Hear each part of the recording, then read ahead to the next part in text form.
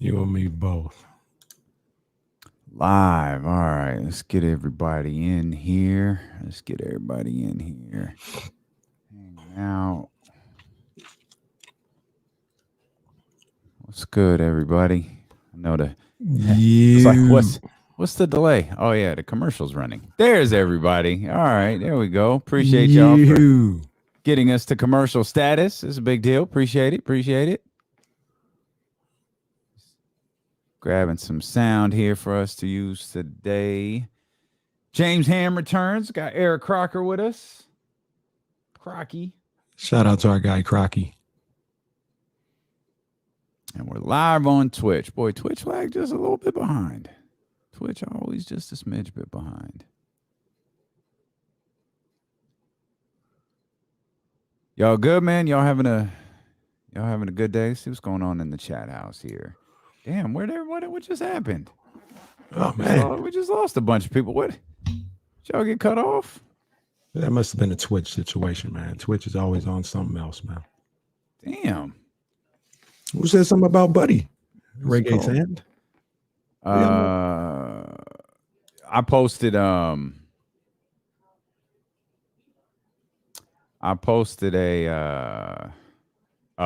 poll about could you love Buddy Hield? Oh, gotcha. And the options were yes, no, and never did. I feel like a lot. I feel like some people have some revisionist history with Buddy Hield. As in, I think a lot of people loved him, but kind of pretend like they don't now. Like they loved him when he got here and Threes and Dave Yeager, and now they pretend like they don't. Man, what is going on up here? I can see that. You seen this clip with Kendrick Perkins talking about Ben Simmons? Oh, Lord. No, but you had me at Kendrick Perkins. Let me see here. I'm going to just turn it up for a second. And it's not because of basketball or playing with Joel and B and that the process don't work, because he didn't think about the process when he signed that 5-year, $177 million. Think about it not working then. Here's the fact. Ben Simmons played poorly the last part of the season. We all witnessed that. I think the brother probably took, 3 shots in 7 games against the Atlanta Hawks in the fourth. If you want, we can bring that back in. His stuttering.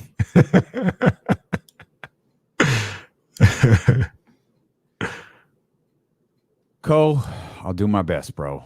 I'll do my best. No, not this week. Yeah, they're still off till Monday, I think. Yeah, they're back doing their thing Monday, so they should be back with us next week. But we have Will Griffith of the King's Herald will be with us tomorrow, so we're not missing any King's talk. We ain't never gonna miss King's talk here, baby. Believe that. Oh man, you gotta let me know. Jay Starr looks phenomenal. Yeah.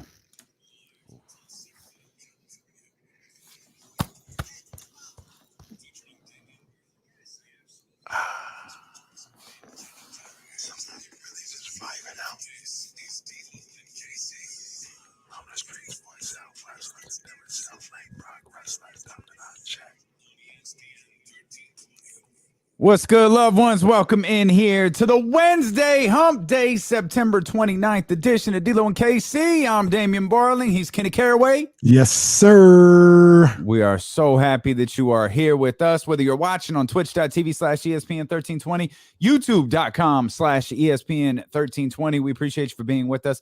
Hit the thumbs up, hit the subscribe button, hit the follow button if you haven't done so yet. If you're on the Odyssey app, welcome. If you've already hit the heart button, you probably got a push notification that said, yo, D-Lo and KC are live. Get to the Odyssey app. If you haven't downloaded the Odyssey app yet, you need to go do that. It's your one-stop shop for all your audio needs, including D-Lo and KC live and D-Lo and KC on demand. And, of course, we welcome those going old school listening on 1320 a.m. Riding around in your Jeeps or your Benzos. Wherever you at, whatever you riding in.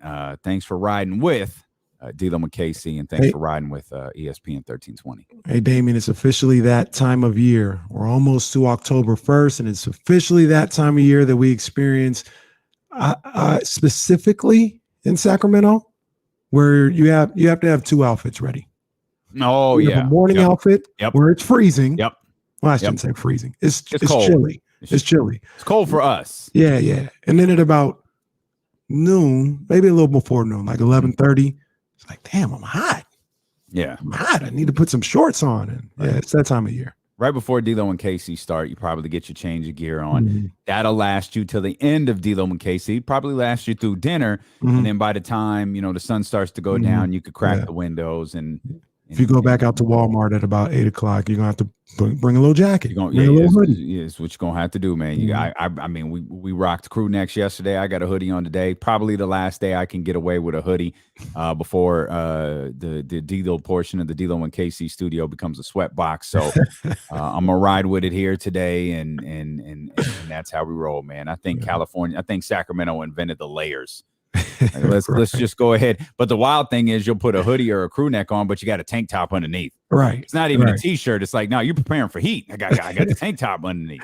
Don't make no sense. Sacramento, home of the hoodie and shorts combo. Facts. That's legit. That's a good look too. May or may not be rocking that right this very minute. Again, we appreciate you for being with us. Great day to tune in. Every day is a great day to tune in. But Eric Crocker, host of the Locked On 49ers podcast and one of our favorites, he's going to join us here on the video stream coming up at 1:20. And then James Ham returns. The Hammer. The return of James Ham for the James Ham Show coming up at 3:20. Of course, we're very, very much looking forward to that. I'm quite positive he's got a tan and he's glistening and beaming after his trip, I think, to Hawaii is what he said. So he's been hanging out on the beach, and I'm sure he spent as much time in the sun as his complexion will allow. So we'll be excited to talk to James Ham coming up at 3 o'clock. He probably just was itching to get back to talk to D-Lo and KC. And also, gotta believe that's true. This is no, we got about 3 weeks. I was about to say this may be the last time he's asked. We have a universal trade proposal. Well, the universal question to anybody that comes on here to talk Kings is, will Marvin Bagley and Buddy Hield be here opening night? He's got about 2 weeks left to answer that question. No, I kind of think that question's dead. I think it is too. Yeah, they're here. I think they're definitely there. I mean, they got They had 2 practices yesterday. They had 2 practices today. Yeah. Marvin was saying all of the right things. Buddy Hield was laughing it up. Man, they're Kings. We here. They're Kings. Wow. Who would have thunk? I think that's a good thing. We posted a poll question over on youtube.com/ESPN1320. Can you love Buddy Hield again? Can you fall in love with Buddy Hield again? And the options were yes, no, and never have. Look at the early votes are coming in with the early users. We're at 73% yes, and 22% never did. I think at least 10% of the 22% is lying. Capping. Yeah, I think they're capping hard because Buddy, his first year here when he was lighting it up, hitting threes from all over the place, ultimately to what got him that contract extension. Y'all was loving somebody Hield, and that's okay. That's okay. We don't have to change the narrative. That's why the question is, you have an undying love for one Marvin Bagley III, and you have set yourself. You have set yourself up to be hurt again. The very first time that I saw your reverse 360 alley-oop dunk. Yeah, it rolls right off the tongue there. But you have this undying love for Marvin Bagley. Like no matter halfway decent, like tweets, injuries, family members, inner circle, whatever it is. I'm like the NFL and Josh Gordon. I'm gonna just keep giving them a chance. That's the perfect comp. You are Roger Goodell. Like you keep going back to him. And I thought we'd put up the question. Well, there were two guys involved in this whole conversation all off season. It was Marvin and Buddy for different reasons, but it was Marvin and Buddy. So I thought we'd pose the question: can you ever love Buddy Hield again? Because a lot of folks fell out. Now, a lot of people still really liked him. A lot of people would bring up the Buddy Steph 39%. All of those, a lot of people would bring that stuff up. So I think there are more people that loved Buddy Hield through this offseason than loved Marvin Bagley. Because with Buddy, there's he's out there. He's available. You give yourself the face palm emoji a couple of times when you're watching him, particularly on the defensive end. Sometimes you do it when he's on the offensive end. Yeah. But I think just the fact of him being out there, we all had all right, but he's got some characteristics that we like. Right. I think Marvin overall, his lack of availability, just people was like, you can't have my heart again. Unless Kenny Caraway, then Kenny Caraway's just gonna surf his heart up on a platinum platter. Again. It's just like, I'm just here, man. I'm here. I ain't left.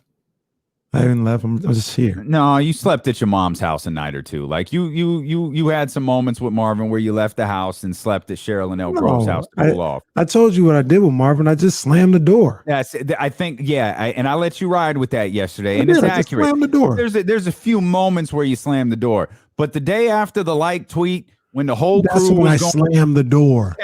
That's when you went and slept at your mom's house. That's when y'all needed some space that lasted longer than shutting the door.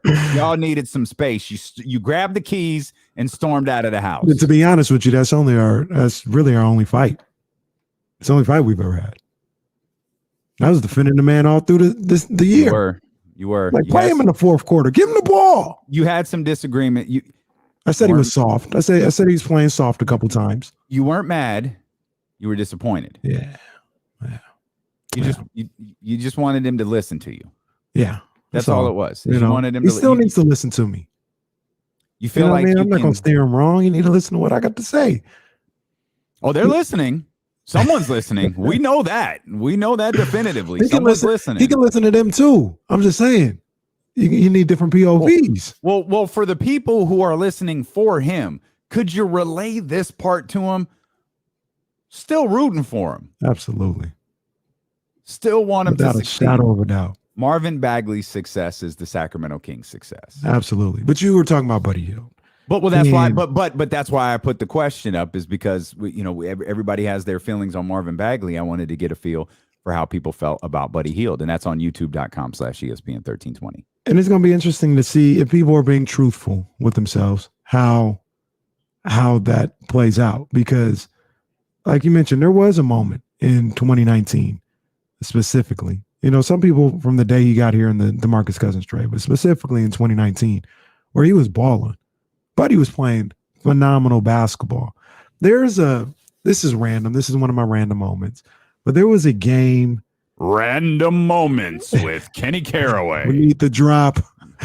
Where it was a game against the Pelicans in around February or March. It's like a Sunday afternoon game. But the Kings were down by 20. And they fought all the way back in the third quarter, late in the third quarter. Buddy hits a shot, a three in the corner, gets fouled and one. Turns around, he's pumping his fist at the crowd, and he just had them in the palm of their hands. I'll never forget that. Like, he was like, we were like, Buddy, yeah, that's yes.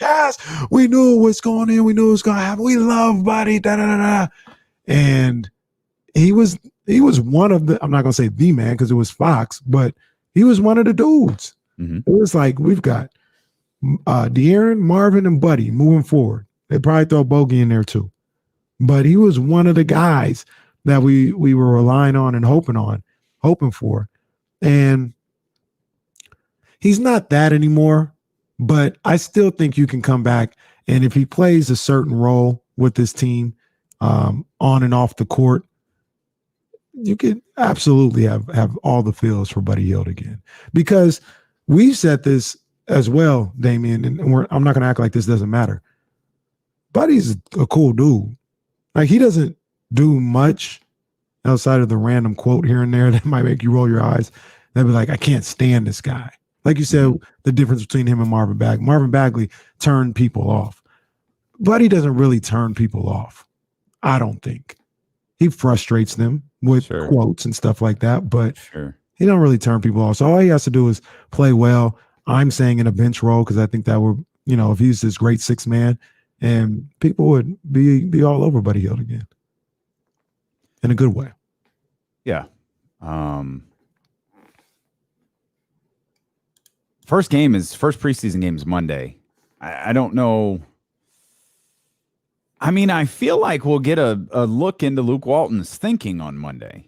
At least if for nothing else, the starting lineup, 6, 7, and probably 8.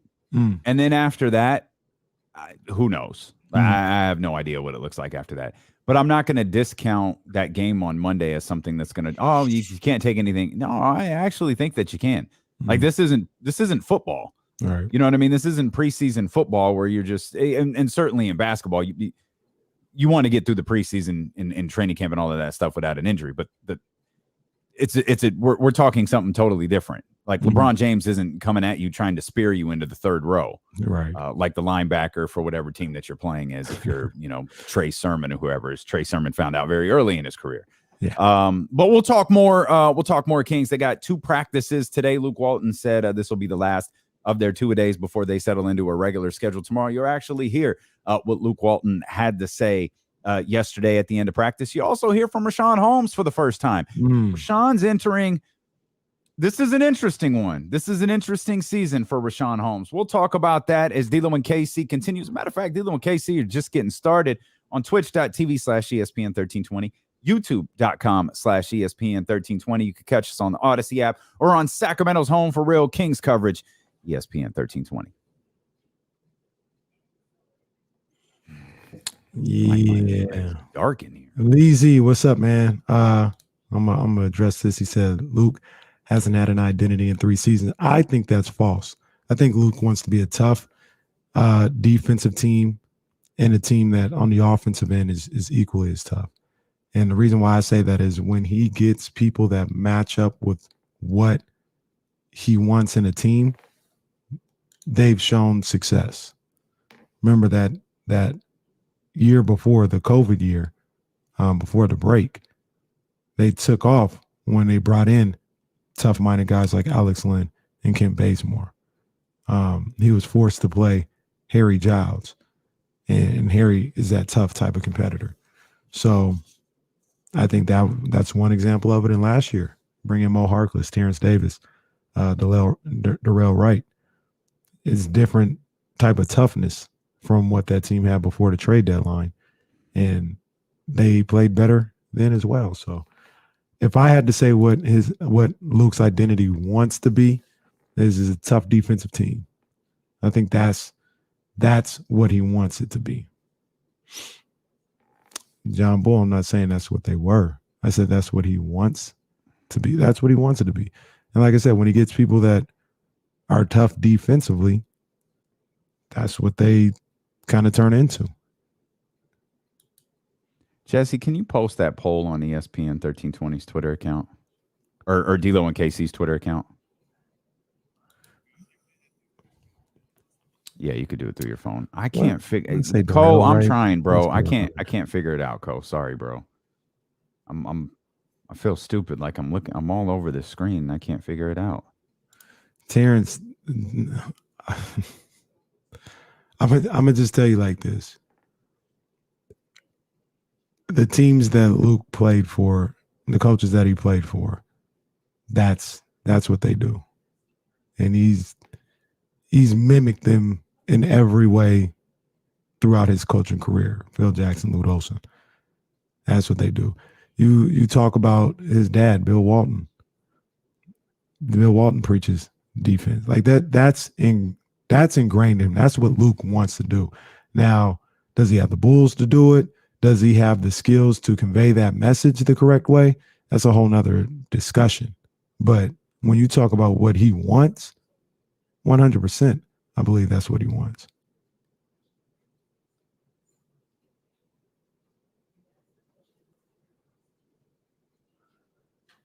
John, I know you want to argue, but what I'm telling you guys are asking me what he wants his identity to be, not what it has been or what the teams have been.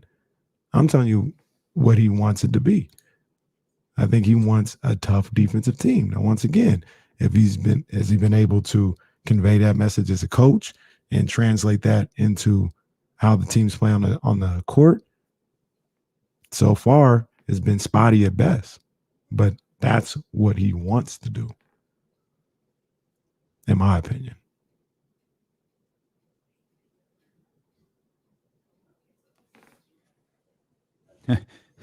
I appreciate Cole for trying to like subtly shit on me. You'll figure it out one day, bro. Yeah, dude, I'm literally looking at the screen trying to figure it out. I've never posted one on Twitch. With YouTube, I have to do a bunch of back channel stuff. Like once it goes live, there's a bunch of other stuff I have to do. With Twitch, I don't have to. Like it just goes straight to Twitch.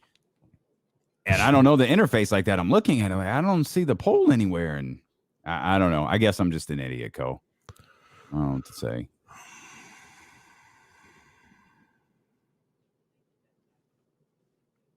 I think Vivek wants. Oh, never mind.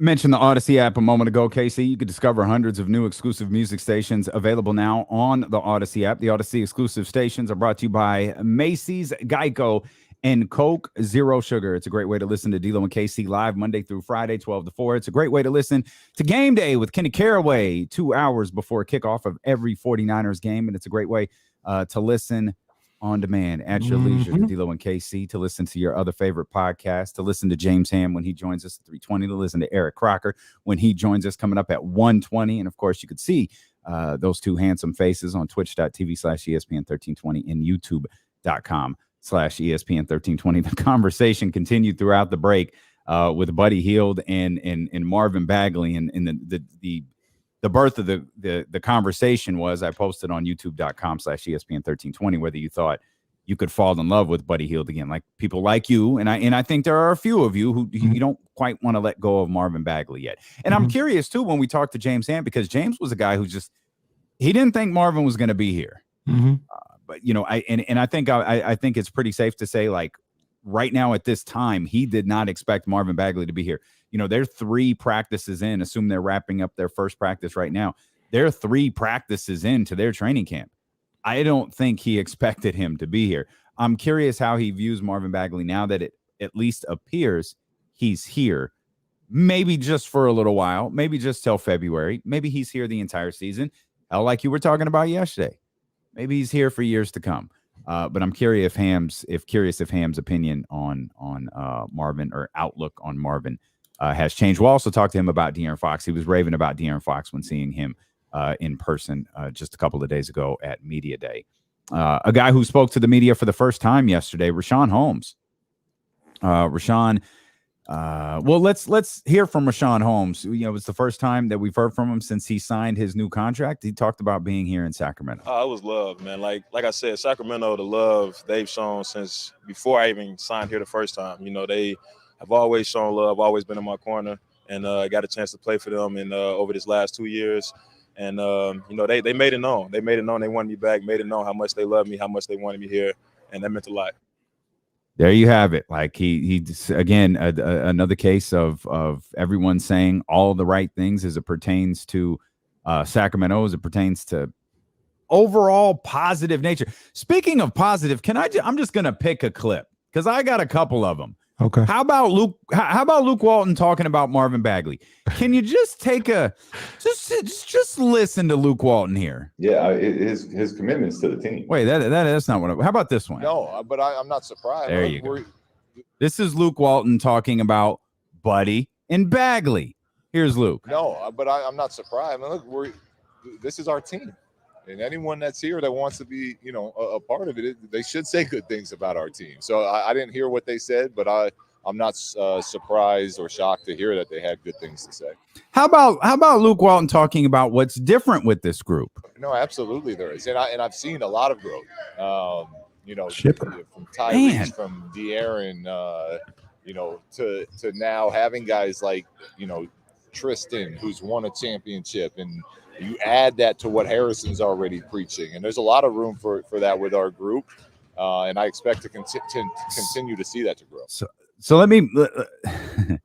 The last time Luke sounded like this, we speculated on whether he had gotten assurances that he was safe for the rest of the season. Like the team was terrible, nothing was going right, but Luke comes and sits. Hey guys, hey everyone, hey James, hi James.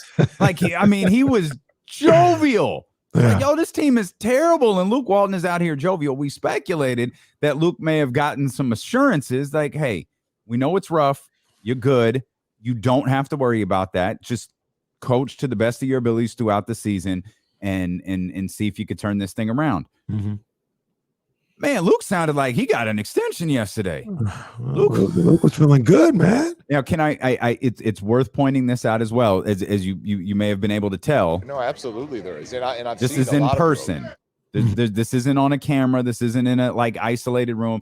He's seeing his buddy James Ham for the first time in a while. You know what I mean? The reporters are at practice for the first time. It's first normal training camp Luke's had in a couple of years. Mm-hmm. So I got to imagine that played a pretty big factor in it. But Luke, in the two times that he's talked this year in the last couple of days, he has a little bit more personality in his voice. Yeah, which makes me wonder if the losing is what changes his tone. It definitely could, and it should. You're losing games. You're in a 9-game losing streak. Should nobody be in no chipper mood at that point? But what's the saying they say? A new season springs optimism or something like that. Mm-hmm. This is kind of where he's at. It's a new season. It's a new opportunity. You're at 0-0. These guys, from all accounts, have been working hard in the offseason, working to change this thing, committed to changing this the fortunes of this team and get out of this drought. Yeah, I'd be pumped. He sounds ready to go. And that's how I would sound. Like, let's go. Let's see some action out here now. I like that, though. Mm-hmm. I like Happy Luke. Phew. I like Happy Luke. That's good stuff there. I like Richaun Holmes, too. We've always liked Richaun Holmes. We just had a lengthy discussion to start the show about Marvin Bagley and your undying love for him. We've asked on YouTube if Kings fans can fall in love with Buddy Hield again, or at least those who have fallen out of love with him. Mm-hmm. Can you fall in love with Buddy Hield again? Richaun, universal. That's our guy. Yeah. Richaun, I think he was my favorite player on the team last year. I think he's been one of all of our favorites during his entire time here. We love his family. We love the We Win videos. We pretty much love everything about Richaun Holmes. Mm-hmm. But there's something different now. Core. Yeah. He got the 4 years. Now he got a great contract. Right? There in there was, I honestly, is it fair to say Richaun got the perfect contract? Like Richaun, for him and his time in that, he got a bag. Absolutely. Right? He ain't get the bag where it's going to break the franchise in 2 years, but he's set, he's good, and he's good for the rest of his life. His family is good for the rest of their lives. And it was a great deal for the Sacramento Kings too. Mm-hmm. But it's a 4-year deal now. Now you have a stronger commitment from the franchise. And I think every time that happens, we saw it with De'Aaron Fox too. Remember, De'Aaron had a tremendous season last year. Didn't start out that way. Yeah. His season started fine, but it's not measured against what De'Aaron did last year anymore. It's measured against De'Aaron now has a max contract. Mm-hmm. De'Aaron gets paid like Donovan Mitchell does. De'Aaron gets paid like Jamal Murray. De'Aaron gets paid like the other big players out of that class signing their extensions. So you're going to be looked at differently. You're going to be expected to do more. Now that Richaun Holmes has a 4-year deal, is the expectation more? So To some people, it would be. I don't think it should be more. I think it should be do what you do. I didn't sign if I'm Monty McNair or if KC is in control of the Sacramento Kings. I didn't sign Richaun Holmes to now be a 18-9 guy because you're making money. I signed him because you are what you are. You're 14-7. You play with heart. You are a very good communicator, like on the defensive end and helping this team out on the defensive end. You got to be real with yourself. If I'm signing Richaun Holmes, I'm signing him for what he's already shown that he can give, not because of what I hope he might do now, because he's paid more, or he may be an elite, looked at as an elite guy. So I don't think the expectation should change at all for Richaun Holmes. The only expectation for Richaun Holmes is to do what you do. Mm-hmm. Keep being who you are. Don't change. That's the only expectation I would have for him. Because if you do that, everything else will fall into place. Okay. Hypothetical here that none of us want to deal with. Mm-hmm. Richaun's dealt with some injuries in his time with the Kings. Mm-hmm. I think Kings fans have never really gotten agitated by it. One, because of the bargain that Richaun Holmes was, and two, no one ever will question how hard he plays. Mm-hmm. Like he goes out there and busts his head. Like I'm pretty confident he's played through some pretty painful injuries during his time here with the Sacramento Kings. Mm-hmm. Should something happen to should something happen to Richaun 2 weeks into the season, 3 weeks into the season, oh man, Rashawn's out 4 weeks. Are we side-eyeing it now like we would if it was Marvin? I don't think we should. I don't think we should. Some people will. Okay, now keep in mind, when I'm saying we, I'm not talking about D-Lo and KC. Right. I'm talking about all of us as the overall Kings fan base. Do we look at it with the side eye? We shouldn't, because number one, Richaun Holmes is a warrior. So if he goes down, it's because it's something serious. It's not because he was doing warrior stuff. right. And it's not because he's not prepared or he's not trying to play through something. Like he's seriously hurt and can't go. Yeah. So somebody's hurt. These, no pun intended, these are the breaks. You sign somebody with the hope of they're going to stay healthy and in some cases continue doing what they're doing, in other cases improve. Injuries are a part of the game. That's why, while the fact is a fact, like talk about Marvin or you can't stay healthy, that's a fact. I think we all understand. We're all regional. He's not trying to. He's not even doing anything where it's like he's not preparing himself. He's out there working hard, working on his body, trying to get right. And it's just bad fortune. I feel the same energy should be applied to Richaun Holmes if he were to go down. We know Rashawn's not cutting corners. We know Richaun is preparing himself to the best he can to be available. If he were to go down, it would just kind of be a tough break. It would be more snake-bitten Sacramento Kings stuff as opposed to Monty, gambled wrong or did something, This doesn't feel like a gamble. By the way, can I point out how fascinating it is that an individual was able to say, these are the breaks with a straight tone and not rap it. Like that's like you deserve, like that's pretty strong. These are the breaks. That's what you like. Even if you hit him with, with Richaun Holmes getting injured, like these are the breaks. Break it up, break it up, break it up. Like the fact that you just said these are the breaks and left it, like that's wild. Like professional. That's solid most of the time. But you also when I said ooh da doo doo a few minutes ago, you launched into some terrible lyric about. I said the very first time that we saw Bagley do the reverse 360 alley-oop. Yeah, that's right. But you didn't manage to hit us with a break it up, break it up, break it up. Break it up, break it up, break it up. I feel better now. I feel better. It felt like it was that old line from The Office when Andy was singing and Pam cut him off, and you're not familiar with this episode yet, and he feels like, I gotta finish the melody. Like you cut the melody off, and when you say these are the breaks, you hit them with a break it up. We're I know the song. I get my hip hop historians get confused. Who did that? Who did that song? Curtis Blow. All right.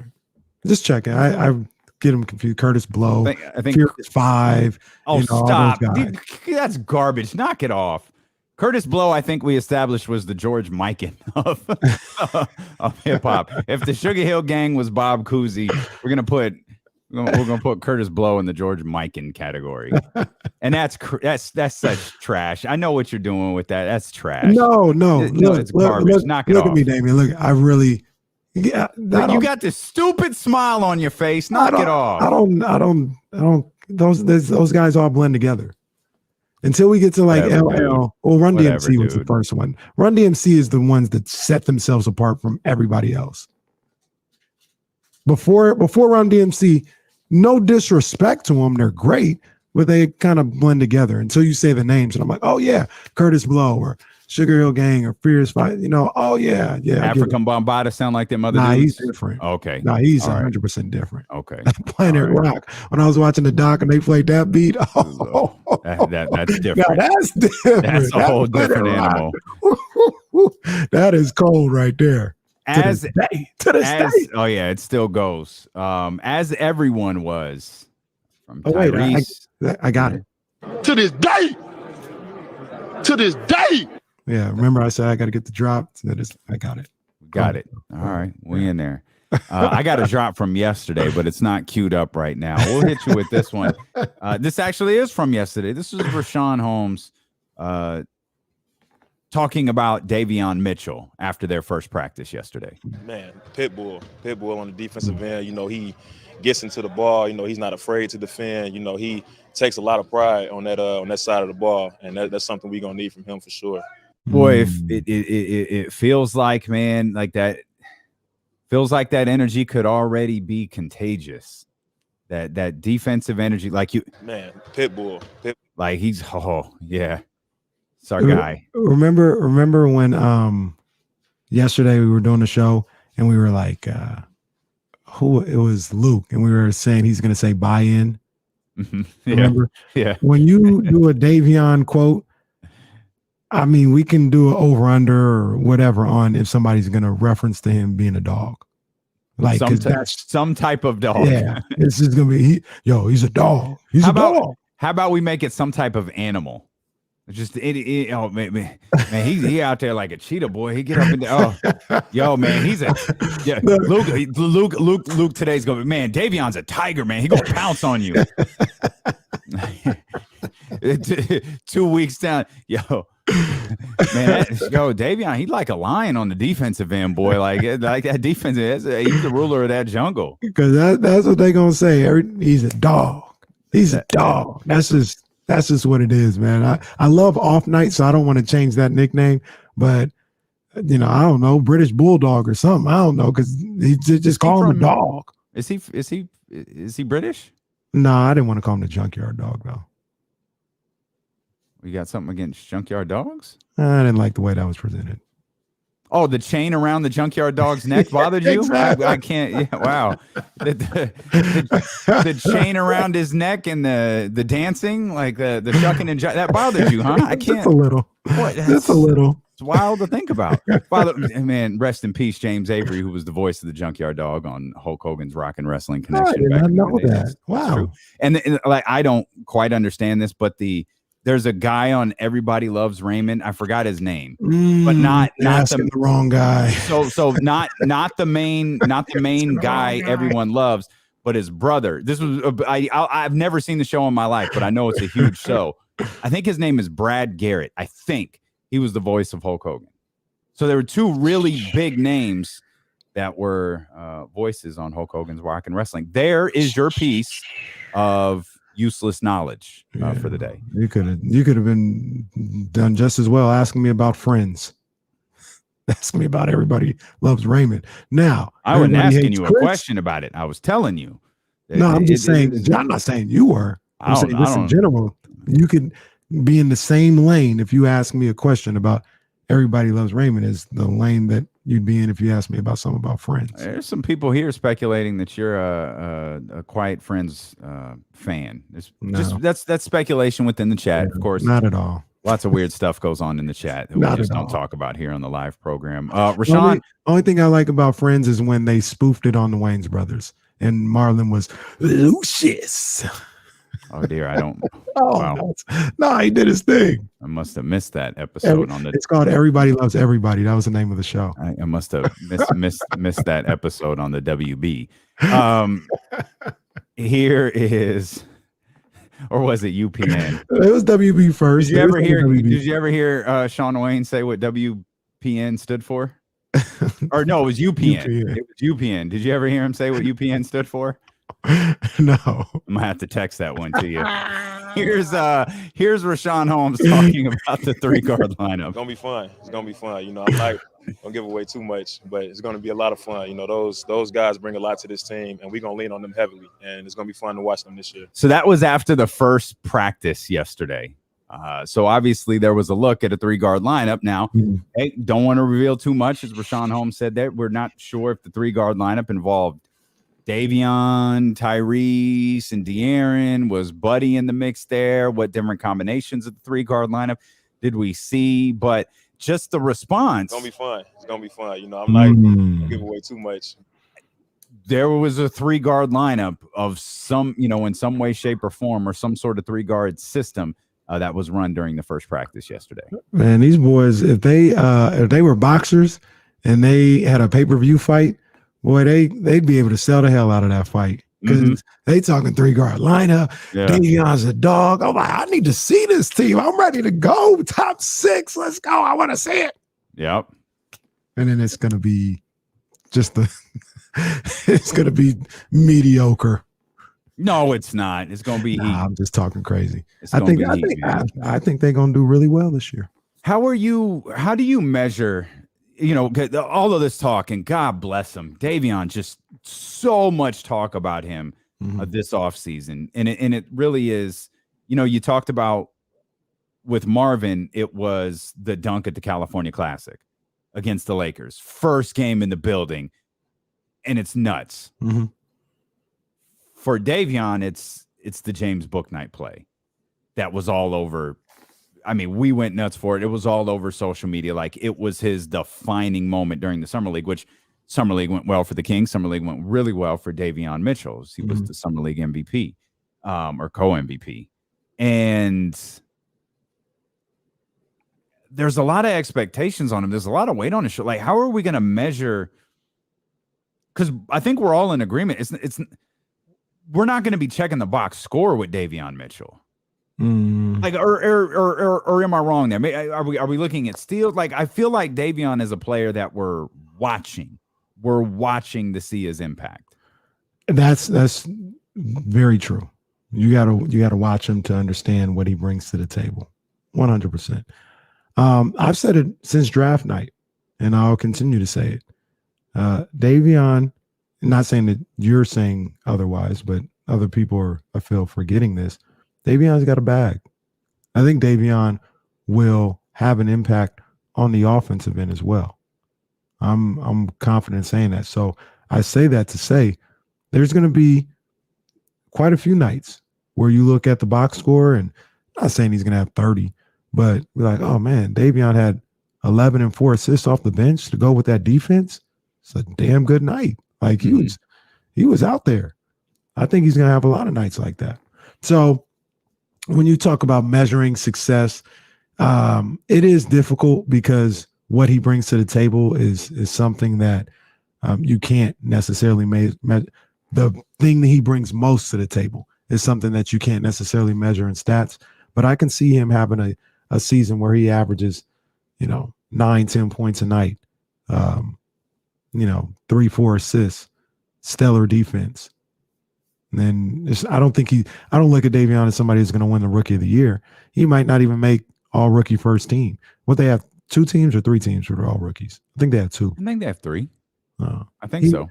That's a lot of rookies. To be honest with you, because it kind of depends on Maybe on it's how 2. people, Maybe you're right. how people are voting and if they're watching or not. But he might not make an all rookie team. You know they're not watching. We've established this already. They're not watching. But if the Kings are good. playing well, That's what I'm yes, saying. that's it. So they might be watching. That's it. But I will say this though: if the Kings are good, and this is for better or for worse, the Kings are good, then Davion is playing well. His impact will be highlighted. I'll just say that. Like people will, because people want to. I'm not gonna call them fake woke, but people want to seem like they. A lot of those. Oh yeah, I know the game. Can you see Davion Mitchell right here? You see how he positioned his leg? That changed the entire defensive possession for what was going on with the Kings. Like, calm down. It sounds like Kanye West fans. There's basketball. Some of these basketball fans or people that cover the game, they have the same type of thoughts. So I say that to say, man, y'all didn't listen to it close enough, man. He was wild. He was speaking about, like I can see that in the basketball sense all the time. So it's going to work out in the Kings' favor this time, though, and in Davion's favor. Like there will be some of that going on if the Kings are good and Davion is playing good basketball. There will be people who, I don't want to say overhype him because I do believe his impact will be big, but there'll be people who, trying to make themselves look really smart into the game. Agree 100%. I also think there's a measurement that people will watch throughout the season if we get 10 games into the year. And, we kind of talked about this a little bit yesterday with Matt George. But if the Kings are like 11th in defensive efficiency, I think a lot of credit is going to go to Davion Mitchell. Yep, because sure. we've already kind of set this up as him being the catalyst behind this big change, this big culture shift here in Sacramento. It's been written about by Bobby Marks. It's been written about by national writers. Bobby Marks, we know, is going to be watching the Kings closely this year. We'll step out. We'll come back. We'll talk about guys who maybe some sneaky contributors to the team, and a marquee player misses 49ers practice. KC. It's 49ers week. Damn it. It's Seahawks week, yo. We'll touch on that. We got Eric Crocker coming up at 1:20 as dealing with KC. Roll along here on Sacramento's #1 sports station, ESPN 1320. I think I'm so conditioned for Mondays and Fridays. Like I feel like I'm supposed to read something right now. What am I not doing? Hesitant to go to commercial.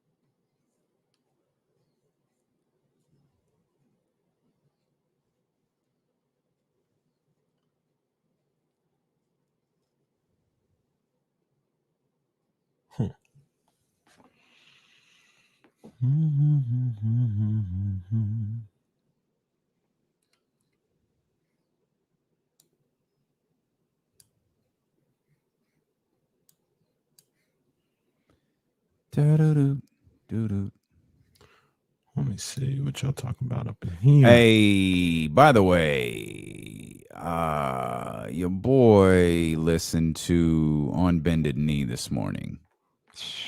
Listen to some heat, man. Yeah, heat. Listen to some heat. I forgot. Like I forgot. It's pretty nasty. Like it came on. I was like, yeah. I was like, all right, like that. Like, oh man, I'll Make Love to You. I'll Make Love. Jeez, man, those 3 songs. Damien, you would agree. That's one of the 3 of the greatest songs in R&B history. Oh, for sure. For sure. Did you see when they were on Blackish? Yeah, of course. Yeah.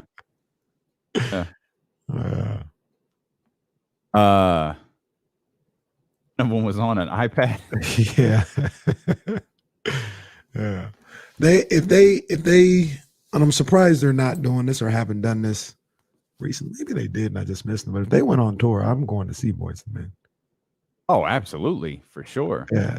Have they gone recently? I feel like they might have in like the last 5 years. I saw them a few years ago, but I don't think they were the headliners. Are you for real? What? That's crazy. Because, yeah, I'd go see Boyz II Men.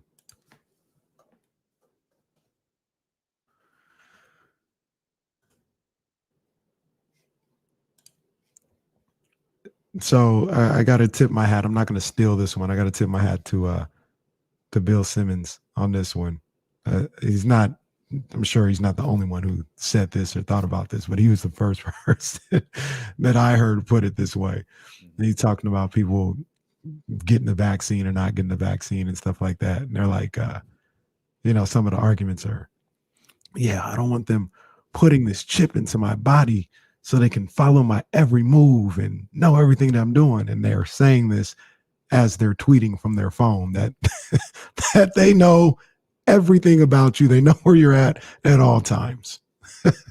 And you're worried about a shot as you're on your phone and you're on social media.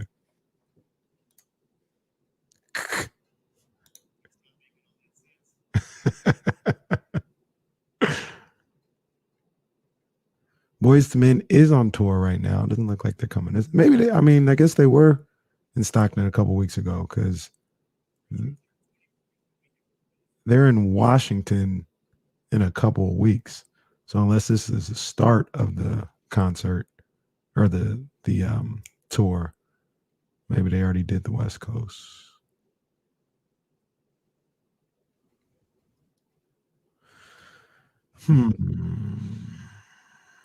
Have you ever gone to see somebody's residency in Vegas, Damien? No, I haven't.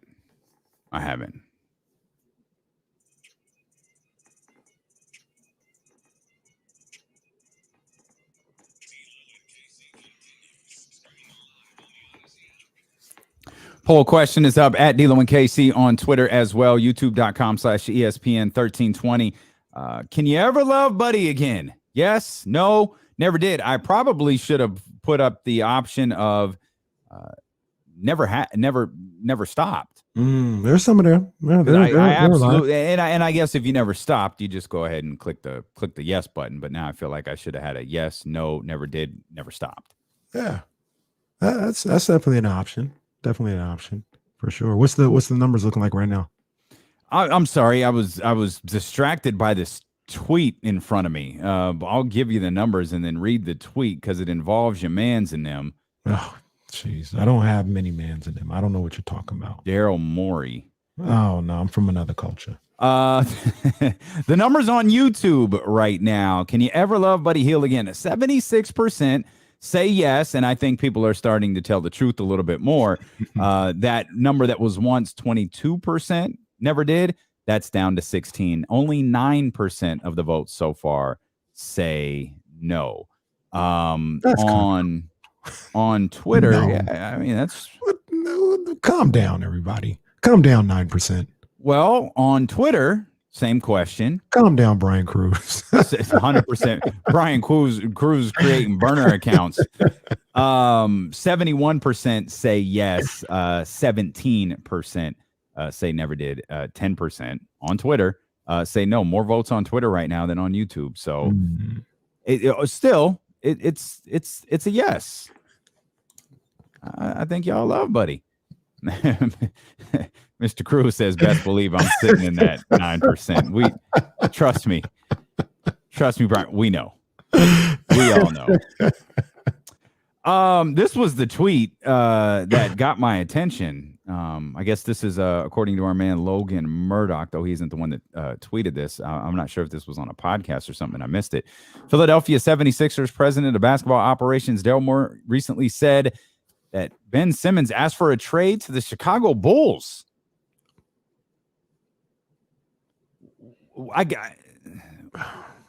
Why is Daryl Morey making that public? I don't know, man. I don't know what this guy's doing. Whose man is this? I really don't know what this guy's doing. I'm almost ready to revoke all of his credit that he got in Houston that I give him. Say he orchestrated that, he put that together when everybody was cowering away from the Golden State Warriors. He's the one that said, no, I'm going to put something together to compete against him. I historically and routinely give him credit for that. He did that. Mm-hmm. But I'm starting to, somebody else, Monty McNair might have been doing that. It might not have been Daryl Morey, because this guy,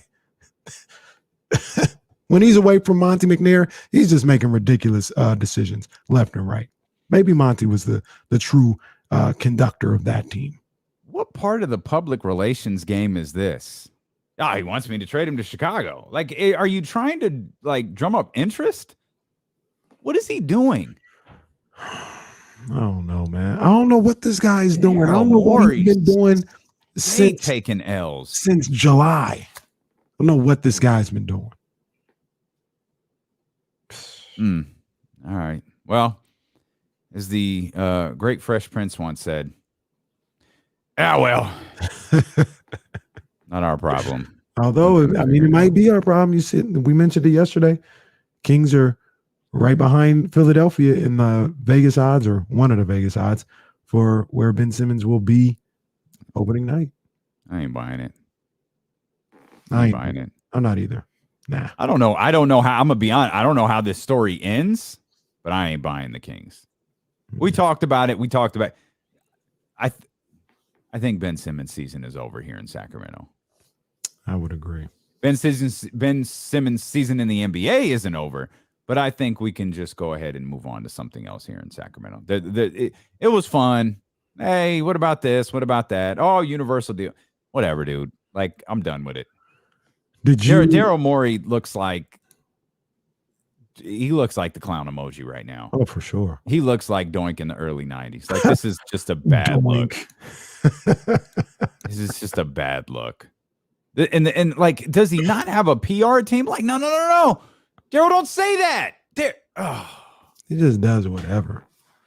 All right. Did you hear what Kendrick Perkins had to say about Ben on First Take?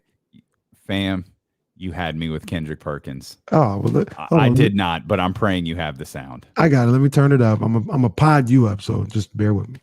All right, here we go. Kendrick Perkins on First Take this morning. He's scared.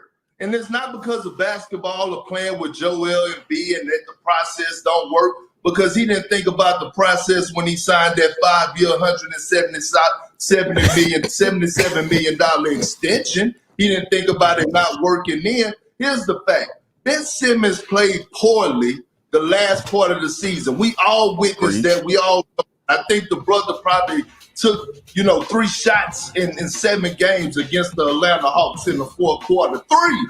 And so at the end of the day, right now, Ben Simmons is pointing the finger at everybody except who we need to be pointed at. And that's Ben Simmons. Look, it's not easy. I get it, right? As a professional athlete or doing anything that you have to deal with a crowd or deal with feedback on social media or whatever the case may be. But he's afraid to face the crowd. He's afraid to step in that arena and hear those boos and silence the critics. And this is part of the reason why I get so angry at guys, is because it allows these old school guys like Stephen A. and everybody else to say. All right, he's just running his mouth at this point. But I was laughing as we're doing this because this was a video clip from First Take. And as Kendrick Perkins is talking, First Take is just running a video montage of bricks from Ben Simmons. Jeez. Miss dunks, bricks around the rim, turnovers. It's like, damn. Come on, man. Hey, say what you. That's kind of trash. No, that's kind of trash. I think that was uncalled for. You could have. You're talking about Ben Simmons. You could have played his highlights, his slams, and his assists and things of that nature. You didn't have to play. Oh, that's the bricks. These bricks. shows it's still not as bad as what that Philadelphia news channel did. Which that was ridiculous. Somebody should have been slapped. Yeah, somebody should have been slapped on that one. That station should be just embarrassed by their behavior. For those who missed it, like they let's go to a clip of, I don't think they said Ben Simmons of Philadelphia 76er superstar leaving town, and it was a trash can floating down the street. Yeah, that was disrespectful. That was disrespectful. That's garbage. This I don't think was disrespectful. It was more, you didn't have to do that. But I'm watching it. I didn't know what was going on. I just kept seeing these misses. I'm like, that's cold. That's messed up. You ain't got to show all his misses. Hell, sprinkle in a couple of nice assists from Ben Simmons. Cold as ice. Long ago. All right. Ben Simmons' season is active everywhere in the NBA except here in Sacramento. We are closing the book on Ben Simmons' season. It's Kings season. Oh, by the way, I'm going to talk to Eric Crocker, host of the Locked On 49ers. I'm also going to need that drop, the 77. I'm going to need that. That's going to go to the bank. I didn't even know that was going to happen with Perk. I'm just like, I want to see what he has to say. And here he is. Couldn't get 177. We're going to get him on the bank before you know it, man. I'm hoping my goal is a whole like Kendrick Perkins bank.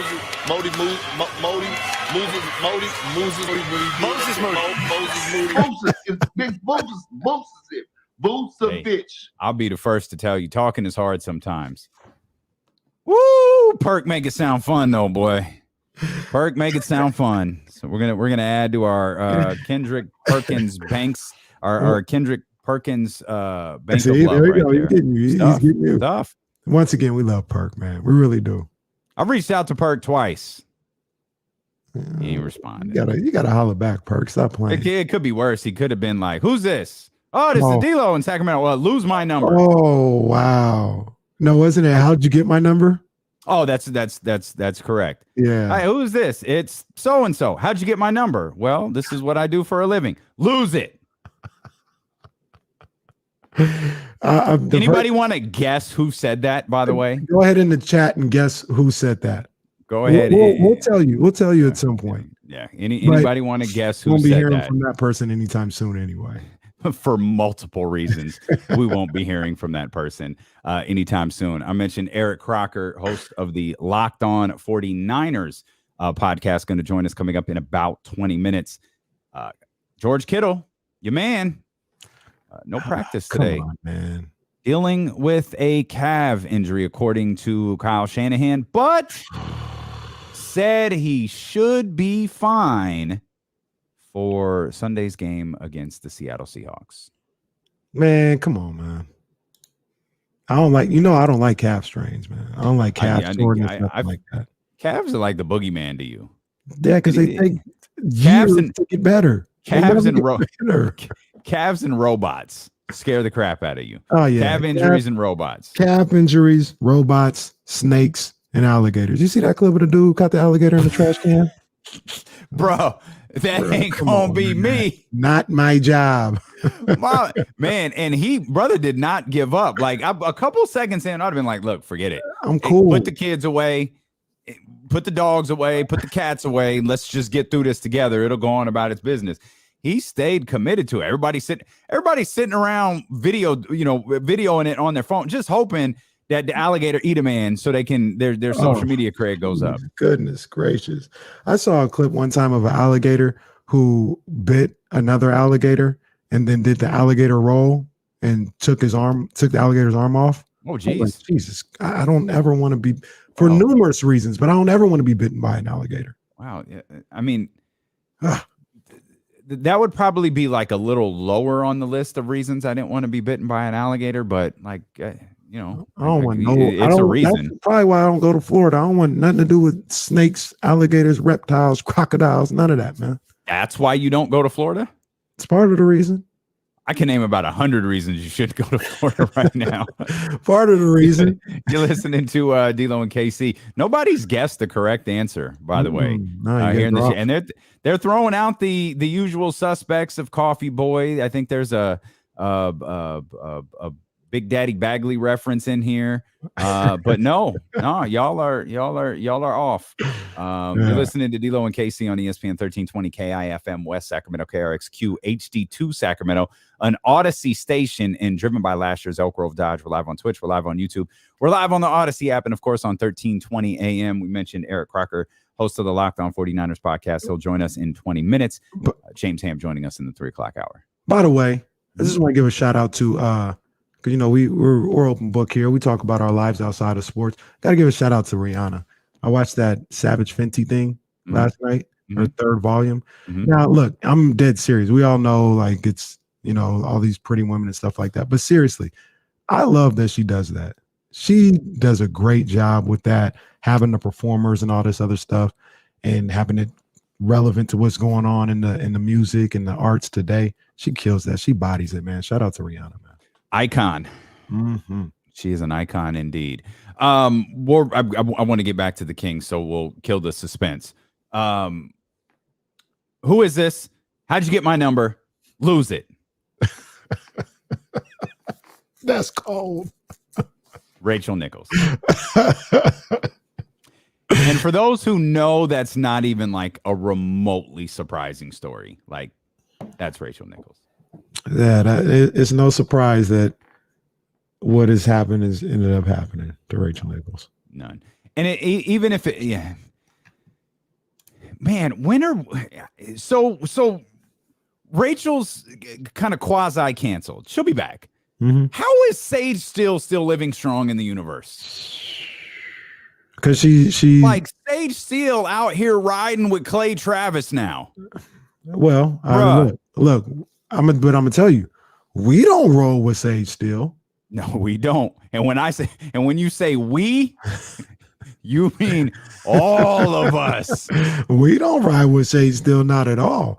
But there's people who do, like the Clay Travis. That's the same reason Candace Owens is still around. That's right. We canceled her, but there's a certain demographic that keeps subscribing. That's what Sage Steele got going on. Nicki Minaj seems to have dipped her toes in those waters in recent weeks. Nicki was like, whoa. She was like, wait, I was just talking about swollen testicles. What is this? What is happening right now? Like, all right, Nicki. Let me just get back on this single with Bia. Yeah, I'm a rapper. I'm gonna go back to rapping. And I'm going to get off this. Let's see. We've covered Buddy today. We've covered Marvin today. We've talked about Davion. We expect those guys, we hope. Those are the keys to success, right? Kenny's keys to a King's victory. Those are they're the pillars of what the Kings are trying to build this year. But is there kind of Richaun Holmes kind of snuck up on everybody a couple of years ago. And now, admittedly, that is an extreme example of the question I'm going to ask. But who Not can really though? No. I mean, you think there's someone on this roster who could have a Richaun Holmes like impact? Well, because remember, Richaun was this was the era of Dwayne Dedman for 3 games. I think I jumped the question right there and jumped where you were going with it, because I was just saying, like, Richaun came out of nowhere for a lot of people. Yeah. Came out of nowhere. Except for my man Aaron Brewski, who had been repping this for a while. So shout out to my man Brew. Shout out to your partner Kenny Caraway, because I was repping him for a while too. Okay. I looked at him. See, the only thing that I got wrong though is I looked at him as insurance for a different guy. When they got Richaun Holmes, I was like, I like this move. I like this. So I like this. Richaun Holmes, he's kind of going to be like Harry Giles insurance. But were you repping Richaun months before he got here? Because that's what Aaron Brewski was doing. Brewski was screaming, yo, go get Richaun Holmes for next to nothing. I didn't know he was available. But I like Richaun Holmes since Philly. I'm still baffled to this day that Philly let Richaun Holmes go. He played like really well with them in like a month and a half stint. And I don't know if he got hurt or what happened, but that always stuck out to me, seeing him play then. And then they didn't bring him back. or they traded him or something like that to Phoenix. Phoenix, yeah. So I've always liked Richaun Holmes. The point of the question is, can someone step in and have an immediate whoa type impact? Like maybe guys that we're talking about, we're expecting them to have a certain role, but a guy who could wind up being a key contributor. Mm-hmm. Is there a player on the roster right now, as we've kind of looked over this and we've gone over, we know 6, probably know 7. Is there a guy who could potentially sneak into that 8th, 9th spot who winds up playing double-digit minutes on a night-to-night basis that could be a contributor for the team? This is going to be a little bit of a reach because I got to figure out how he navigates through this whole thing. But I'm going to go with our guy, Louis the King, man. Louis King. Okay. I think Louis King has the potential to be a big-time rotational player. I like Louis the King. And it's damn near a consensus here in the chat. Goodness gracious. Louis the King. Hey, man. I remember when I saw Louis the King, I was like, I like what he brings to the table. You know what I mean? And he came and had some moments late in the season last year. The season was pretty much done by the time he got real playing time. But I like what I saw from him in the summer league. And it's not necessarily like, he was killing in summer league, so that's why I like him. But he can shoot the ball, and at that size, if you can be a guy that, in certain situations, like I don't think he's this good of a defender to do something like this, but in certain situations, you talk about, if you want to talk about Harrison playing the 4, Louis King, if like you have injuries or he's hot, he could be a stretch 4. He's like 6'8", 6'9", and he can shoot it. Yeah, there's places for him on the floor. So I don't know if it's going to come to fruition, but if I had to pick one person, I would say Louis King. Does Louis the King have to? Is that something he'll have to win? Is that something he'll have to show or prove during training camp? Because my concern with a guy like Louis the King, who I love the answer, and again, for those listening on Odyssey and 1320 AM, it's damn near universal here in the chat that Louis the King could, potentially be that guy who has an immediate impact on this roster. Mm-hmm. But does he have to show something here during training camp in order to? Luke has to have like almost an immediate trust in somebody. Mm-hmm.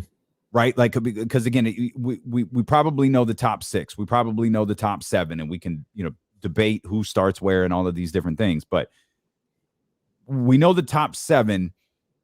Maybe Luke has an idea of who 8, 9. Maybe he has an idea of who the consistent rotation guys are right now, with the opportunity for people to change his mind over the course of the next, less than a month. Right. Is Louis the King a guy who has to change his mind? Yeah, I think he's going to have to go get that position and get those minutes, because right now that's the really thing. The thing about it is I don't know where the minutes are going to come from Louis the King. Is Louis two-way with Chemezi? Not Chemezi. He might be. He might Keita? be. See, that's another thing. I think Louis the King is a two-way. And again, I know we all like him, but I feel like if there's a hierarchy with whether it's Alex Lynn, Tristan Thompson, Mo, TD, all of these guys here, kind of up. Louis the King is a little bit lower. And so to get up here where Terrence Davis and Mo Harkless and these guys are, not only does he have to battle the two-way contract, he has to work his way up past all of these guys, because he has to get that trust that I think Luke is going to have in the Terrence Davises, the Mo Harkless, potentially the Tristan Thompson and Alex Lynn's. For sure. And he's just got to make sure that he's ready for his opportunity if it arises, if somebody goes down or, whatever the case may be. But you got Roddy in the chat not listening like usual. And he says Louis King would get killed playing defense as a forward. Number one, I said in certain matchups that I wouldn't have Louis the King going up against Blake Griffin or LaMarcus Aldridge or Anthony Davis at the forward. It's not what I'm saying. Certain matchups. And my point to that is, and everybody has to also ask themselves these questions, because this is what I talk about when you say a 3-guard lineup at the end of games with Davion Mitchell. Take the finals teams. He may struggle if Giannis and Brook Lopez are on the court at the same time. But if they go small and have PJ Tucker at the 4, he's not going to destroy Louis the King inside. You look at Phoenix. Jay Crowder's not going to destroy Louis King inside. Like, there's certain matchups. Some teams still try to play like the 90s Knicks and have a Charles Oakley at the power forward. Some teams go super small. It just depends on the matchup. And that's what I said originally. When you have Louis King out there, somebody that can stretch the forward 6'7", 6'8", in certain matchups, yeah, you can go with Louis the King there at the 4. Well, and you mentioned AD LaMarcus, but he's probably playing at a different time than those guys too. Mm-hmm. In a different part of the rotation, in terms of the game, in terms of the game flow. I like the idea of. I absolutely love the idea of it potentially being Louis the King, but really, man, you got me thinking about Terrence Davis. We saw the impact of Mo Harkless, and I guess I'm a prisoner of the moment and wondering what Tristan Thompson can do this year. Like, we saw what he was able to do at the podium. What's Tristan Thompson going to be able to do out on the floor? Those are things we'll all learn here as the season gets underway. First preseason game coming up on Monday. 2 practices today. We'll talk to James Ham about some things going on with the Kings. We'll talk to James Ham about his impressions of De'Aaron Fox when he talked to him the other day. I can't wait to hear from Ham.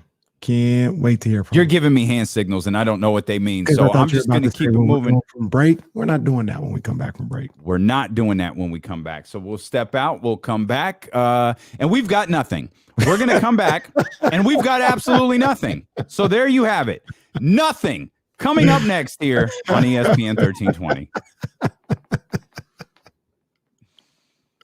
Because I thought you were about to say Crocky was coming up next. I was about to be like, and then you said James Ham, and I was like, oh, keep going. My bad. No, Crocky, he's training somebody, so he's like, man, can we reschedule? I'm seeing if we can go an hour later, and we'll see. Okay. We'll see what he does. Okay, See what he says. no problem. He didn't know he was training someone this morning. He said he forgot. He had Oh, somebody good. at 3:30. I think he's good. like in Tennessee or something like that. Oh, okay. So he says 3:30. That's 1:30. Yeah. He's like, oh man, I forgot about that. Can we reschedule? He didn't say for a different day or anything. So I said, can you go an hour later? So we'll see what he says.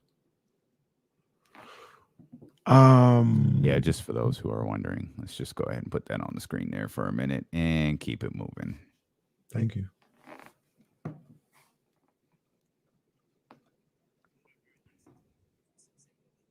Yeah, it's let's just start calling us 1320.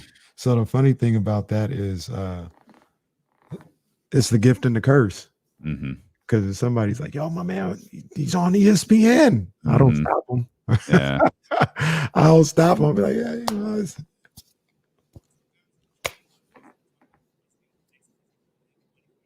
he did say that.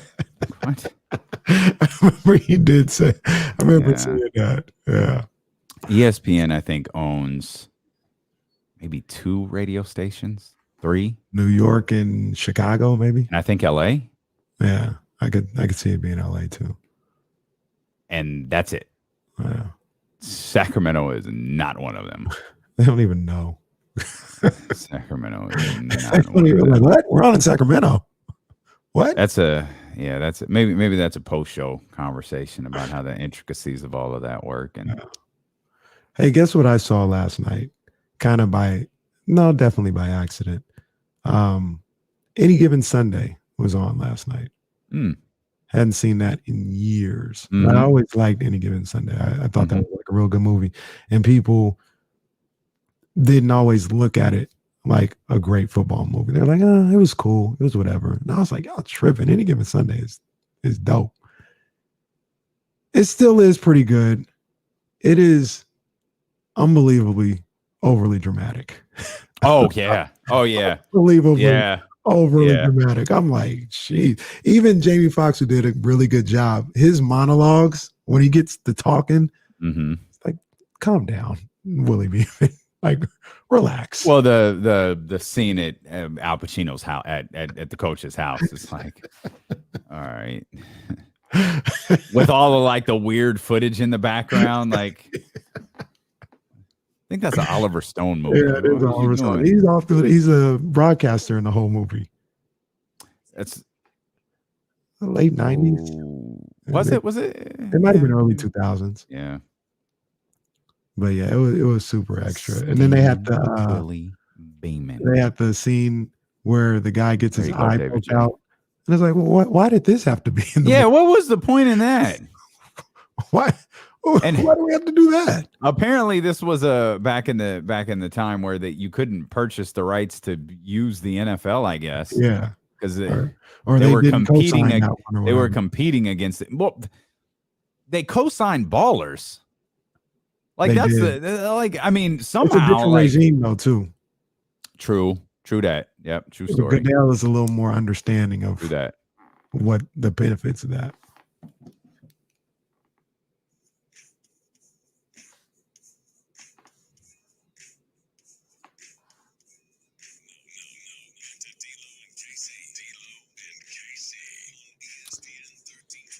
As promised, we're back with nothing. Damian Barling and Kenny Caraway here on ESPN 1320. We would just sit here for the next 30 minutes and it's quiet time. Yeah, it's quiet time. Indian Everybody style, No. It's crisscross applesauce. Come on now. Crisscross apple style. Come on now. I'm from another now. culture. I'm sorry, but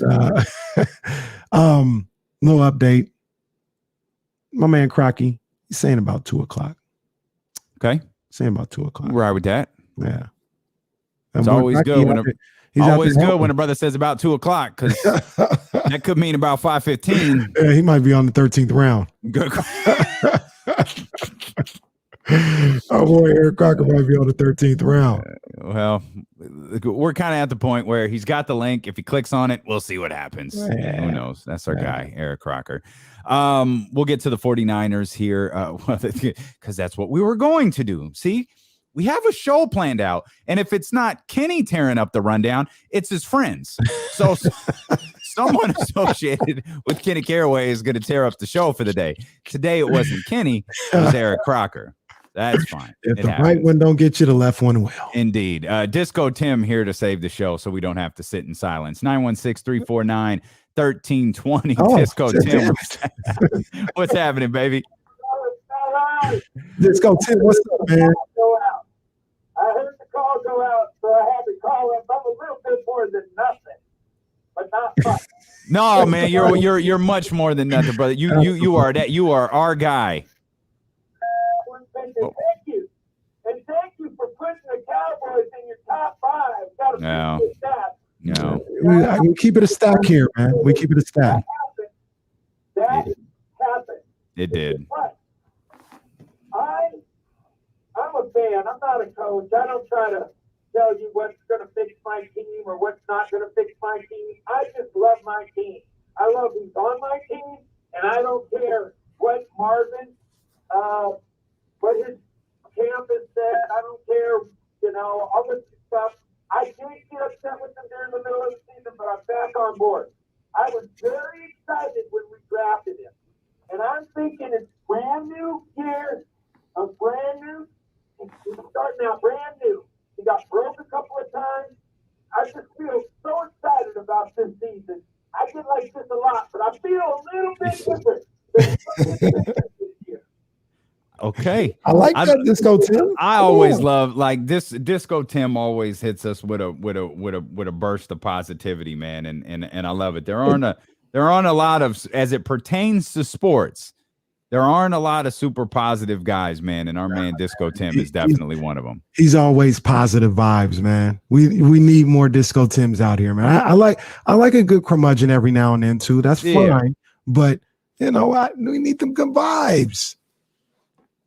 Disco Tim got all them vibes. He does. Got all them vibes. Shout out to our guy Disco Tim. How many people? We kind of asked yesterday in the chat a little bit, and I feel like there were a few, but how many people how many people feel like my man Disco Tim? How many people feel like my man Kenny Caraway? In that, like, yo, let's ride with Marvin here. Let's give Marvin the benefit of the doubt. Let's see what happens. Let's give him a shot. Let's come into this season with an open mind.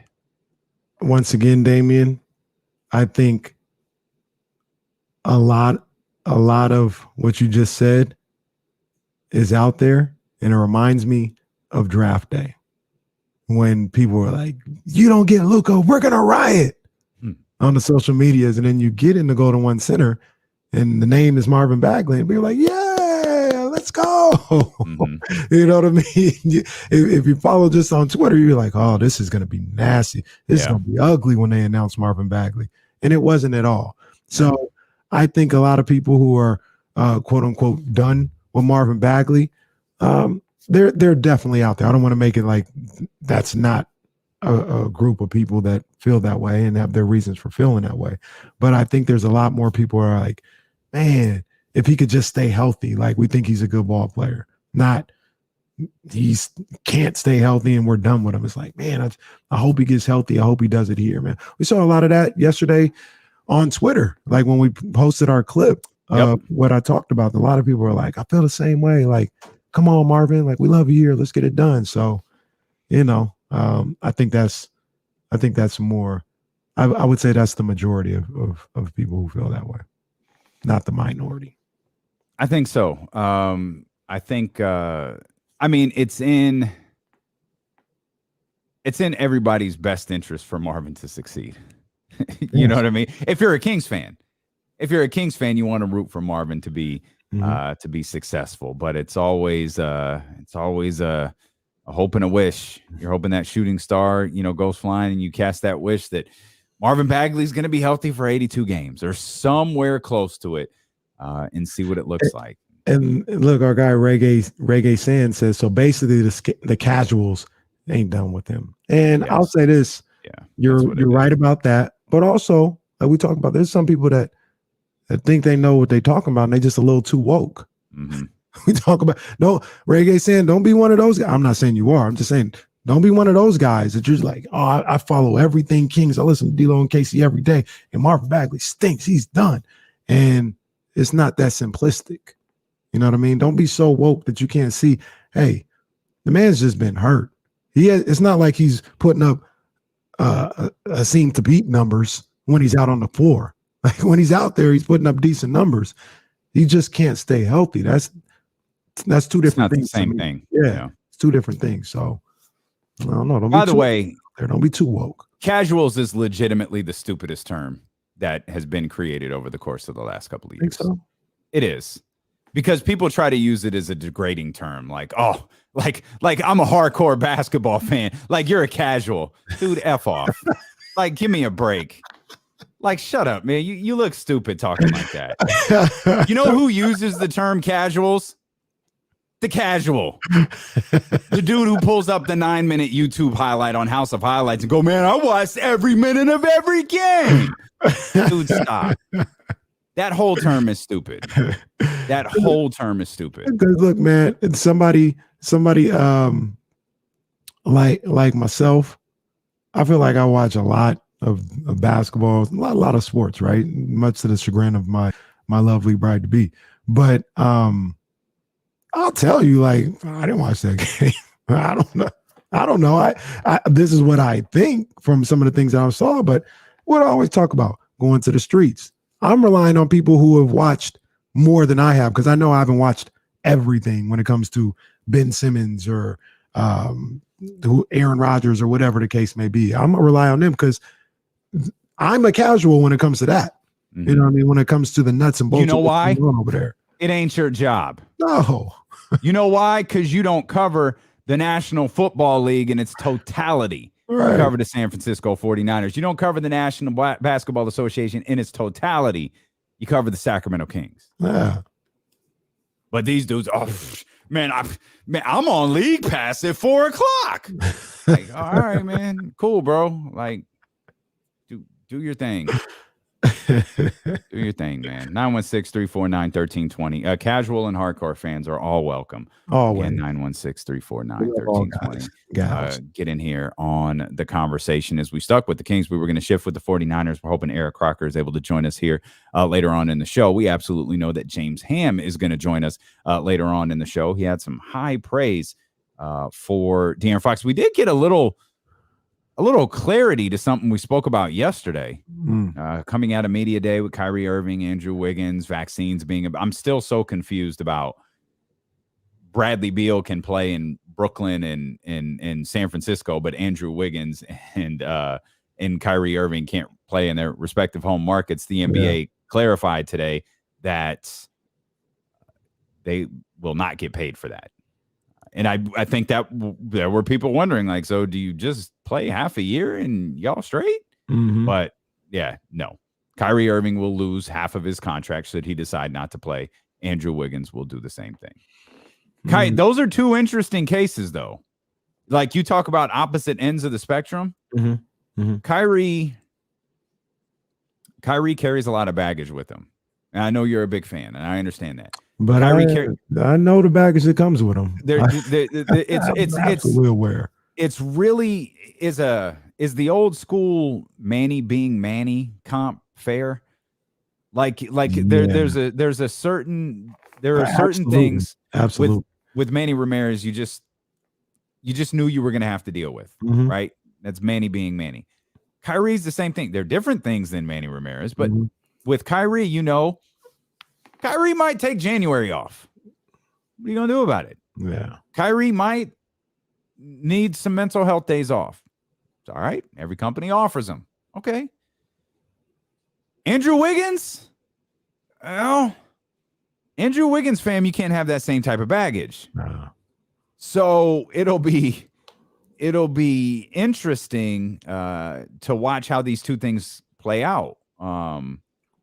I was exchanging messages with our man Kolsky. Who was I talking to at 95.7 the game earlier? I was talking to a handful of people out there about Andrew Wiggins today, and I think it was Kolsky who said, "Yeah, it's probably 8." It was Kolsky. It's probably 82 games for Andrew Wiggins or 0. They're not going to play this game of 41 games with him. They're not going to do this with him. It's either 82 or it's 0. Now, I don't necessarily know what that means because I don't think they're just going to cut him. But I don't know if Andrew Wiggins suddenly becomes he's on the market in a non-universal deal. Or maybe suddenly Ben Simmons looks a lot sexier to the Golden State Warriors now that they know they might not have Andrew Wiggins for 41 games this season. Right. It's interesting because I was listening to this conversation. I forgot where I was hearing it. But they were talking about what you talked about with Kyrie and knowing that you're just going to have to deal with something. And they talked about how LeBron James, over the course of his career, has not been shy or bashful from either moving on from somebody or shipping somebody off. Like, if it ain't it, we moving on. Yeah. They did that with his best friend, Dwayne Wade. Like, I'm out of here. I'm not playing with you anymore. You're done. Stick a fork in you. And he's done that his entire career. Andrew Wiggins, like, not in the speech. And Kyrie was the one guy that he was hurt when he left, and it was like, this is a big blow. And that the guy mentioned it because it was like, it's a testament to, through all that comes with Kyrie, it's almost a testament to how good of a basketball player he is. Like, because it's no secret. Everybody knows what you're getting with Kyrie Irving. Yeah. And it's that you don't know what you're getting with Kyrie Irving, right? Like, but you don't. Right. But I'm not going to sit up here and say all 30 teams, but a lot of people will take that chance because he's that good. Yep. When he's out there on the hell before, like, before different stances that he would take, he was always hurt. Like, he's always hurt. People know Kyrie's not playing a full 82, but man, you're going to roll the dice because Kyrie is that nice out there. So it's going to be interesting to see what Brooklyn does if they keep Kyrie Irving? Do they think about trading him? You know, does KD let that happen? Does KD ride with him or whatever the case may be? I saw somewhere where somebody reported that KD that they expect Kyrie to get the shot, and they say because KD convinced him. Yeah, this was like a day, like when all this was really on the surface. Somebody's like, sources believe, the Nets believe Kyrie will eventually get it because of Kevin Durant. So we'll see what happens. Well, remember too, it's not just all right. I guess it doesn't matter. The start of Kyrie's season, I think, is in a little bit of jeopardy right now, assuming he hasn't had a shot yet. So, can he practice? He can practice, right? Because it's a large gathering that you can't be like. I don't think a practice is a large indoor gathering. Wow. It's a gathering, but it's not large. It's not a large group. So he could still he's around the team. He can practice, and I think the team is actually traveling. Is it out here? The team's traveling somewhere. I don't think they're doing camp in Brooklyn. Yeah, it's in. I want to say it's not in San Diego. It's in Southern. That sounds right. Okay, yeah. So and I know the Clippers are in San Diego. I don't know if the Nets are there too, but they're in Southern California. Okay, and I highly doubt it, but technically we don't know if he's gotten a shot or not. We don't. Right. So maybe he's already gotten it and he's just being that super contrarian that I've always known him to be. He's being Kyrie. Yeah. So we don't know. Another note from Shams, the NBA Board of Governors approved in a vote today that coaches' challenge will be the only method to review out-of-bounds calls with under 2 minutes left in games this season. So are we done twirling our finger in the air or no? I hope so. I guess you got to run to the coach and twirl your finger in the air. You got to do the buddy. You got to do the buddy. You got to run over. And we're here for tip-off. And that ball goes out of bounds here as we start the game. Buddy wants a challenge on that. Buddy wants a challenge here on this tip-off that went out of bounds to start the game. He seems awfully adamant here that off his fingers. And then Luke never listens to him. He's listened to him a couple of times. Thankfully, he doesn't listen to him 2 seconds into the game. But do that, and then he'll twirl it around, and then Luke will just and then for my people, I think Luke Buddy will be like, I think Luke also looks at him like, buddy, I don't have any left. I challenged your last 7 calls. What do you want me to do? Man, Buddy's new nickname should be the replay. No, get him in the replay. Give him the replay. It should be Replay Center. Secaucus, New Jersey. That should be his name. And it's Secaucus for 3. If we can get Draper to call Buddy Secaucus one time, I'll consider this entire season a success. If we can get, you know what his name is. Katie, you know what his nickname is over on D'Lo and KC? It's Secaucus. Secaucus for 3. We need this to happen. Draper, if you're listening, come on, man. We need this to happen. KD, the other KD. The real KD. Yeah. Why do they call you KD? Did you see that bit? I did. Kevin Durant was not amused by it at all. So I saw it. I saw KD's response. Some people say that they both were in on it. Well, I also didn't think the line was. I guess it's David Letterman, so you're supposed to laugh at everything. I didn't find it that funny. Yeah. I mean, I don't know. I felt like that's freaking David Letterman. He could have come up with something significantly more funny than that. Yeah, that wasn't funny. The what is funny, the coach's challenge thing that we just read to you. They, in their mind, the NBA believes that this is going to speed the game up. They're not going to have to go review out of bounds calls. There's not going to. I feel like games magically find a way to slow down in the final few minutes, whether it's a football game or a basketball game or a baseball game. They always find a way to magically slow down at the end. You can make all these rule changes. You could put a shot clock on the pitcher. You could eliminate reviews in the NFL. You could eliminate reviews in the NBA.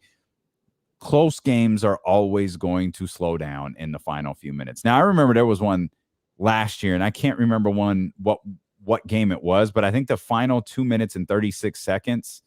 I don't know why that exact time. Probably that Suns Clippers game. It was like maybe that's what it was. It was like it was over 30 minutes. Yeah, it was that Suns Clippers game, the Valley Oop game. Ah, that's what it was.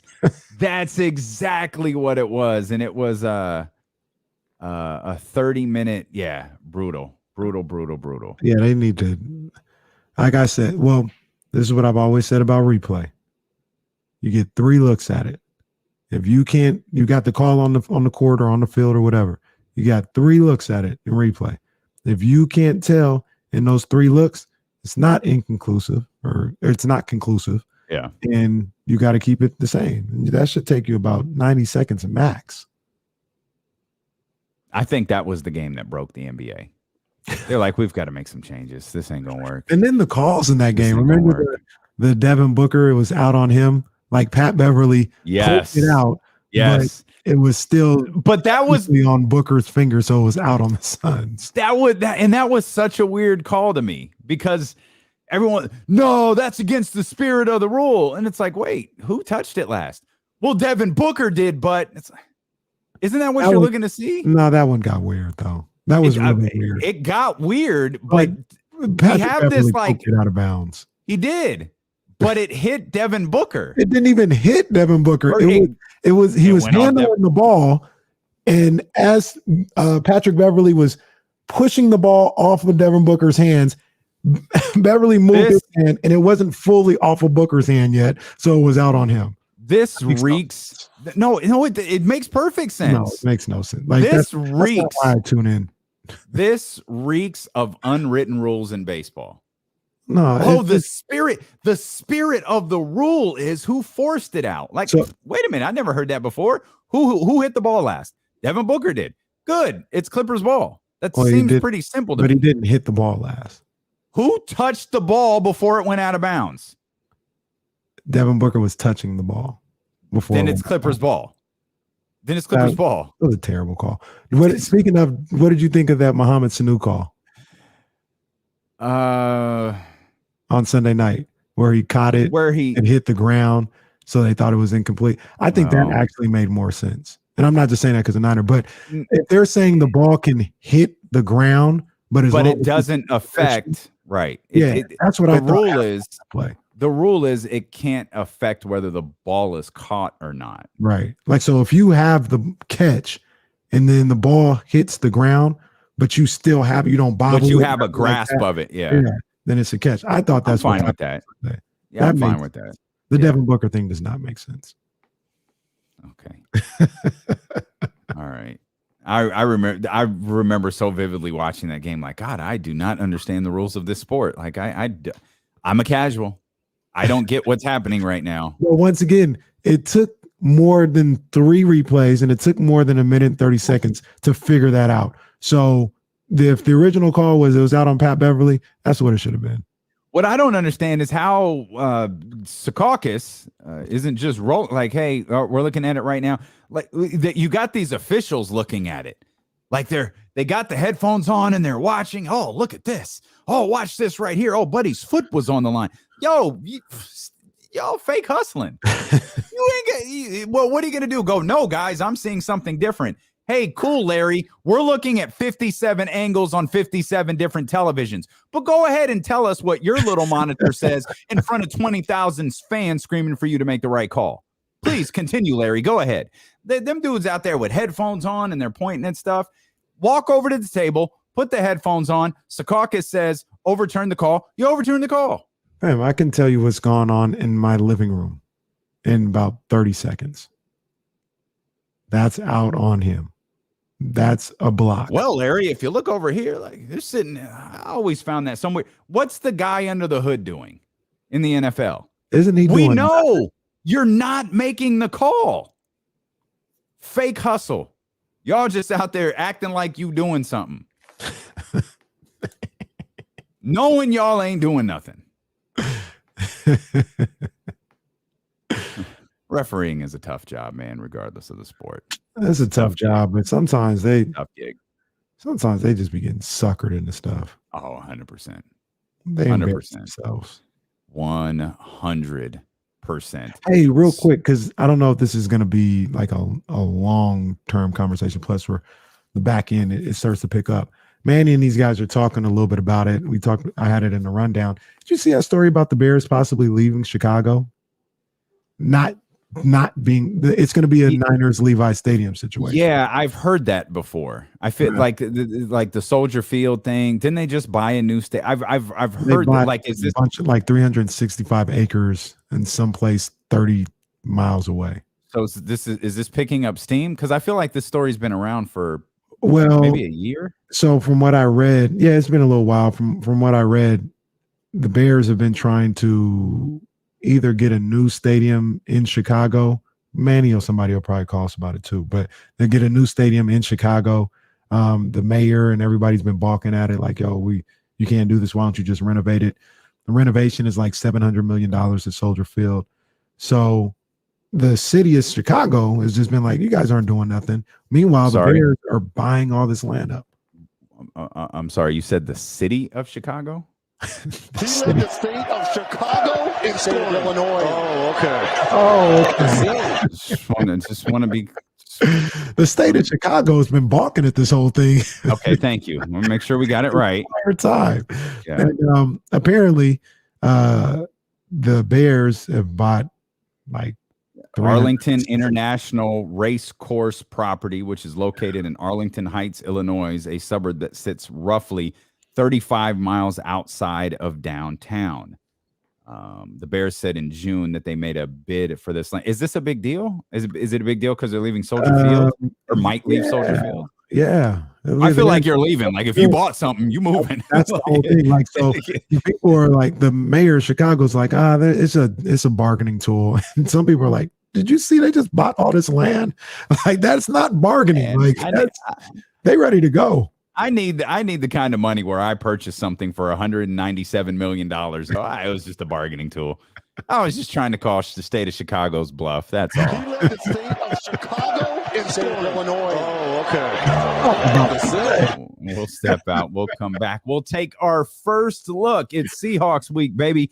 Yeah, it's the man. 49ers and the Seahawks. We'll take our first look at the upcoming matchup this weekend for the 49ers and the Seahawks. Eric Crocker may join us along the way. James Ham is definitely joining us in the 3 o'clock hour. Lots more ahead on Twitch, on YouTube, on the Odyssey app, and on Sacramento's #1 sports station, ESPN 1320.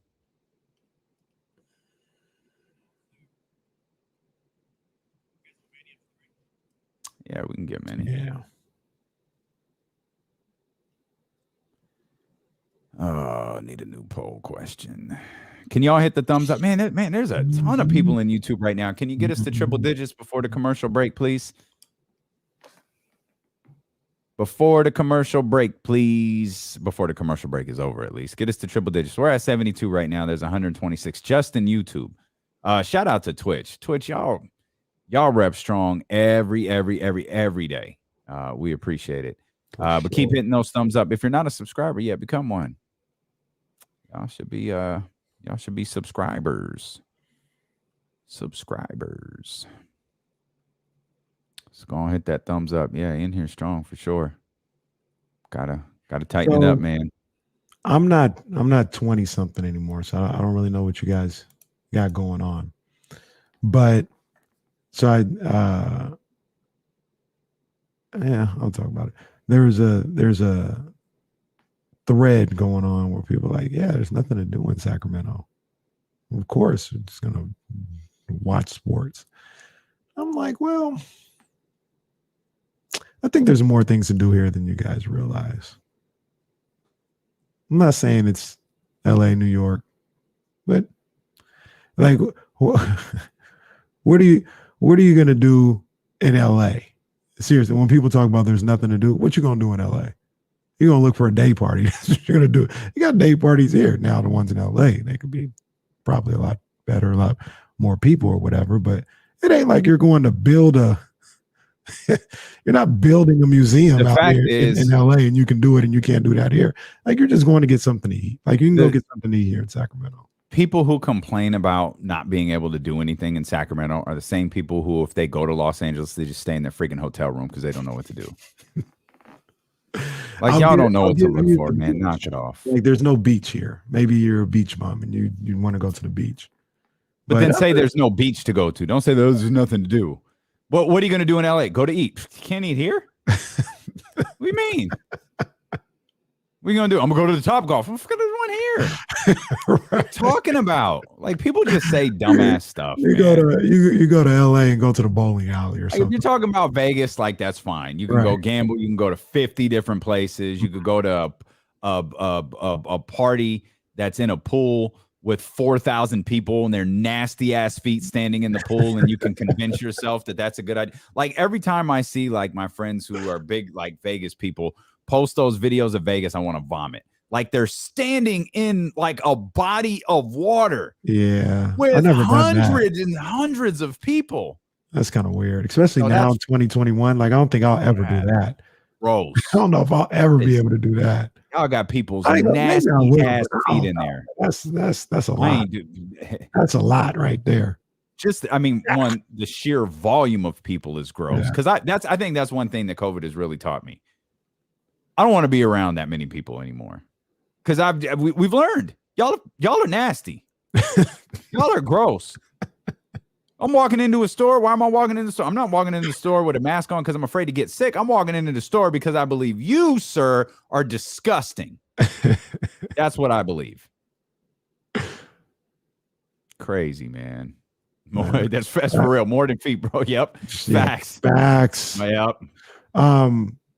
Let's go. 13 more. 13 more on the thumbs up. The club scene here is pretty trash, so I will say that. But I don't club no more. I don't do that. So that's not really my bag. If I was in my mid-20s, maybe I'd, feel a different way about it. But it's not really my bag. Not my problem. Not my problem. All right, Doctor.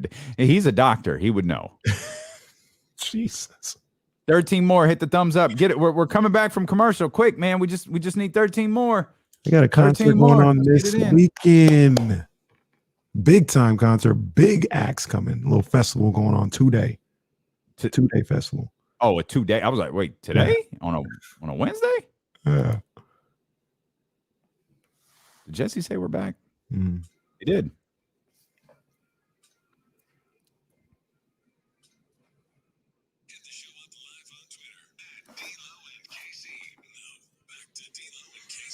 Hit the show live on twitch.tv/ESPN1320 and youtube.com/ESPN1320. It can get weird during the commercial break.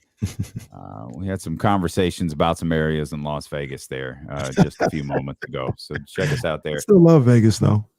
I can't. I'm a little more selective with what I do nowadays, though.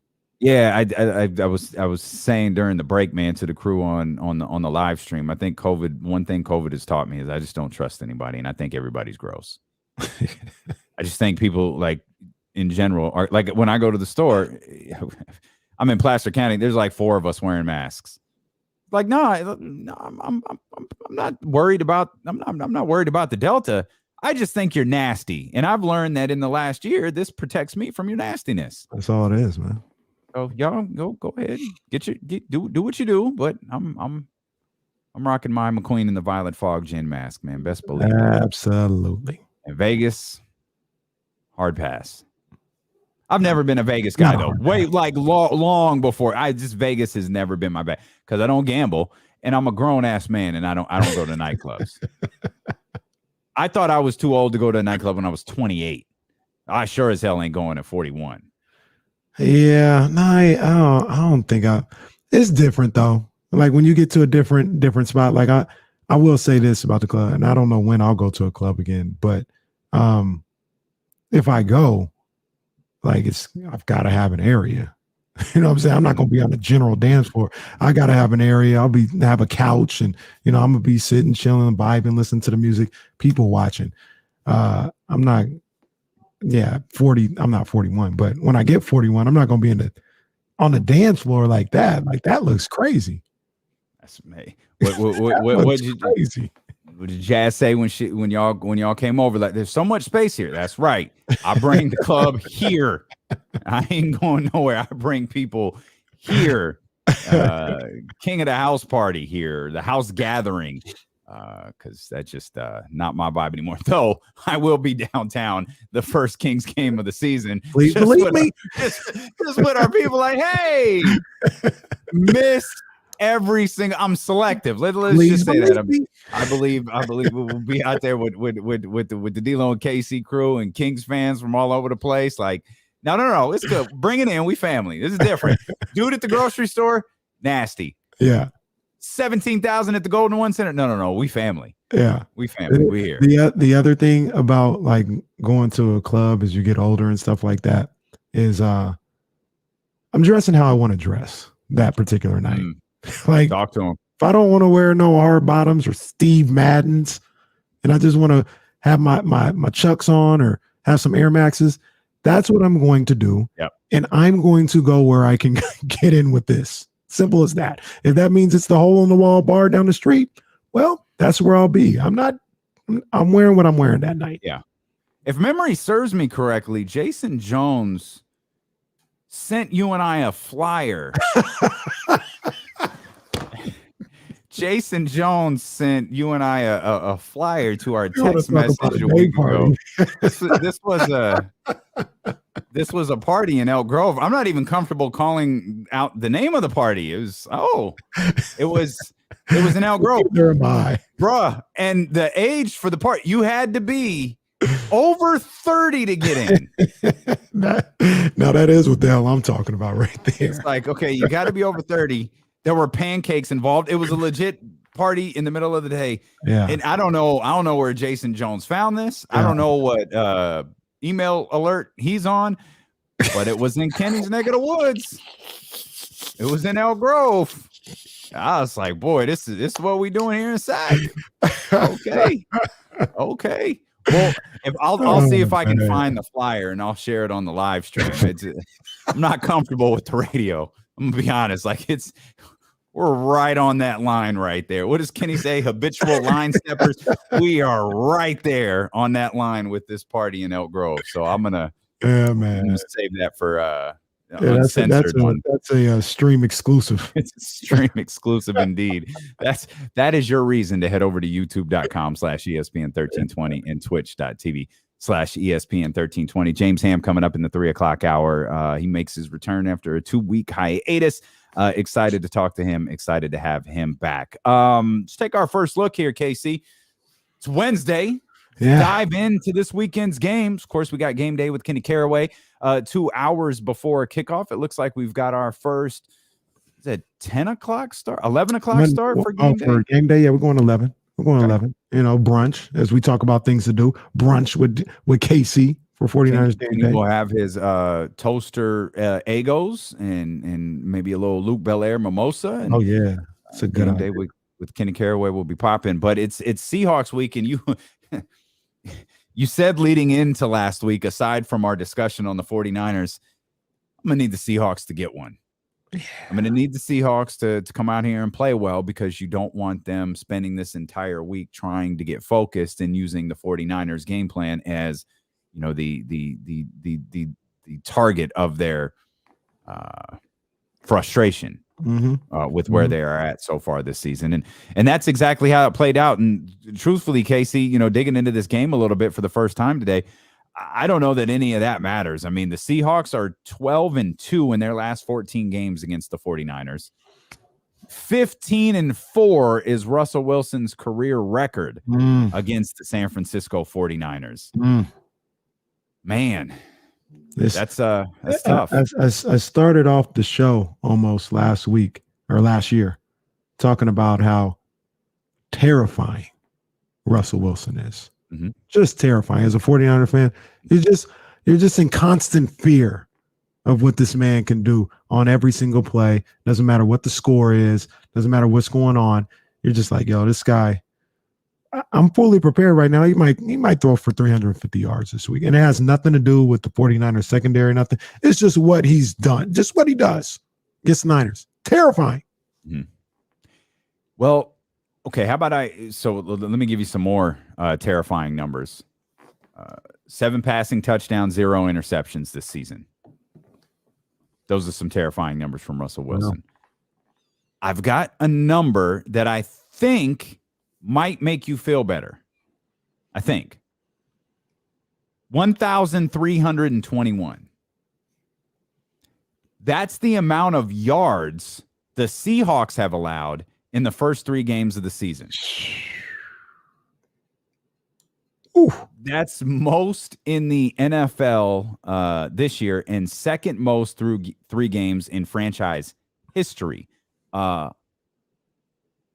only season that was worse was last year. So their defense is still a problem. Jeez. So if the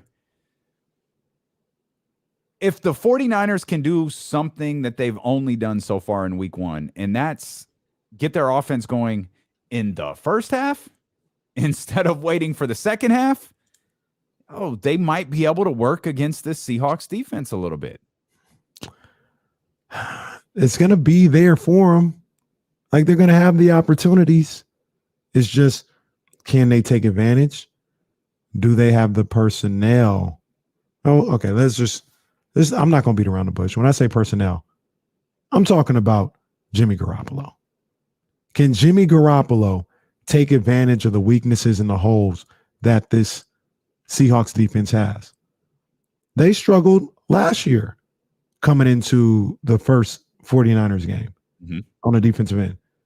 And they stifled Jimmy Garoppolo. He couldn't do anything. He couldn't do anything through picks, all this other stuff. They struggled against that defense. Can Jimmy do it this week? Can he find a way? I'm telling you, the more I think about Jimmy Garoppolo and some of the things, and our guy Eric Crocker will probably talk a little bit more in depth about it, the disrespect that opposing defenses show that 49ers offense and show Jimmy Garoppolo, it's tough, man. It's tough. It is tough. So I see all the things there. I see all the holes and the ability to do something that Minnesota took advantage of, that Tennessee took advantage. I see it, but let's just keep it real. Do the Niners have the quarterback to be able to take advantage? Can I ask okay, fair question, because that's always the focus. Do the 49ers have the quarterback? Like 3 games into the season, it's the constant focus. Win or lose, it's the focus whether the 49ers have the quarterback, and it's going to be that until Jimmy Garoppolo isn't in a 49ers uniform anymore.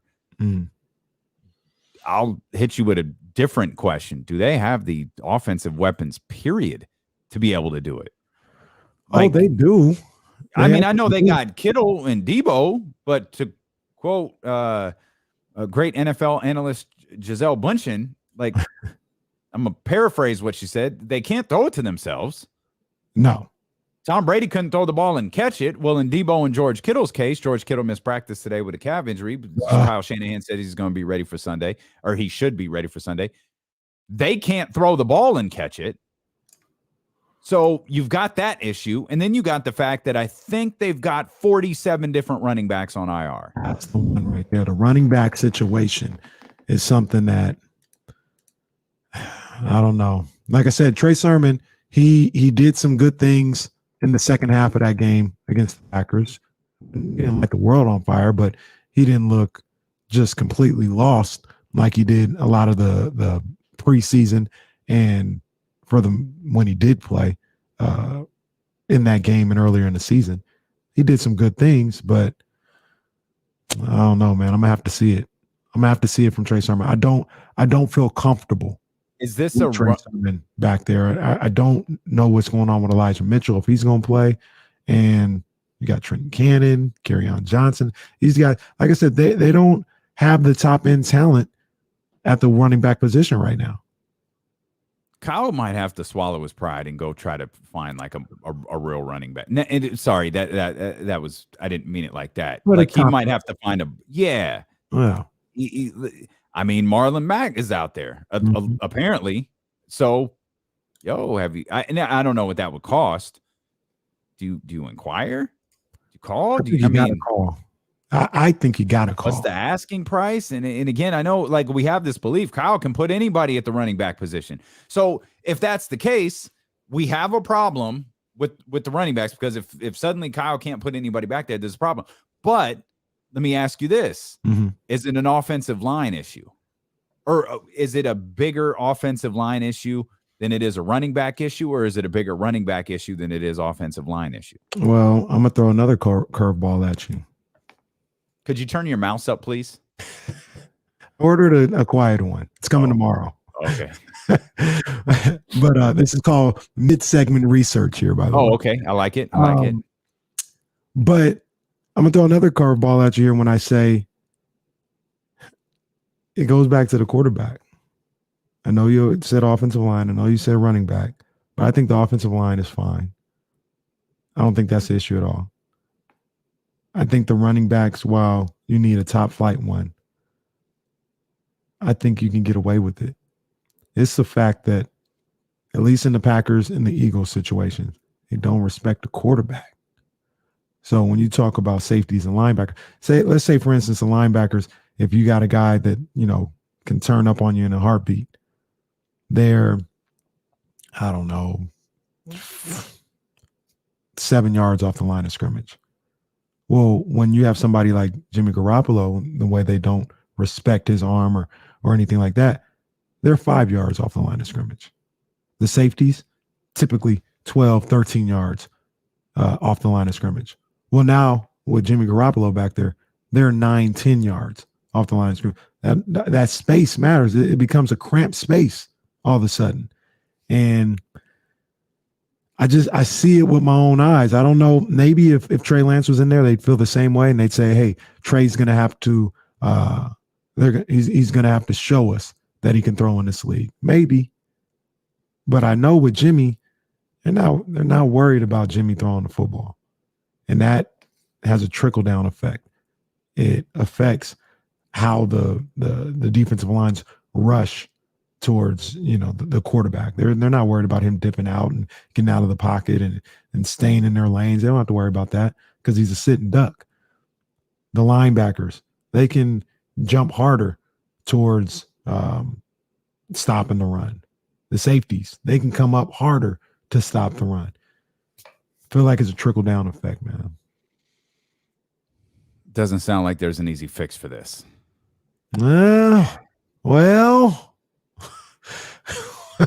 Well, there might be. I don't know. I know I'm on the fence about this. And when I say that, I'm talking about the easy fix being put Trey Lance in the starting lineup. We knew what you meant. Right. And it can't be that simple. I don't know, man. Okay. Let me ask this. Okay. Maybe it is. Mm-hmm. That decision would have had to have been made today. It's not a decision you can make. It's not happening for this week. No. Okay. I think Kyle even, I saw a couple of quotes. He said, he said, there is no quarterback competition. We're going with our starting quarterback right now. You heard him say right now. That's a quote. All right. That's a quote. I'm going to say this. I'm going to say this till the end of time. I need some proof that Kyle Shanahan's a good coach. Sorry. It's just I like a bad coach. I don't think he's a good one. So let me rephrase that. Let me rephrase that. I don't have any evidence that he's a good coach. If I were building a case, if I was attorney Damian Barling, I would say, look, I've got a lot of evidence here. If we're on trial for Kyle Shanahan's badness as a head coach, there is an OJ amount size of evidence here that says you're a bad coach. You've got a lot of character witnesses that say you're an offensive genius and a quarterback whisperer and all of these different things. But right now, you can't convince me that Kyle doesn't get all of this love from the media because of who his dad is. So, right, I feel like you're just looking at the box score.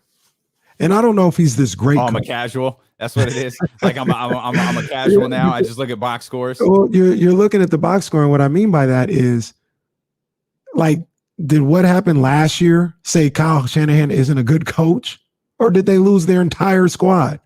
Like you lived through it. Like you don't have to look at the box score. You lived through it. You know the circumstances that led to an extra 10 losses last year.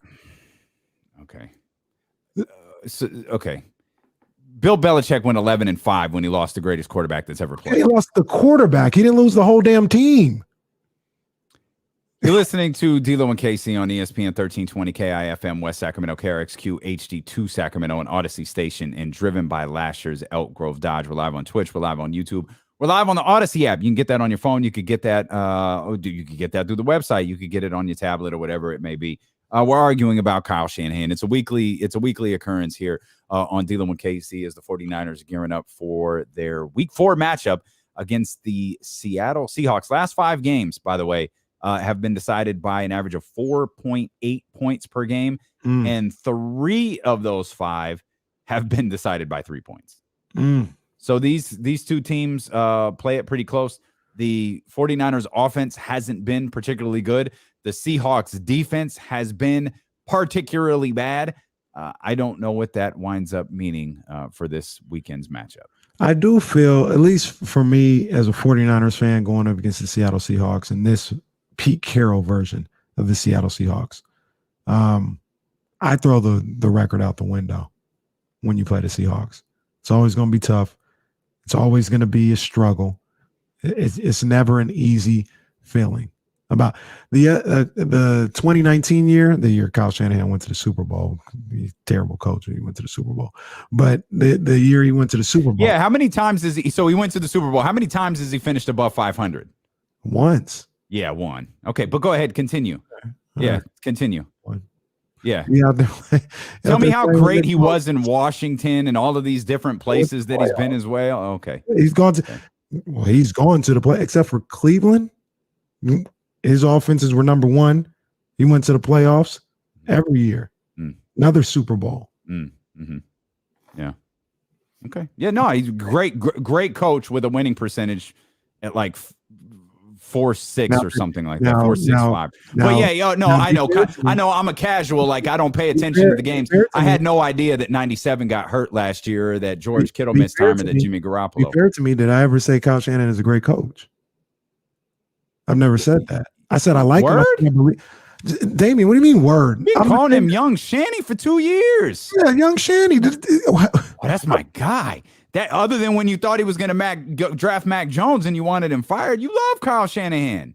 That's your dude. You got the Kyle Shanahan Chris Sims tattoo gimmick, I think, on your ankle. Damien, this is the epitome of being unbiased. Because yes, I Young Shanny, that's my guy. But also, I said he's not there yet, but he has to make the playoffs this year. And if he doesn't make the playoffs, he's on the hot seat to be fired, no matter how good I think he is. I believe he is. At the end of the day, you've got to produce. So that's my stance. That's my stance with the whole thing. Okay. But which he has not produced, but go ahead. Did he get to the Super Bowl?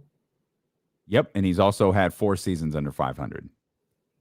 Okay. Or 3. 4. So let me ask you a question. We'll talk. What year do you think he underachieved? What year was it squarely on him that they were not successful? Because he's a bad coach. Every year he's the head coach. No, that's not. Right? It falls on his shoulders every year that you're the head coach. Right now, we got Bears fans in here. And what they say, they talk about Matt Nagy being a bad head coach.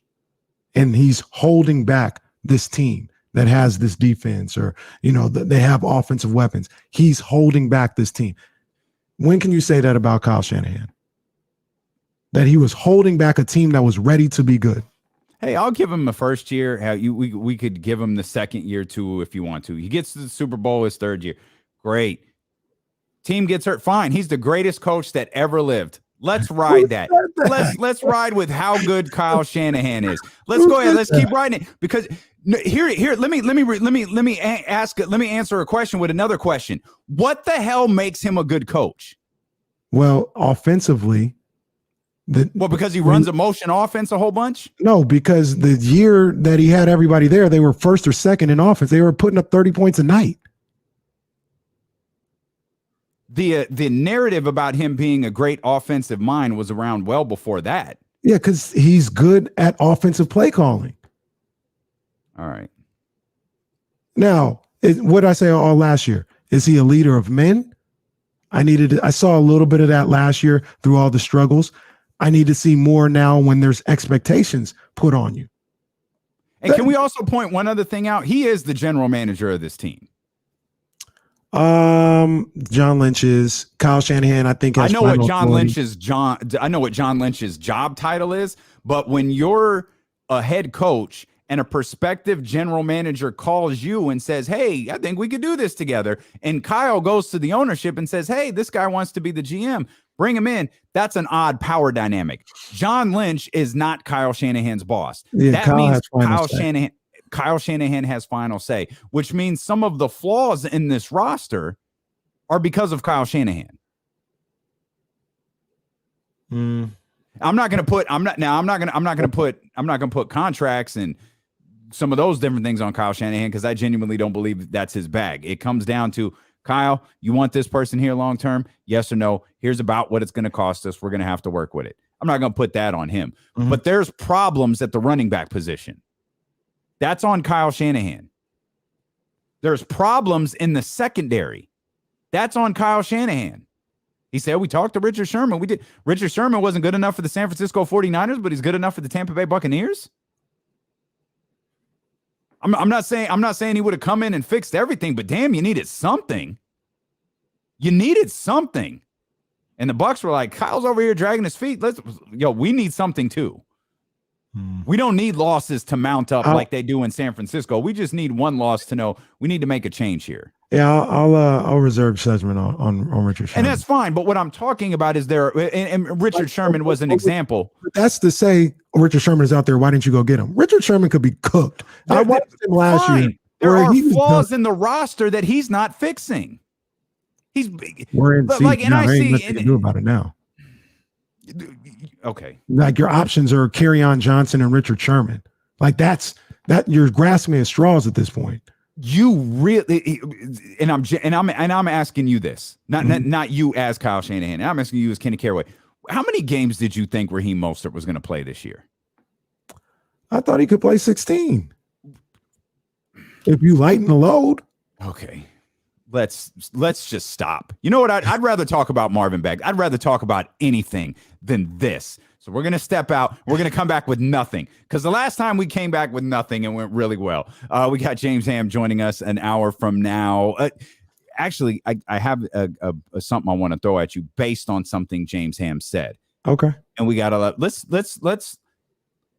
send our ire somewhere else, like Dana White. It's always fun to trash Dana White. Boy. Let's do that, and we'll talk about your Giants. Load it up right now. I know talking about the Giants makes you happy as well. We'll touch on that as D'Lo and KC continue on Sacramento's #1 sports station, ESPN 1320. Damn, that was the 13th round right there. I got you. There it is. I'll slide in. Whoops. Oh, wow. 13th round. Here with your main man, Kenny Caraway. And I got to talk about one of the big, I was going to say it's the biggest clown show in boxing right now. And that's this fight between Teofimo Lopez and George Kambosos on Twitter. Or on Triller, excuse me. It's going to be on Twitter at some point. But it was this report last week that they were trying to move this fight off of October 4th at Madison Square Garden, which is a Monday, because they didn't want to go up against Monday Night Football. They didn't want to go up against a potential Yankees-Red Sox wild card game. And they wanted to move it to October 16th at the Barclays Center. And my first thought was, this is just trash already. This is already the 4th or 5th time they've had to reschedule the fight due to Teofimo's alleged COVID results, testing positive for COVID allegedly, because I still got my questions about that. Due to Teofimo not wanting to have to go to Australia, all this other stuff. So they've already had to move it around a couple of times.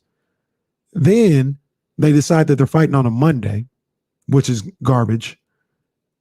then when they see that that's garbage, they try to move it to October 16th. And Kambosos had to sign off on that. And I said at the time, if I'm Kambosos, I either A, don't sign off on it, or they're going to have to give me the bag because this is getting ridiculous. Tiafimo, his dad, Triller, they're out here running this match into the ground with all their clown behavior. And they want me to just go with it if I'm Kambosos? Nah, I'm cool. So what Kambosos did is he ended up asking the IBF to find Triller in default and claims that the organization breached the contract by trying to move the date. And he asked for $380,000 if they want to move the date. And I say that's too small of an amount. I would ask for $500,000 because this is some clown behavior. Who knows what happens with this fight moving forward? At this point, Tiafimo's lost all steam that he had coming off the Lomachenko loss, and really he can just go away. Somebody should strip him of the title because I'm sick of Tiafimo Lopez and all his clown behavior with him and his pops. That's the 13th round.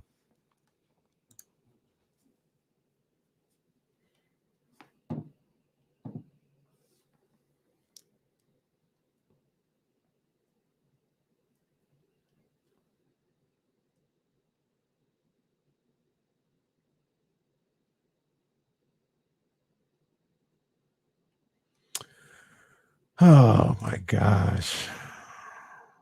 Do you dudes listen to music or do you just skim through it? Do you dudes just listen to music or do you skim through it? You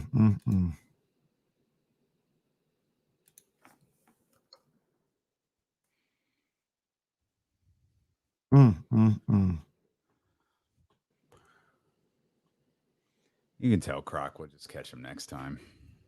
Okay. I mean, yeah.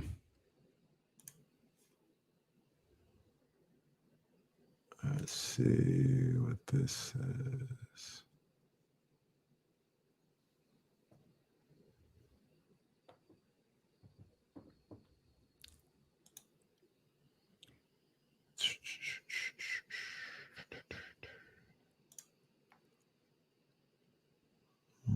Where is this thing at? Oh, I forgot. I gotta remember I got that 49ers Friday.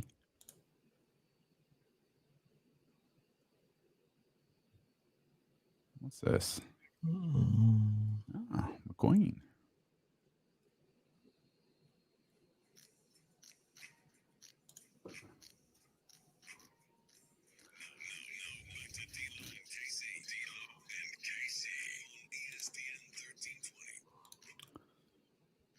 Kenny and I didn't talk the whole commercial break. Damien just left. He just left.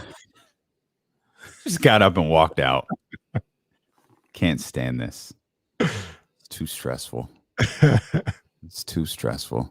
Dude, did your boy Manny Pacquiao retire for like the 8th time? Didn't he already retire? No, Manny's never retired. Never? So he's like he's really retired? He's retiring. I mean, anything's possible in boxing, but he's about to run for president of the Philippines. Oh, wow. So I've seen stranger things from a president. One of the great seriously.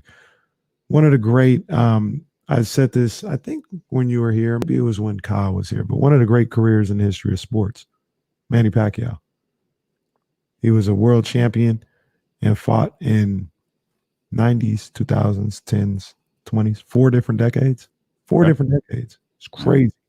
Started at 107, ended up being a world champion at 147 pound weight class. One of the great athletes. I think this is when, I think you were here because I don't think we'll ever see another Manny Pacquiao. He is a true one of one. We'll never see another one. Somebody coming from 107 to 107 weight class to 147 and being a champion for as long as he had. We'll never see that again. One of one. Manny Pacquiao. Take your word for it. Okay, more impressive. Manny Pacquiao's career or what the Cardinals are doing?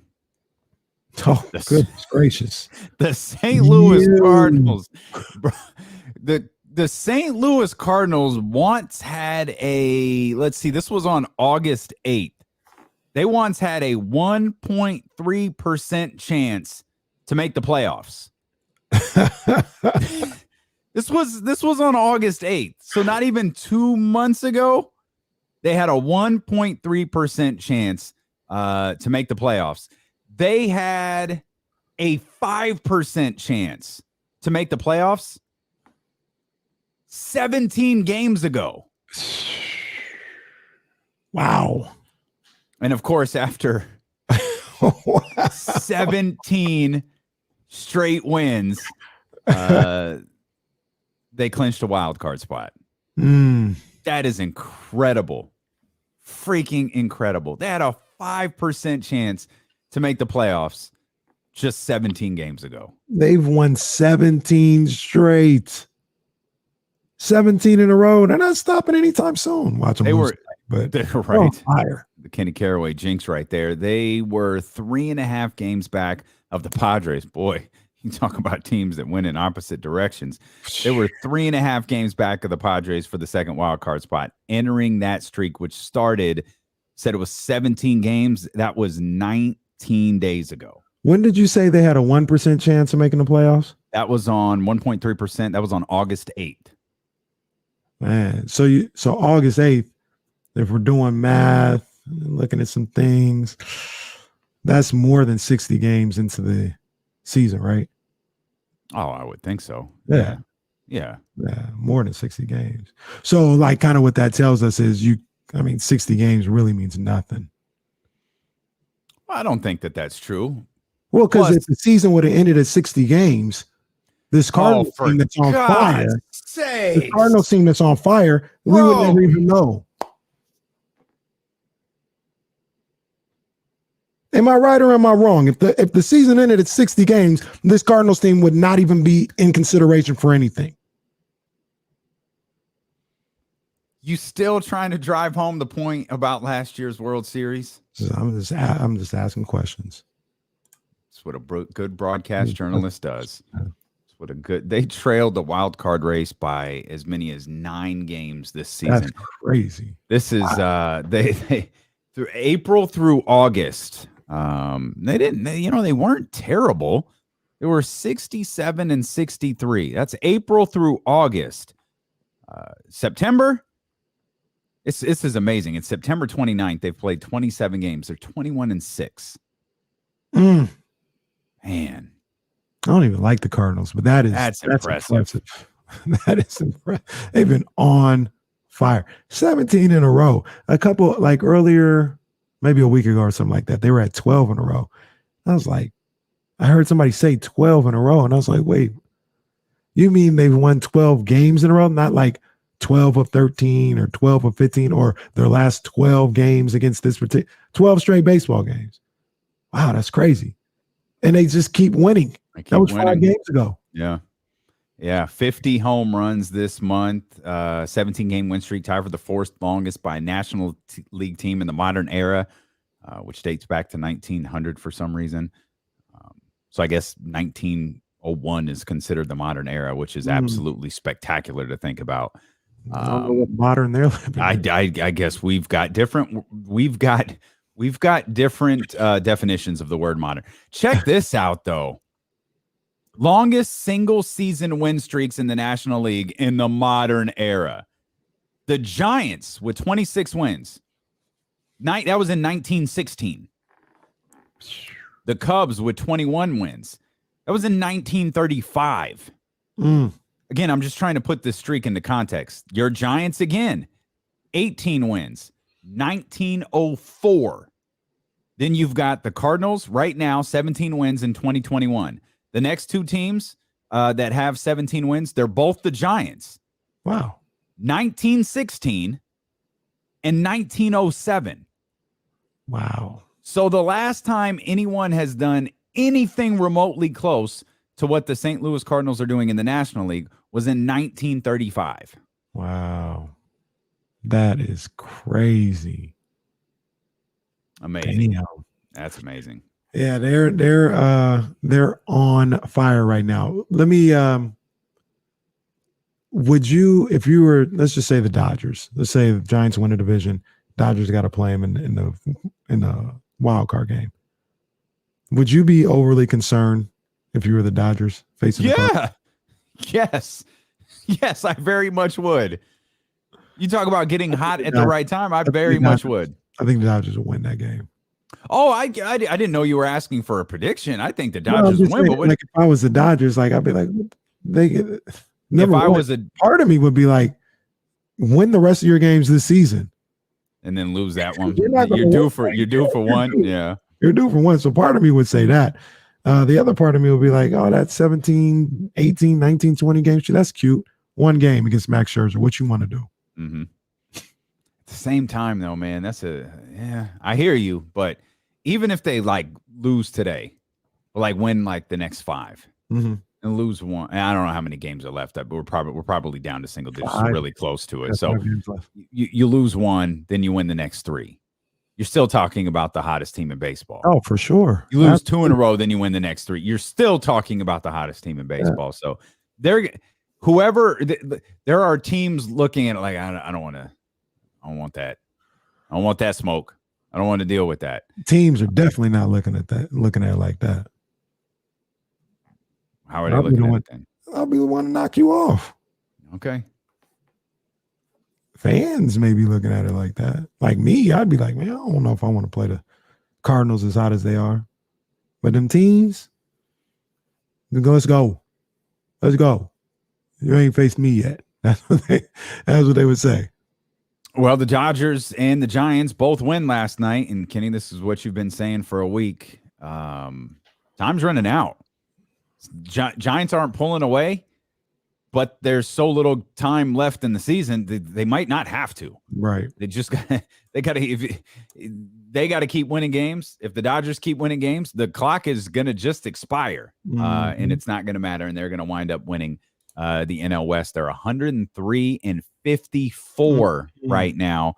Still 2 games up on the Dodgers for first place in the National League West. 19-16 in September for the Giants. That's the second best record to the team we were just talking about, the St. Louis Cardinals. Third best record, no surprise, is the Los Angeles Dodgers, who are 17-7 in the month. 14, 15, 16, 17. They have won 17 of 21 games. Actually, we can go a little further back. We can say 19 since the day they were tied with the Dodgers. They needed that. They lost the lead on September 1st when the Brewers had come and won their 3rd straight game against the Giants. Giants came back in the 8th inning, I think it was, of that day game, beat the Brewers, were tied in the NL West, set up the Dodgers coming into town with both teams tied. If my math is correct here, what I say, 17? That's probably. If your math is correct, they're 19-6 in September. Is that what you're looking at? Well, no, I'm just looking from the moment they played the Dodgers. That was on September 3rd. So they had 2 games since then. So they're 17 or 18-5 since that time.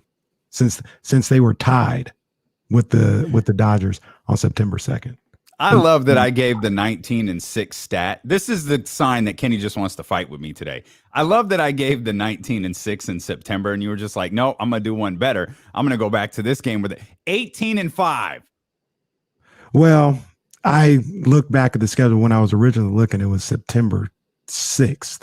So I was counting the games from September 6th. And then I said, oh, there's that Dodger series that I said at the time would propel one of those teams to win in a division. And that was on September 2nd. So that's they've scored 4 or more runs in an inning 43 times this year. That's the most in the National League. They've had some big innings this year. And again, tick tock, tick tock, tick tock. Time is running out on the Los Angeles Dodgers if they want to close this gap. So Giants keep winning. They'll be able to close this thing out. You posted this video yesterday. This seemed, and I saw someone respond to you, our man Matt in San Francisco, 95.7 The Game in San Francisco. You posted a video of Dana White talking about the way UFC fighters get paid. And I'm so amused by that because when you look at, remember, UFC, no union there. When you look at the NBA, the roster, the players get 50% of, or maybe it's 49.5%. In the NBA, I think it's 50-50. It might be 49-51, something like that. Of league, of what the league earns, the players get 49% of that. Mm-hmm. And that's why salary caps go up, because new TV money comes in. Right. More money comes into the league, more money goes out to the players. Same in the NFL. The percentage is a little lower for the players, but more money comes into the league, more money goes out to the players. That ain't the case in the UFC. I think I saw a number. I'll have to pull it up. I know Dave Meltzer had it once.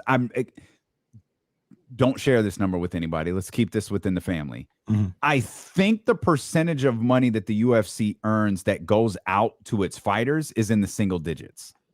I could definitely believe. So we're talking like in major sports, we're talking upwards of say like 47%, because I think the NFL is either 47.5 or 48. But we're talking upwards of 47%. Meanwhile, in the UFC, we're talking single digits. And Dana White was ranting and raving yesterday about how UFC fighters are paid, because I guess Oscar De La Hoya went at him over this. Yeah. And the thing about it is, it's so embarrassing. It's so embarrassing.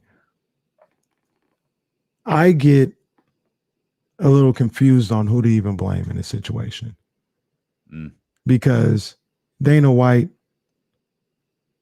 he's a clown. He's a clown. Straight up. Thank you, Jazz. So there's that. And he's greedy, and he's sitting up here and he wants to get defensive about people continuing to say this and bring these things up. Oh, it's because it's appalling. You're up here, you just sold for like $4 billion a couple years ago.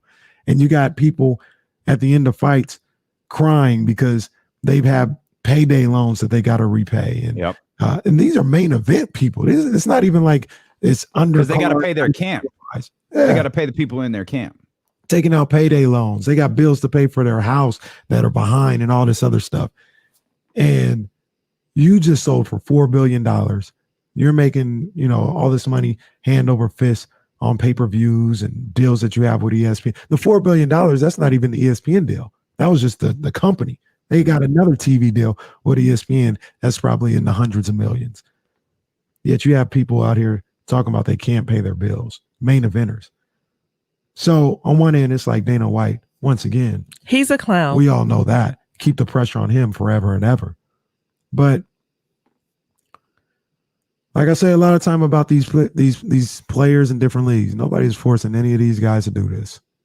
And for whatever reason, they're choosing to agree to these terms. Well, that's ridiculous. Because there aren't a lot of options. It's the WWE syndrome. Like, people refer to mixed martial arts as UFC, just as people refer to wrestling as WWE or WWF. Oh, that was you hear announcers do it all the time. That was a WWE move right there. When they talk about mixed, like, the sport isn't the UFC. The UFC is a company. The sport is MMA. It's mixed martial arts. But because UFC is so synonymous with MMA, they get lumped in the same. And really, there's nowhere else to go.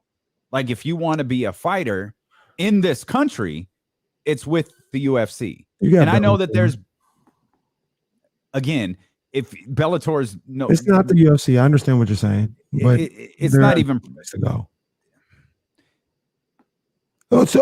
In wrestling, let me put this in a different way. In wrestling, there was one place to work. It was WWE. And when I say work, I mean you make a living, you become wealthy doing this. Now, there are examples like the Young Bucks of guys who are able to work independence and make a very, very, very, very, very healthy living doing that. But the reason you know the Young Bucks name and the reason you know, like, the Briscoe brothers and a couple other guys, because that's it. There's a handful of guys. Like, there's ROH out there. There's a few other places that you could work. But AEW changed everything because they pay like the WWE does. There's no one out there that pays like the UFC does, or which is part of the problem. The UFC needs to pay more. Well, that's what I was going to say. Like, yes, the money will keep you, but you're not getting the money. So what's 18%, by the way, the percentage, Jesse looked this up. We think the number is 18%. Yeah, you're not every I'm not trying to sensationalize it or whatever. It's not every fighter has to get a payday loan and all this other stuff. But for those that are in that predicament and like, yeah, you got a contract, I guess. But when the contract is up, why would you stay with the UFC other than it's this big platform? Because if Bellator is coming to you and they're like, I don't know what if UFC is offering you a $75,000 contract and Bellator is offering you 80, why would you stay with the UFC? Like, it's not money. Yeah, you want to be on that platform, but I would look to build something else up, to be honest with you, because he's not paying it enough to be worth it. Every fighter should go kiss the ring of Brock Lesnar, because no matter how you feel about Brock Lesnar as a UFC fighter, he was a draw, and he brought his experience with Vince McMahon in the WWE over to UFC. Prior to Brock Lesnar, wasn't nobody getting a cut of the pay-per-view. If 10 million more people tuned in because you were on the card, that's obviously an exaggerated number. 10 million people more tuned in because you were on the card. Nobody was getting an extra cut of that. That was all going to Dana's pocket. Now fighters come in and they see what Brock Lesnar does. They see that every time Brock Lesnar fought, he was getting 1 to 2 million people ordering that pay-per-view. He was getting a percentage of that. That was brought over from the wrestling world. Then Ronda was doing it, and Conor was doing it. Now all of the top fighters doing it. And that it wasn't the $4 billion sale that saw fighters' pay goes up. It was what Brock Lesnar did that saw fighters' pay change. Brock Lesnar is one of the single biggest influences on mixed martial arts that the UFC has ever seen. In the modern era of the UFC, and I'll start the modern era of the UFC, the Ultimate Fighter and on. That's where everything changed for the UFC, was the Ultimate Fighter and movie. By the way, any guesses what the Ultimate Fighter lead-in was? I don't know. WWE Raw. Wrestling changed the UFC business, but it was what Brock Lesnar did that spiked all of these contracts. And it's not UFC actually paying more, it's UFC paying a percentage of gates and pay-per-views and those types of things. Now Connor's got a rich contract. He still gets the percentages, but he's got a rich contract. There's just only a handful of guys that have that. But it's only Conor. And I doubt Alistair Overeem probably has one. There's probably a few. No, but nobody has it like Conor. Oh, no, absolutely not. Conor is, I'm not even wrestling. I'm not even getting in the octagon for less than 30 mil. And you're going to give me some of these gates. He saw what Floyd was doing. He got that rub from Floyd, and that's what he's applied to the UFC. Now, the thing about it is, I don't understand. Like and I know people talk about unionize and all this other stuff. That's not really my bag. I'm not going to tell people to unionize, but there has to be some kind of somebody. They got to stand up together. Else nothing's ever going to change. Because Connor's a one of one. He don't even do this for John Jones, who's the best fighter of all time, and that's a whole nother story. But your John Jones, your Daniel Cormier, he doesn't do for them what he does for Conor. Connor's a one of one. So you're not, like, unless you're Conor, you're not going to get a fair deal for any of these pay-per-views.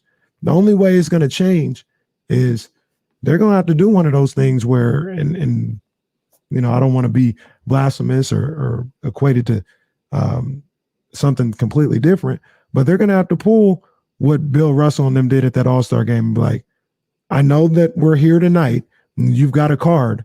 We're not going out until this changes. Yep. Yeah. Like we're negotiating a new contract today, and we're not going to go out there collectively as the 10 people who are fighting. We're not going out until you change this. Until something like that happens, he gonna keep using these people and spitting them out. And there's always going to be a belief that everyone wants to fight for the UFC. So if you don't get enough people, we talk about this with the NFL all the time. If you don't get enough people who are willing to step up and walk out, they're never going to happen. Ain't nothing going to change. It's like WWE is never going to unionize. Wrestling's never going to unionize because there'll never be enough people who will want to do it. You'll never, ever get the big names on your side because those big names are making millions and millions of dollars and they don't want to jeopardize that. And the same thing is true for the UFC. You're never going to get the big names on your sides. Hell, how many times has John Jones been arrested? I'm never putting John Jones on the main event of a pay-per-view until I need him. And damn it, I need him, so I'm going to put him back there on the main event. The UFC, and you mentioned it a little bit, UFC is a lot more like people talk about boxing and, I like the UFC better because the best fight the best. UFC is a lot more like wrestling than people want to care for. 100%. You got guys like Masvidal, who really didn't do anything but get this one lucky knockout, and all of a sudden he's main eventing cards and he's lost like his last 4 or 5 fights. But the best are fighting the best. Clearly, Conor, he when ain't the best. was the last time Conor won a fight? Conor been getting smacked around for the better part of the past 5 years, but the best fight the best. Clearly, Conor and Masvidal are the best at anything. Dana White is Vince McMahon. And he's actually a bigger jerk than Vince McMahon is. For sure. That's all Dana is. That organization lost me. Like, they had me for a while. Like that. They're in a box for me. I'm out with them. I don't know how to segue. I wanted to talk about the Kings. It's been a feisty last hour. You've been feisty. I haven't. That's cap. Like, I feel like I've been feisty with. You keep going at the Dodgers 60-win season. Why wouldn't I? You pick apart my stats that I put out there. You're mad that I didn't give you credit for Richaun Holmes. I don't even remember what we were arguing about 30 minutes ago. Kyle Shanahan. Like, man, like James, Ham, if you're listening, just log on now. I'm not feisty at all. That's what we do. That's what we do. We talk sports. You see things one way, I see it another. We talk about it for people to see and engage with. That's what we do. There's nothing to be feisty about with that. And then some of y'all out here lying, voting on the poll, talking about, I've never stopped loving Buddy Hield. Like, you God blessing liar. That's cap.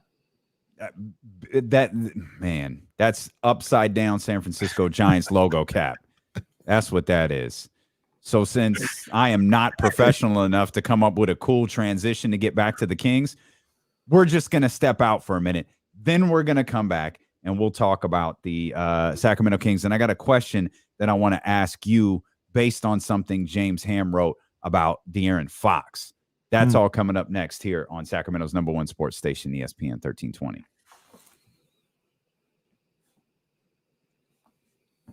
All right, slide out. Oh, house show. What's my house show? Oh, I forgot. What was my house show? What's today? Wednesday? Hold on, guys. I got it. Hang on. Don't go anywhere. I got it. What was it? What were we talking about? We did got it. All right. Damn. Sorry. I got you. Hang on. Stand by. House show coming up in 3, 2, good Lord, and 1. All right. Oh, I hate doing these because I just realized I was going to say big 9 on AEW tonight. And by the time this gets posted to YouTube, like, AEW is probably already over. So here is just a note for the people watching on the live stream. AEW tonight is in Brody Lee's hotel. A lot of people are gearing up for this, and I was looking at Twitter today. I was seeing everything that Tony Khan was tweeting. Tony Khan and AEW, by the way, have done a masterful job honoring Brody Lee since his passing. And I know that many of you have heard, like, CM Punk talking about how the handling of Brody Lee's passing was such a big reason why he wanted to join the company. I think Daniel Bryan said something similar. It's like, wow, this organization is obviously a lot different than WWE, and you have to have respect for the way that they handled this just incredibly, heartbreaking situation. As I was going through some tweets, I was like, oh, I'm seeing Bray Wyatt's name a lot. I'm seeing Bray Wyatt gifts a lot. I was like, oh, okay. And then I started thinking, wait a minute. And I looked up. If you're tuned into AEW, I genuinely believe the show is going to be awesome. It might even be a little emotional tonight. Bray Wyatt's not going to be there. Bray Wyatt's non-compete isn't up. If I understand correctly, Bray Wyatt's non-compete isn't up for another month. It's not up until, I think it was like October 29th. So it's literally like 1 month from today. So I don't see a situation in which Bray Wyatt returns or debuts on AEW tonight. And by the way, I have no idea if Bray Wyatt even signed with AEW. I just saw his name a lot here as, oh, what a great tribute that would be to Brody Lee. And yeah, it would be awesome. But the timing doesn't quite line up. So that's probably not going to work tonight. That was probably the shittiest edition of the house show ever. So My apologies. We'll get him after the break. Honestly, I don't have I like the screen is in front of me. I don't know how to make me be able to see it better.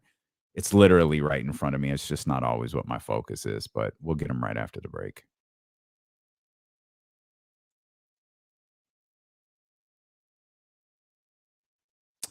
Really? So I didn't know about this 60-day non-compete. That doesn't add up, though. Like, why would Bray have a 60-day non-compete versus everybody else having a 90? I literally, well, let me see if see what Dave wrote. Did Dave write anything about this? Let's see what Dave wrote about AEW tonight. I just don't know why he would randomly have a 60. So in Dave's preview for the show, he didn't write anything about it. I thought it was 90. Maybe let me try one more. Let me try squared circle.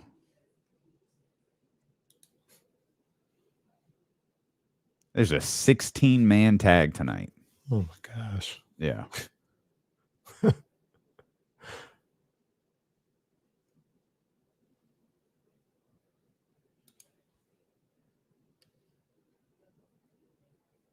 Yeah, I don't think so, guys. I just it's not happening. Not tonight. Have wrestling fans everywhere in tears if it did, but yeah, it doesn't look like it's happening tonight.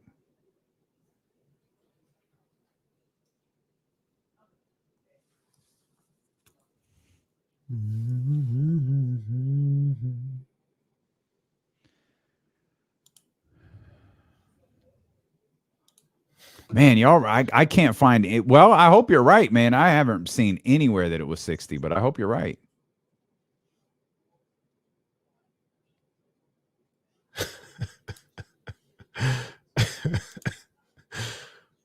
Oh man, people are feeling good.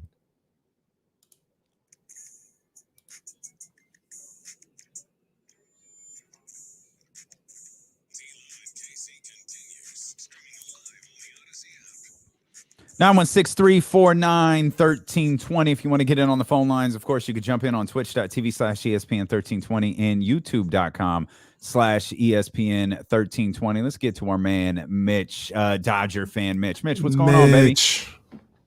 How you guys doing? How you doing, KC? What's up, Mitch?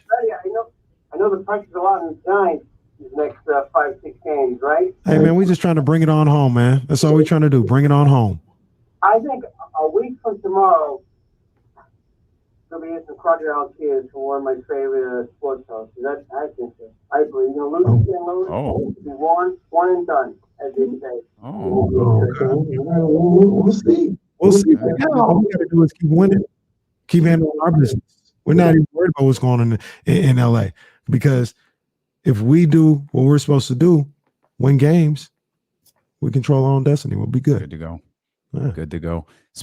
But before we get to, I told you I had a question based off something James Ham said regarding the Kings that I want to throw your way in just a second. Before we get there, did you have the opportunity to read I would call it an article, but really what it is it's like a lengthy plug for this new Patriots book that one of the ESPN writers put out that has all of these. I didn't even know it was out. It has, well, of course, it's, Casey, I don't know if you're aware of this. The Bucs play in New England this week. I mean, you probably haven't seen it anywhere. Bucs play in New England this week. Their quarterback, the Bucs quarterback, used to play for the Patriots. So, like clockwork, boy, ESPN, they had a book ready. The book is called Ready. They got a book ready for this week. And it doesn't even come out this week, by the way. It doesn't come out for a couple of more weeks. But they knew to drop the story this week. The book is called It's Better to Be Feared. And it drops a number of interesting little nuggets, include poor Tom Brady just wanted to say goodbye to Bill Belichick in person. And Bill was like, nah, I'm not available, but I'll talk to him on the phone. And there's some other interesting notes in here. Apparently, Bill Belichick and Roger Goodell are really close. I know we'd always talked about Kraft and Goodell being really close. Apparently, Bill Belichick and Roger Goodell are really close. There's a story in here that at the 2008 league meetings, Bill Belichick and Eric Mangini nearly got in a fist fight. Of course, this was following the Spygate fallout. Eric Mangini, kind of started the Spygate conversation. Apparently, Mangini's wife tried to say hello to Bill Belichick, and Bill shunned her, I guess, and walked away. And when Mrs. Mangini told Eric about it, Eric got up to confront Bill Belichick, and we had the big pull apart there at the league meetings, the big WWE pull apart. See that. Another note here. You what? Bill Belichick. He didn't say nothing to her, but Yeah, I he's mean, not talking to you and that whole family. yeah, I don't have a problem with that either. Yeah, I don't. So who's more at fault? Eric for being a rat or Bill for being a cheater? Eric for being a rat, because he you didn't have to say nothing. Now, Well, Bill didn't have to cheat. I understand that. Eric, you ain't gotta be a rat. I'm going to go out on a limb and say most of the NFL probably agrees with you. Here's another note. During Spygate, the Broncos' then head coach, your boy, Mike Shanahan, backed Belichick and told Goodell that he wished he had videotape signals and was disappointed for not thinking of the cheating methods himself. Goodell had called coaches and executives trying to learn more about New England's videotaping practices. Nearly all of them wanted Belichick severely punished, except for Mike Shanahan, who says, and I quote, "You can't say that Bill Belichick is a bad guy. Bill is just better at it than most of us are." I wonder Okay, what then. severely punished. Because if I was an opposing team, I'd want them punished, take away a draft pick, first round pick or something like that. Severely punished, I mean, nah. There's notes about how several team owners and players were trying to discuss CBA negotiations at Robert Kraft's wife's funeral. Hell? Apparently, Robert Kraft was really upset that a reporter took a picture of Roger Goodell in his suite at the first game after Deflategate, because the perception was supposed to be that Robert Kraft was really, really mad at Roger Goodell, and the fact that they were photoed together inside Kraft's suite was bad. Oh, here's an interesting one. Oh, you know what? I'm just going to leave that one out. I'll leave the 2016 letter from Bill Belichick to a certain presidential candidate out. But I will read this, and we'll leave it here, because this to me was the most interesting tidbit. Has nothing to do with Brady, has nothing to do with nothing, and it might answer a question that you and I have asked, and I think a number of football fans have asked for a long time. In the lead up to Super Bowl against the Philadelphia Eagles, Patriots cornerback Malcolm Butler and defensive coordinator Matt Patricia traded heated words at a practice over the former Super Bowl hero's lack of effort. Butler was demoted at the team party after New England's loss, which is fascinating that you have a party after you lose. At the team party after New England's loss, Butler responded to teammates asking why he was benched. Butler responded, "Those dudes, those MFers," while signaling towards the coaches. Now imagine for a second, you're Bill Belichick, and you've put the opportunity to win another Super Bowl in the hands of Matt freaking Patricia. Wow. Whew. Boy, not that dude, man. I already disliked Matt Patricia, but to find out he might have been the catalyst for Malcolm Butler missing that game. And I don't care that the Philadelphia Eagles won that game. I have zero interest in New England winning a Super Bowl, but I always found that story so fascinating. How did he, what really? And it appears Matt Patricia was the catalyst behind that. Man. Yeah, that was odd. No wonder Bill Belichick never answered questions about it. I always thought he doesn't want to throw Malcolm Butler under the bus. No, he didn't want to throw Matt Patricia under the bus, thus making himself look stupid in the process. Well, that's what a good leader does. Wait, a good leader does what?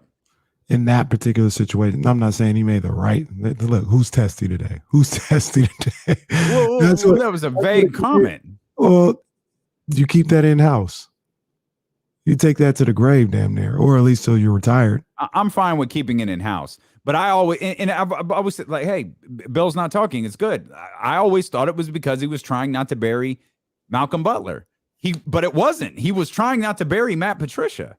Right. And thus, I think that would have buried himself too. Well, the other thing about it is when I talk about good leader, Bill's taking all the heat for it. As he should. I mean, ultimately the decision is his, regardless of what happened. I don't know, bro. Like, sure, to a certain degree, he is. But he was out at the strip club. Oh, it was a drug suspension. Oh, it was this. They just kept it quiet. They threw a lot of this. They looked at it as Bill protecting Malcolm Butler. Yeah, I don't know. I didn't hear that. I ain't saying that it didn't. Oh, I heard all that. I heard that. But I from what I heard and from what I always remember being is like, Bill, why would you do that? Why would you do that? Why? It's your best corner. It was the guy that won you the Super Bowl a couple years before, the year before, whatever. Why would you do that at that moment? And he just kept it to himself. Do these coaches like failures does it like exemplify how good Bill Belichick is, or are all those guys just really good coordinators and bad coaches, or does Bill really just do it all in New England? I think there's something to being really good at your specific job and not being good enough to be the head guy, because the head guy is different than your one positional group. Hell, not to go back down that road. I know you don't want to, but Kyle Shanahan may be a great offensive play caller and not a great head coach. Mm-hmm. Like there's more history that he's a great offensive play caller than he's a great head coach. Yeah, there's that history behind him. There's a difference between those seats. Being a position coach or a coordinator and being the head guy. And some of those other guys in New England, they may be really good coaches at what they do there. But when they have to be the head guy, they're not necessarily cut out for that. I don't think they've had one come from that tree that's any good. Am I missing somebody? No. And please, social media, chat, please don't say Mike Vrabel's name. Mike Vrabel was not a coach. He was not a coach for New England. People really try to up the percentage of Bill Belichick's coaches by adding Mike Vrabel. He does not count. Patricia, Josh McDaniels, whoever else. You don't get to have Mike Vrabel. Weiss, Fred, what was his name? Charlie Weiss. Charlie Weiss, when he felt it. Yeah. Charlie Weiss, when he felt the heat, showed up at press conferences with rings on. Charlie Weiss is actually, in credit to Charlie Weiss, he's failed everywhere. He has failed everywhere. Yeah.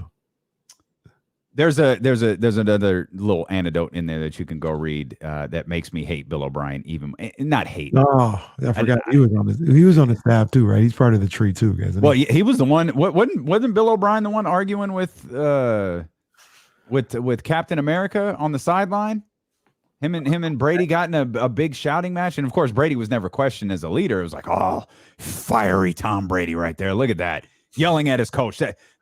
That's not disrespectful at all. Like, what do you mean? I said it was disrespectful last week when Odell yelled at his coach. I don't. What do you mean? Tom Brady's showing fire. And Cam Newton out there dabbing, and they're like, what about the kids? Dabbing, Cam Newton. If Cam Newton just focused on football and stopped listening to that rap music, boy, he'd be a lot better. What about the kids?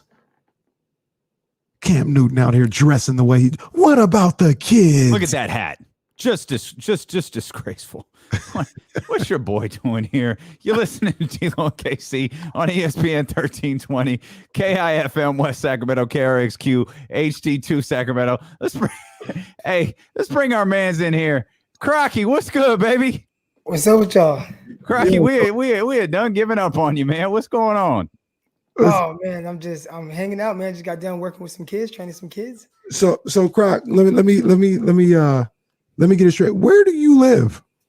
I live in Arkansas.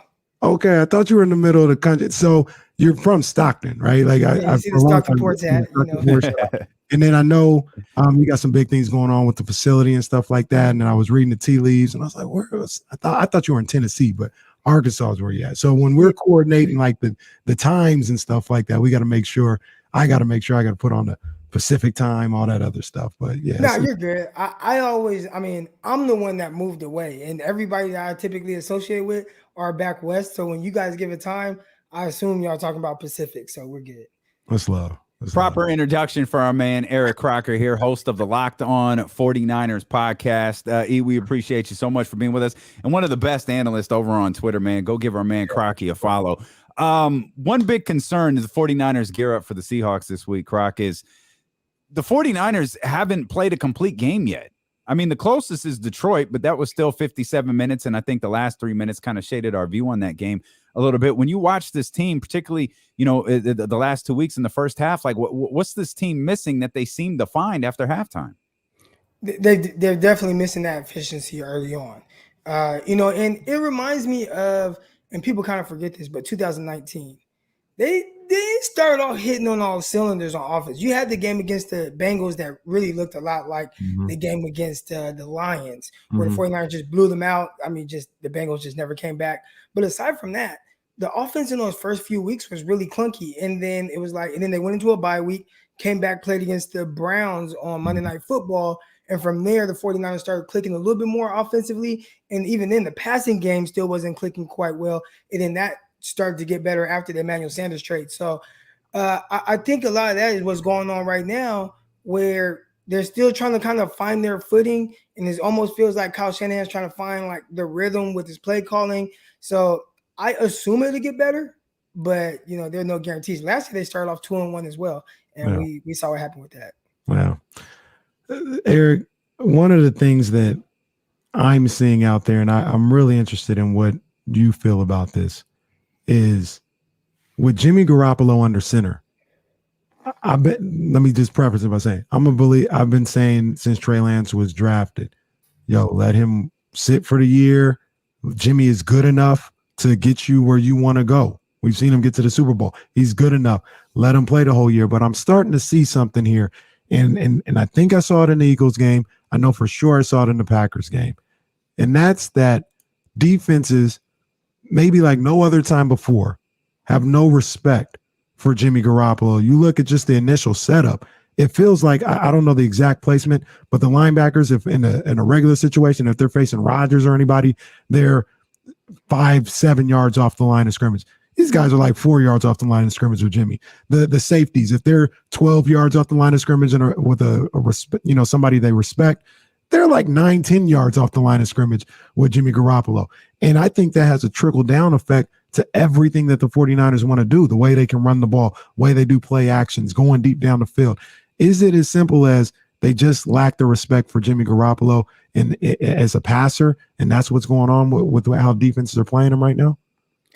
Yeah, I think the 49ers kind of inability to stretch teams vertically, make it to where, like, why would you play back, right? I mean, even if you look at 2019 where the 49ers took the least amount of deep shots in the NFL, and you look at what they're doing now, I'm pretty sure it's still the least amount of deep shots in the NFL. So why would I play my guys back? I'm going to sit everybody up and try to take away what teams want to do well. That's what everybody says, right? Oh, let's wait until the next year so we can see, if teams start to catch on. And right now, defenses, more than any other time, like you said, are kind of catching on to what Jimmy Garoppolo does well, and they're working really hard to take that away. And Kyle is still trying to figure out, okay, this is what Jimmy does well. He doesn't do these other things well, but how do I still execute when everybody knows what he wants to do? So Kyle's trying to dress it up the best way he can, but right now it's just been, it's a little inconsistent. And when those throws are there to kind of throw outside the numbers and downfield,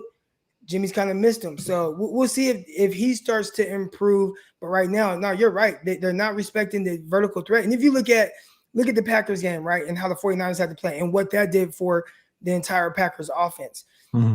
You knew on any, because they did it early, right? First drive, boom, throw a deep shot, slot fade. So now it's like, dang, we have to play this more honest. We have to go too high, keep a guy over top. Well, what does that do? Now you have less guys in the box. So then you have Aaron Jones having some runs where he's going untouched for 8 yards. You know, all those things kind of work together. And right now for the 49ers, that's been tough. And I think, like you said, I think it starts with teams saying, you know what, we'll try to make you beat us vertically. And if you don't even attempt it, then we're going to make life hard on you. And even then, I really want to say this real quick. 49ers still had a chance to win, regardless of all that. Mm-hmm. Real quick, name. I want to follow up on that for just a second. This is just, I didn't play football. I didn't call games. Only thing I do is Madden, right?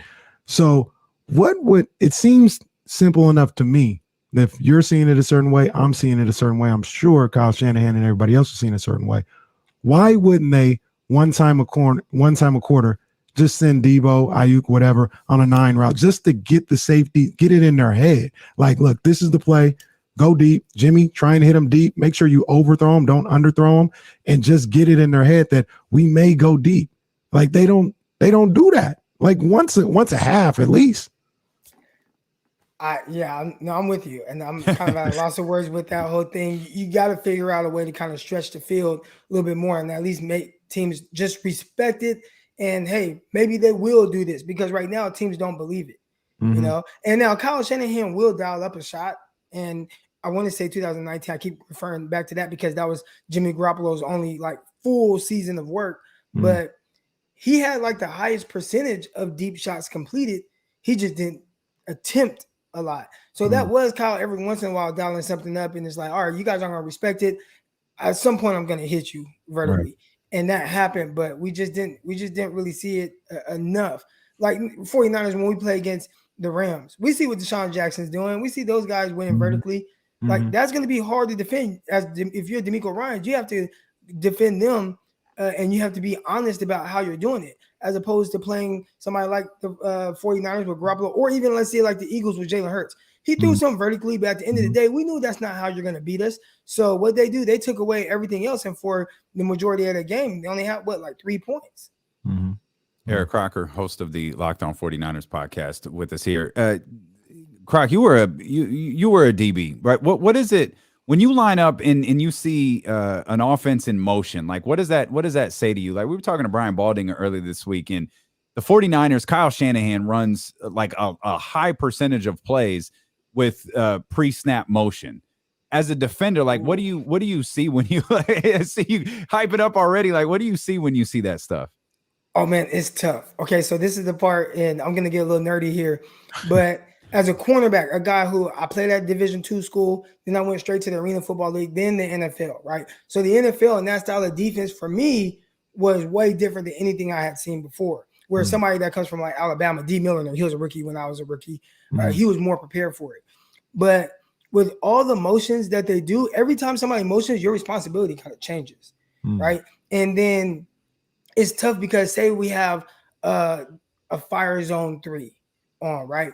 The way I defend a bunch is in the fire zone 3 is different than how I would defend a bunch in a sky 3, man, cover 2, quarters, all those. So when you are in a specific defense, right, and whatever that defense is, and the guy motions over, and now he motions to a bunch, motions to a bunch, or he motions to a trips or whatever it is, my responsibility changes, and I have to know the difference between is this a sky or is it a fire zone?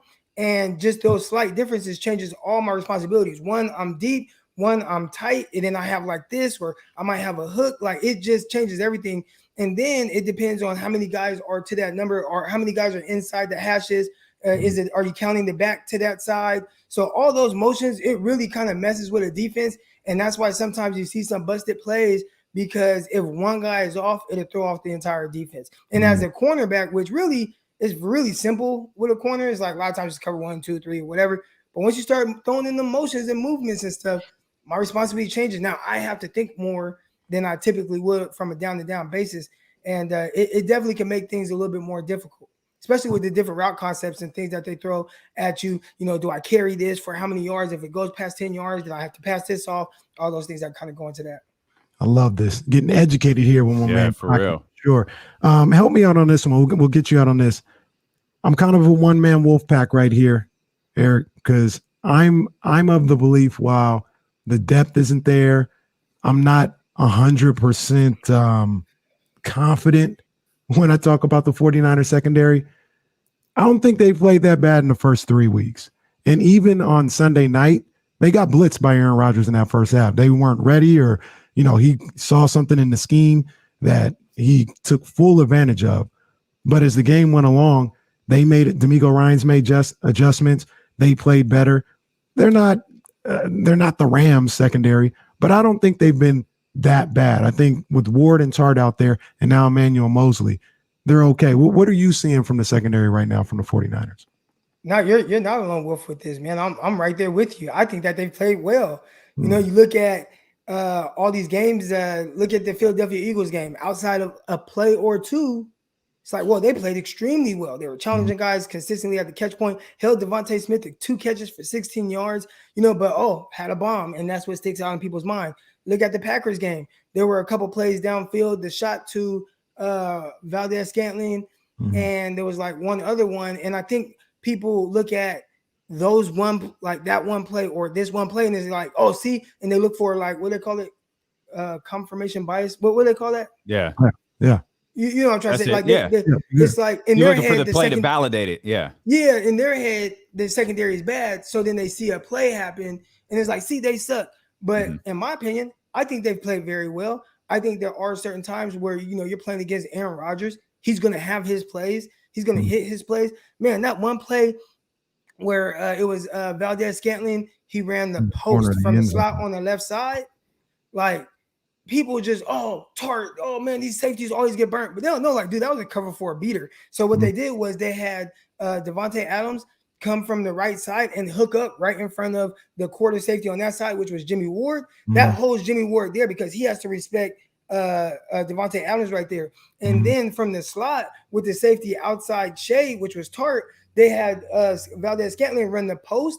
And since that hook route held Ward up, now there's no quarter safety over there, and it put Tart on the outside shoulder. So all Valdez-Scantling had to do was run away from him, and it was going to be butt naked. Like, those are things that are just, it's really hard to defend. Like, maybe if he was somebody that ran like a 4.3, he could have possibly got back to the upfield shoulder. But for the most part, like, that's just a beater. And those are certain things that people don't understand. But they put a whole lot of blame on the secondary. I think people think Aaron Rodgers threw for like 400 yards and 5 touchdowns. Like, dude had 260 yards and 2 tugs. Like, that's not like lighting the world on fire. I think most people would take that. It's just when the Packers needed a play, they got the play. And I think that's the more difficult part of it. But overall, I think that the secondary has played well. It's just, you don't have the big name guys and all that. But they've done good. And I think what people need to do, go watch some secondaries on other teams, and you'll see that, like, everybody gives up a play. Everybody, you know what I'm saying? Unless a opposing quarterback is just trash. But 49ers are playing against Aaron Rodgers. Like, that's just tough. Yeah. Crocky's going to blow up and be one of the biggest insiders in like all of football. We're not going to be able to get him on anymore. One of the biggest, best analysts in the game, man. Croc, that's great stuff, bro. We appreciate you, man. Thanks for making time for us. We really appreciate it. Appreciate you, bro. Y'all. Anytime. No, that's our man, Eric Crocker. It's going to be a sad day when he blows up. He can't come on the show no more, man. That's good stuff right there. Are we still going to be able to get him? Because the man is just, he's money. I learned from Eric Crocker. We're going from one great one to another one, from Eric Crocker to James Ham. James Ham, Kings Insider, joins us next here on Sacramento's #1 sports station, ESPN 1320.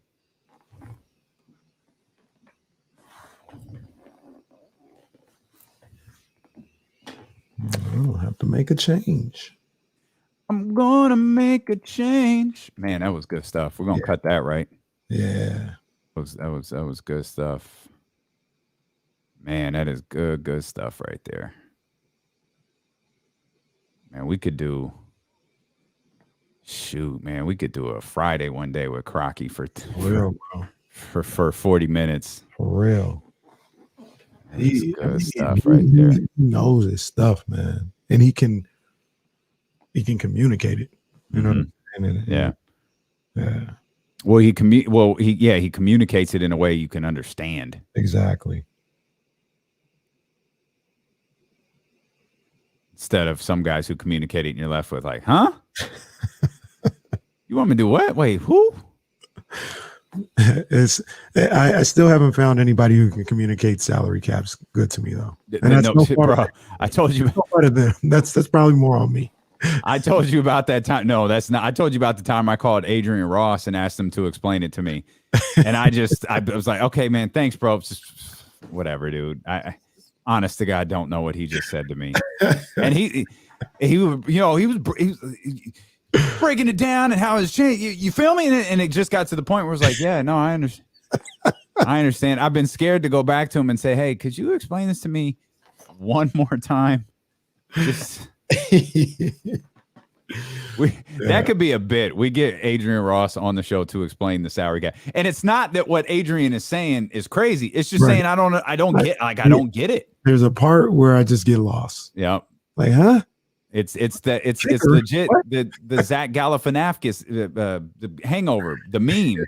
It's like that's what's running through your head. Like I don't understand this. No, and redacted. You may be being facetious here, but that's because they don't have a salary cap, right? Or they got like luxury. It's a luxury tax kind of like. What is it called? Revenue. Do they? I didn't know they had that. Yeah, it's a little bit of a revenue sharing thing. So you can spend whatever. It's not as restrictive and as expensive as the NBA luxury tax, but I think like the Yankees, they got to kick a little something down to the devil, to the Rays. Right. To kick something down to the devil. That's funny. Oh boy. Revenue sharing. Is that what it's called? Revenue sharing is, yeah. Oh, okay. Well, okay. I feel like Will would explain it and I'd just be like, okay, Will. All right. Just like he explained that defensive what the other day? Defensive rating plus minus. Well, I just remember it was a bunch of letters. Defensive. I don't remember. I think Ham might be having some trouble. I'll send him the invite one more time. I'm texting with him. He's here. I think he's having a little issue.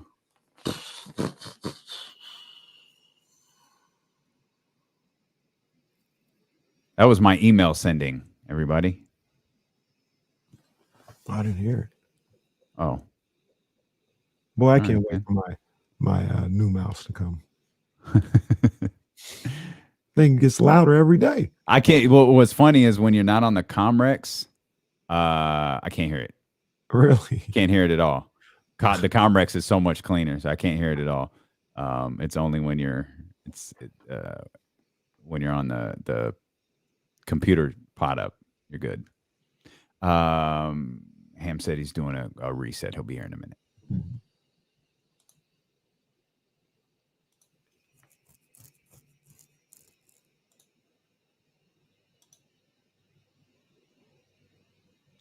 It's for real. Yeah. Welcome everybody watching. What y'all doing? Hey man, y'all killing the thumbs up, man. If you haven't hit the thumbs up yet on YouTube, please do. If you're not a subscriber yet on ESPN, on Twitch, please become one. Please. Hammer Time going to join us here in just a minute. He's getting some things set up at the old. Oh, here it is. Defensive box plus minus. That's what it was. That's what it was. You got me on that one. You got me. I don't know what's going on there. He's gonna have to explain to me.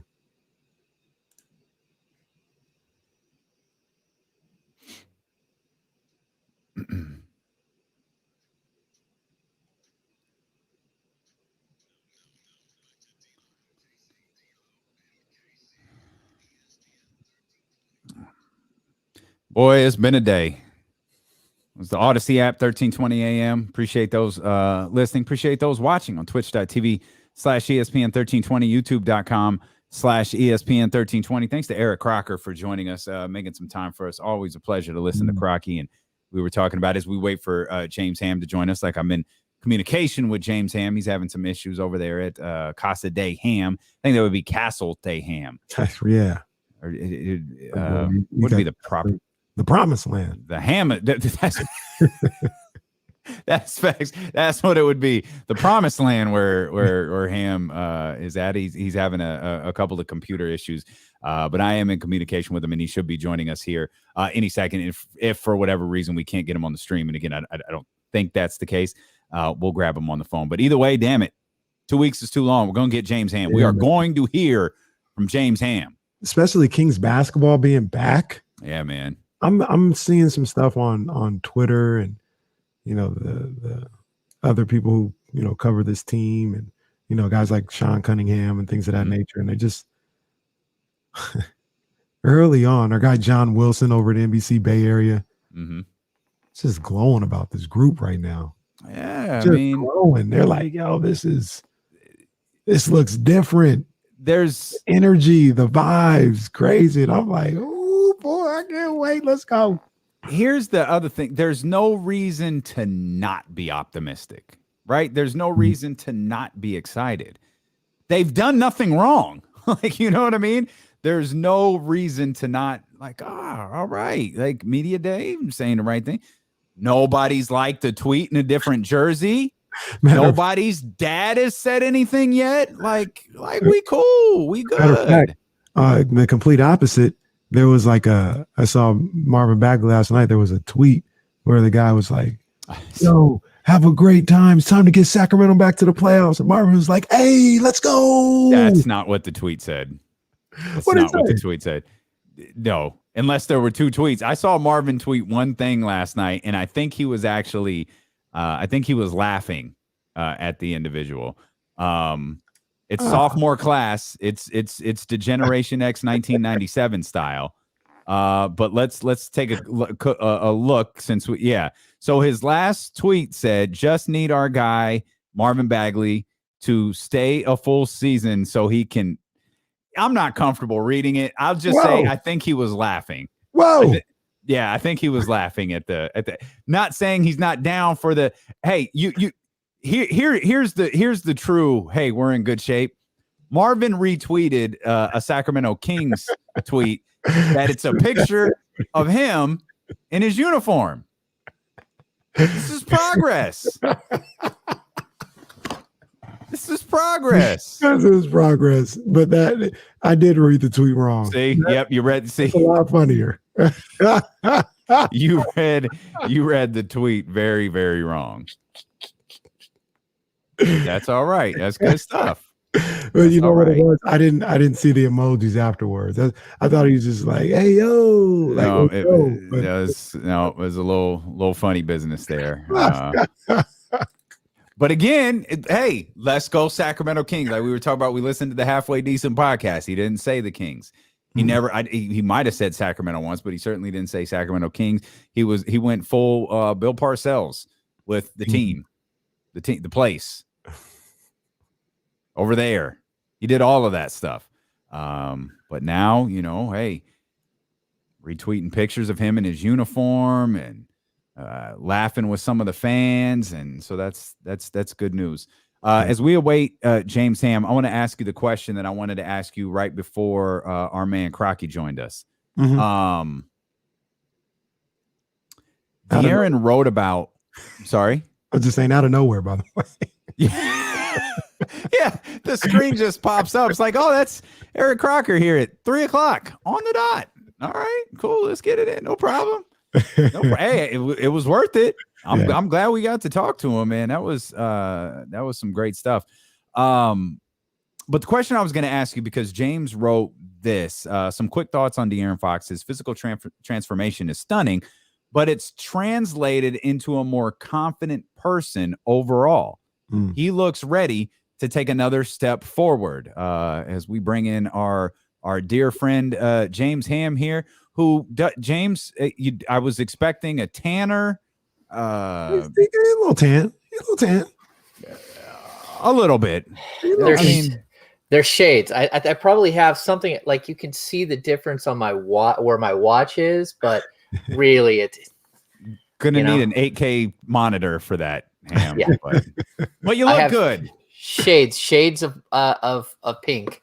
Look good, look relaxed. You know what I mean? Look like you were champagning and campaigning on somebody's beach. Yeah. We had a good time. We had a good time. So yeah, and then right back to the grind. Right, it's game on. It's game on. Real quick, Ham. Are you like a water guy? Like, would you surf? You know, all that. Are you into that? Because I'll tell you this: if I went to Hawaii, I'm not really getting in the ocean. That's just not my bag. Yeah, strangely, none of us really got in the water. We walked on the beach every day. You know, you got to get back in game shape. So we spent a lot of time walking on the beach, and the water hits your feet, but that was about it. We swam in the pool at the place that we were at, but overall, it was pretty low key. We ended up bringing our boys with us, and to be honest, just the whole family needed some downtime. We just needed to, you know, we haven't been really out of the house for 18, 19 months for the most part, outside of a couple of games last year. So yeah, just a good break. Typically we are water people. We live on a lake. We have a speedboat and pontoon boat on the lake. So we do spend a lot of time in the water, but the ocean's a little different. It's a little different. The ocean has a mind of its own. It's definitely not a lake. It does. Yeah. Well, we're thrilled that you're here with us. We certainly missed you over the course of the last 2 weeks. And as you said, you know, straight off the plane and into the grind. And you were there at Media Day. And I had just brought to Kenny's attention something that you wrote about De'Aaron Fox. You were talking about the confidence that De'Aaron Fox, you know, you spoke about his physical transformation, but you say in that, like, it is translated into him being a more confident person. What sparked that thread there about De'Aaron Fox on your Twitter account? You know, I think what I love about covering an NBA team is that you're always, every year you get a 18, 19, 20-year-old kid, or 3 or 6, whatever the Kings do that off season. You get this group of young guys. And then if they're good enough, you get to watch them develop. And it's not just like improvement every year, you know, to go from 12.7 points per game, whatever it was his rookie season, to 17 to 20 to 25. It's not just that. It's that you literally get to watch them grow up and become men. And for me, that's such a huge part of covering a team. I remember, again, I think we have said this to you guys before, but like with DeMarcus when he was young, one of my first one-on-one interviews, actually, I think it was my first one-on-one. I sat down with DeMarcus and we had this long talk and we talked about like video game numbers and all this stuff. But then at some point in his career, he told me, like, I'm going to do it my way. I'm going to do it my way. And I told him, look, DeMarcus, your way at 19 and your way at 21 and your way at 23 and 25 and 28 and 30 are all different. Like there is no, you don't stay the same. You grow, you develop, you become wiser in the world. It's just a natural progression. You know, I have an 18-year-old upstairs. You know, it's a natural progression. He's going to look different, feel different, talk different. Everything about him will be different in 5 years. And I know that.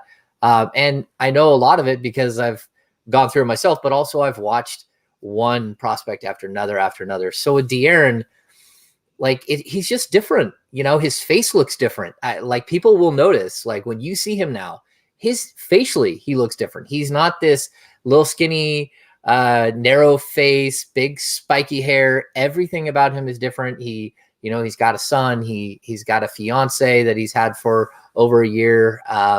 You know, and it's really cool to see. He also has filled out. His neck is so much wider than I'm used to seeing. His shoulders are built. He looks like he was flexing half the time, although he said, I'm not a flex guy. We were teasing him about it.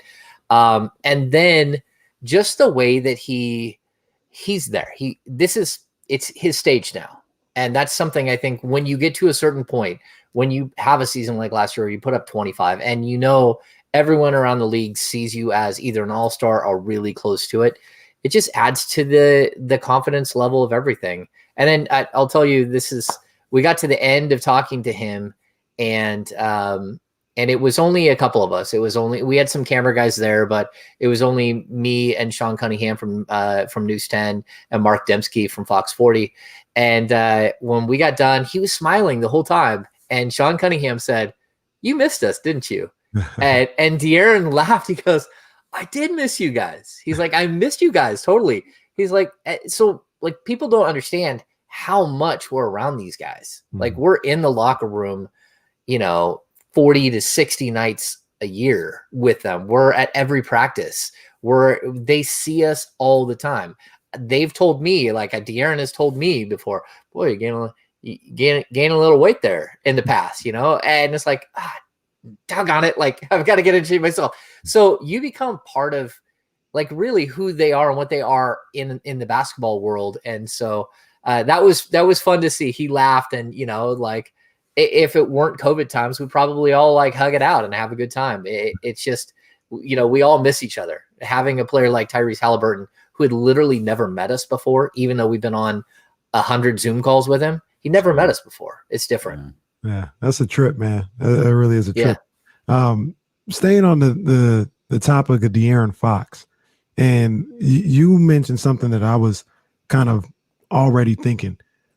He's 22 now, or 23? 23, going on 24. He'll be 24, I believe, in December. Yeah. He's entering, not even in it yet, but he's entering what I thinking back on my life at this age, my physical peak, my physical prime, where I feel invincible almost, right? Like I can do anything. I'm as fast as I'll ever be. I can jump as high as I can ever do. It's almost, it feels like it never really matches up, but it feels like this is where the mind and the body come as close as they possibly can to matching up. Do you sense with De'Aaron Fox, when you speak to him, when you hear him talk, that he has that type of control over what he wants to do on the basketball court? And with that, he knows exactly what the assignment is here in Sacramento as him being a leader and everything like that. Yeah, I fully believe that he's hit that. It's such an interesting thing, right? Like if you are an athlete, and whether I didn't play Division I college basketball or golf or volleyball or any of that, but that doesn't mean I wasn't an athlete. I mean, I played softball for 19 years. I played high school football. I played high school volleyball. I played doubles volleyball for years and years. At one point when I was 23, 24, I had a 38-inch vert. I could get well over a rim. And like all I did was play volleyball 24/7. And so, so you can kind of relate to some of it, but I always think of golf too. When you're young and you can hit the ball 300 yards, you're horrible at golf. It's when that mind and body kind of marry itself and figure itself out, where you're just so confident and so laid back and you don't care anymore and you're not rushing. That's when you get in the sweet spot with golf. And I think he is starting to enter that sweet spot. He still knows that. And I found it interesting too. Like someone asked him about, do you want to be an all-star? He goes, to be honest with you, this has never been a goal of mine. Like my goal has never been to be an all-star. My goal is to win games. And then if I win games, I know I will be an all-star. So that's what I mean by like the maturity level of him is just so much different. So I think he's in that sweet spot. I'm excited to see what he can do. He said, the most physical players, the best players in the league are physically imposing. That's why he's gained. I think he weighs 197. I think he might have weighed like 165 when he was drafted. He came into his second year right around like 180. Last year was like right around 185, but you saw him lose it right away and drop back down to 180. Now he's at 197. If he can play at 190 for most of this season, that's just crazy. He can take so much abuse. And I'll also point out, people keep saying, oh, it looks like he missed leg day. He didn't miss leg day. His starting point for leg day is different than some other people's starting point. He's a guy who has very, lean, long muscle, quads and calves. And so he is much bigger all the way around. And that's something that I think people are going to see when he's going to the rim. You see that in a lot of basketball players, by the way, long muscles as opposed to like bulky. Carson Edwards is like a perfect example. He does not have long muscles. He has bulky muscles. Carson Edwards looked like he could walk on and help Kyle Shanahan out this weekend against the Seattle Seahawks with all those running backs out. But most basketball players have those long muscles and they develop differently. So they look like they skip leg day. Meanwhile, there isn't a more explosive player in the league right now than De'Aaron Fox. So that's amusing. You mentioned this, and I guess I didn't even think about this yesterday, that it was your first time meeting Tyrese Halliburton. What were your impressions? You know, you just talked glowingly about, you know, being around De'Aaron again. What were your impressions of being around Tyrese for the first time? Yeah, so I mean, we've been around him so much, and we've also listened to him so much on different podcasts and stuff. Even like, you know, doing King Central last year with Tyrese, like I've had one-on-one conversations with him, so you feel like you know him, right? But the fact is, like, he doesn't know that I'm 5'11".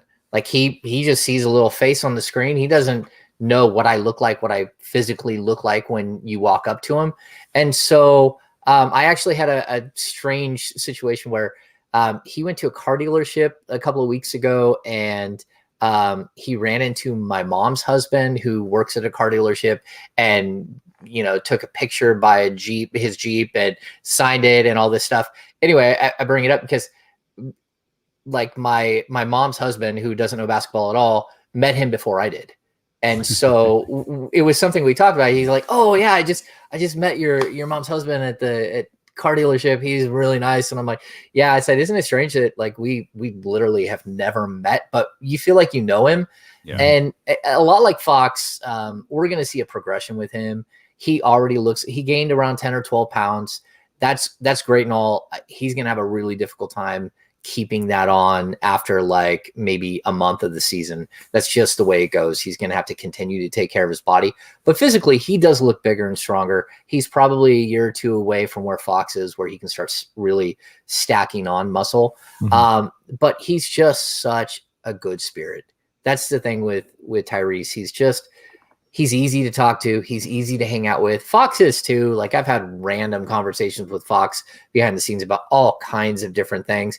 But you can sense that Halliburton is just so much more of an open book and someone that anyone could hang out with. And so that was my first impressions. Like, he was kind of what I expected. And, you know, I've covered the NBA for so long. You see body types. So I expected him to basically be built like Doug Christie. And he's built just like Doug Christie when you meet him in person.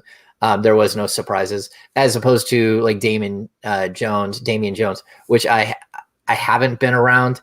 I swear he's got, like, his hips are like 4 feet tall.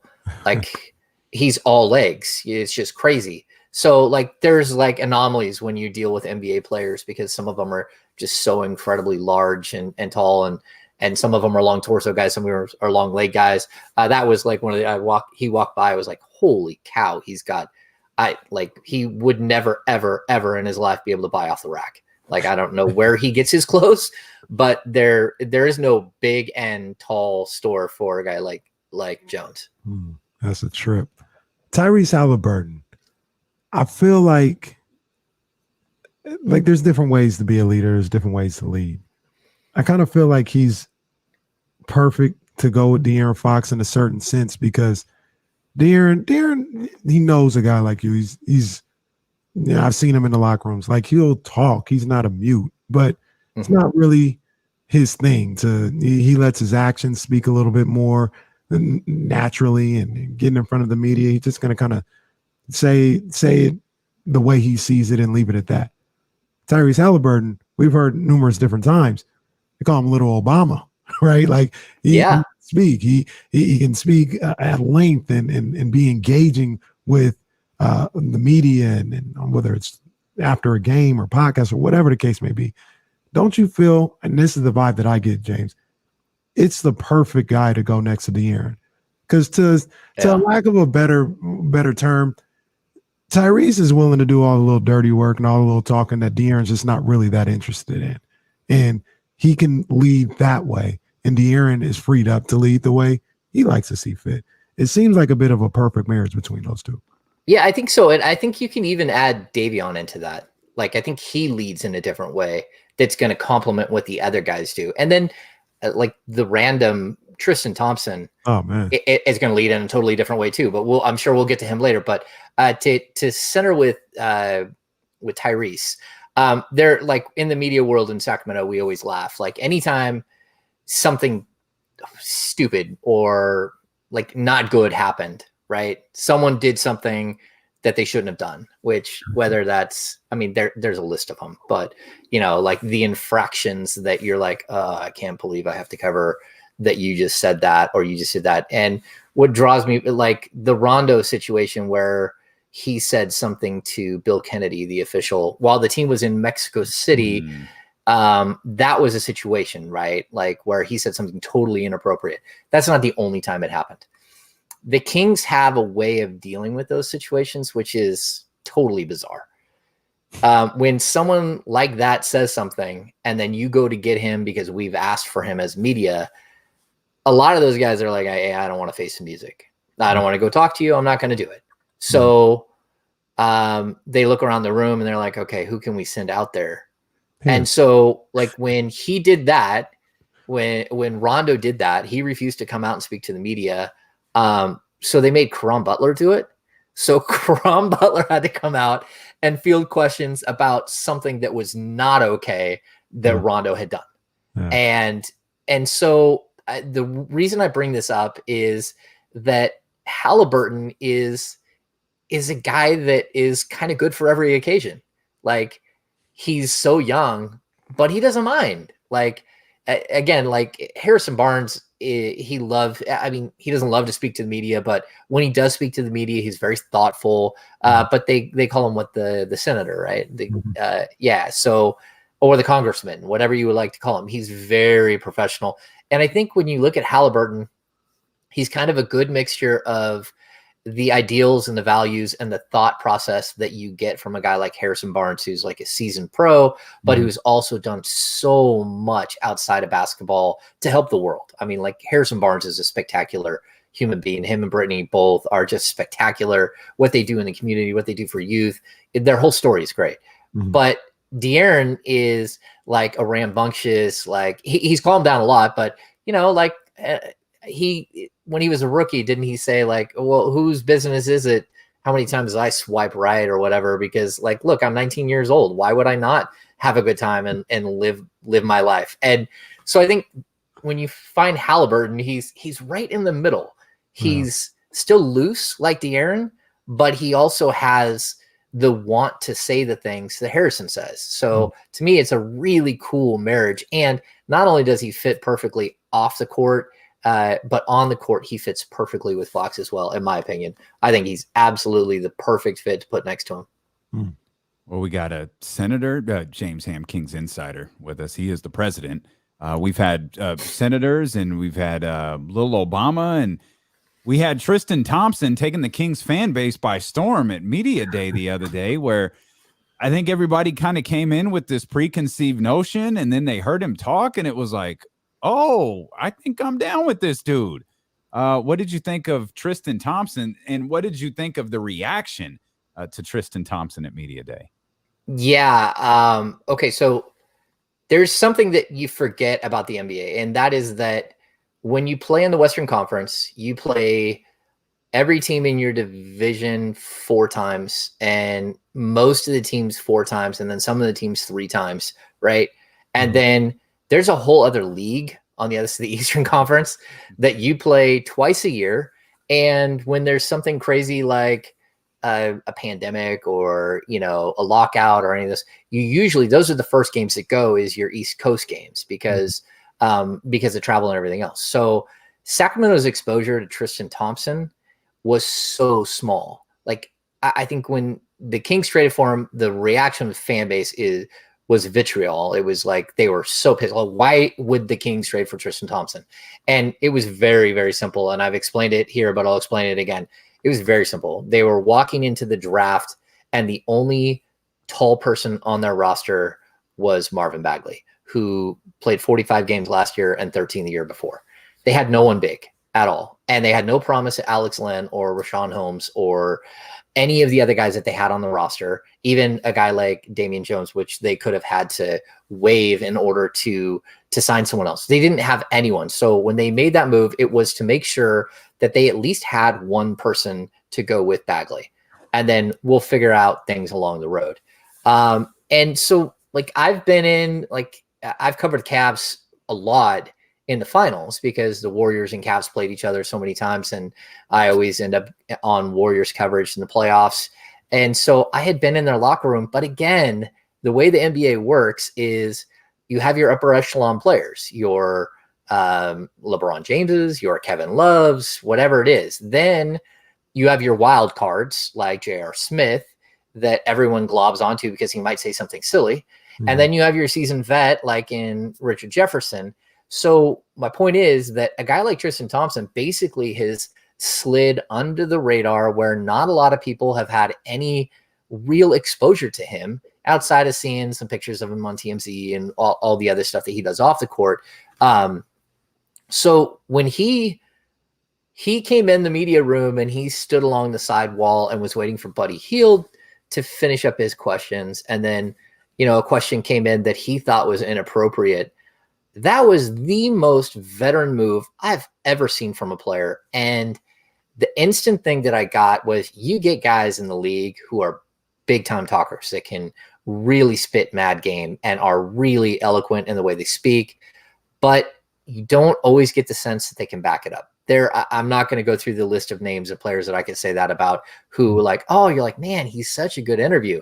And it's like, okay, but he's really better at interviewing than he is at being a player.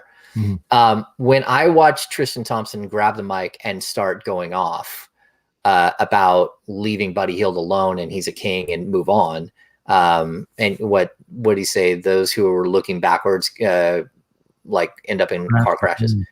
Yeah, you crash. Yeah, like that whole entire thing was like he took control. He was a leader and someone that everyone in the room's like, okay, I don't think I'm going to mess with Tristan Thompson. So I think that was such a good moment for Tristan Thompson because it ingratiated himself with the fan base right away. Like instantly, it became like this moment for him.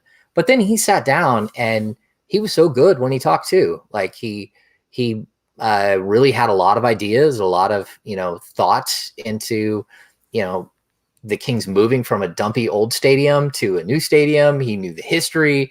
He knew more than you would have thought, but it's only because he hadn't really been exposed to him. And someone told me afterwards, people forget that like his best friend in the league is not LeBron James, is Corey Joseph. Corey Joseph and him grew up together in Canada. Right. They moved to Las Vegas together at Fenway. They went to Texas together. Like, very similar. Like Corey Joseph doesn't have the imposing physique and sort of demand that you're going to listen, or he's just going to like grab all of us and start going Incredible Hulk and smashing us. Which is what Tristan Thompson, like really, it was forceful and was like, okay, look, I get it. But still the way that they talk, the way that they think, the way that they're so considerate is what you got from him. They're, like Canadian dudes, but they both are like super good guys to have in a locker room because they're thoughtful. They listen. They don't mind reaching out to their teammates. They don't mind walking across the locker room and saying to somebody, that's not okay. You need to stop. Mm-hmm. And so I think having him, while he looked like a square peg in a round hole to start, maybe it is something that makes a lot of sense. Mm-hmm. We'll just have to see. I mean, Luke has a lot of coaching to do. Yeah. I'm looking forward to seeing what Tristan Thompson can bring to this team, not only in the locker room, but on the court. I think there's a level of toughness, and the team was last in rebounding, and two things that he does very well is he defends and he rebounds. So I can't wait to see that. Now, James, I think me and Damian were discussing it earlier. I think you may never hear this question from us ever again. That is Marvin Bagley and Buddy Hield going to be here opening night? Me and Damian said that they're here. They're here. They're going to be here. And James, I want to get your opinion on this one because yesterday I didn't make it public. Everybody already knew, but I said I was on this show and I said, you know what? Marvin, so he sucked me back in. I was never gone, but I'm just here.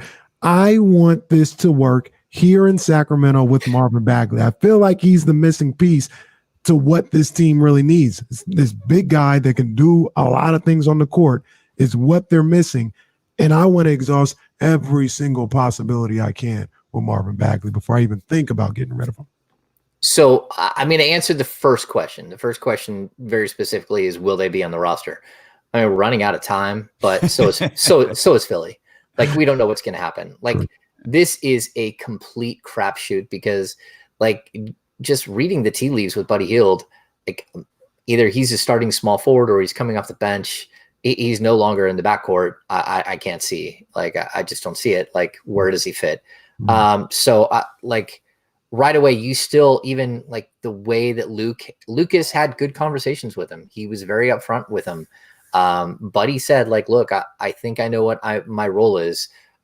He wouldn't, acknowledge what that might be and all that stuff. But when it comes to those guys, like, the right deal could happen tomorrow. The right deal could happen 3 weeks into the season. The right deal might not happen, and the Kings might just get left out in the cold in that. Either way, I think we're always going to, like, there's always going to be an open door. And there's a couple of reasons for that. Number one, Marvin has been very clear in the past that he wants out, although he backtracked on a lot of that on media day, which is something the players do. Like, hey, I'm here. I've got to accept that I'm here. And I'm going to be contrite about it. It is what it is. I'm here and I want to be here. I'm engaged. I'm part of this group. This is where I'm at. He clearly had done the work in the offseason. He looks huge. He says he weighs the same, but he got way stronger. His legs look bigger. He looks like he had been working out.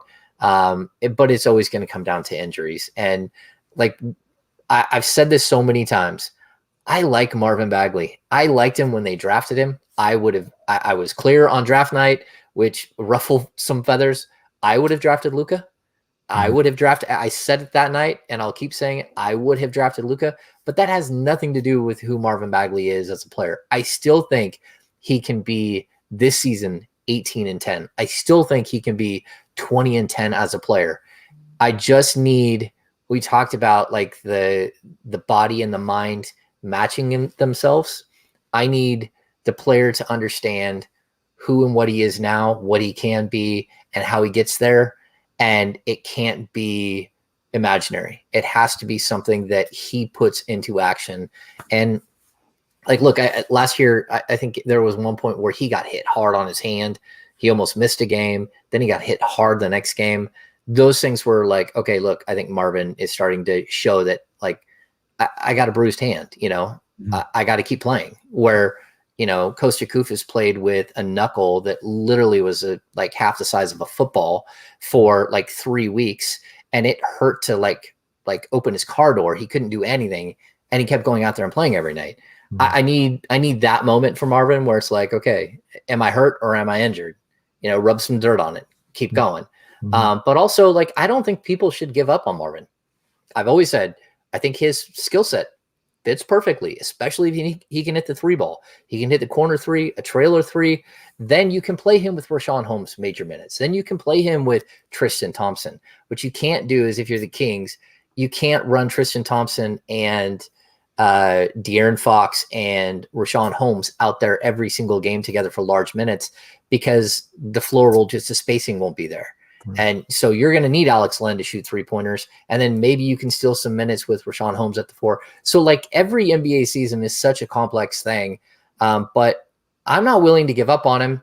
And even, I'll tell you this, I had conversations with people within the franchise during the summer, and I got the impression from then, like, well, hey, Marvin isn't gone yet. Like, we haven't traded him, and we might not. You don't know what's going to happen. And my point to them was, well, if you're going to bring Marvin back, you have to understand that you have to bring in a starting level small power forward to play with him if you are bringing him back, because you can't trust that he'll be there. And that's unfortunate for Marvin. And I hope that we don't have to worry about that ever again, but you have to worry about it until you don't have to worry about it. Right.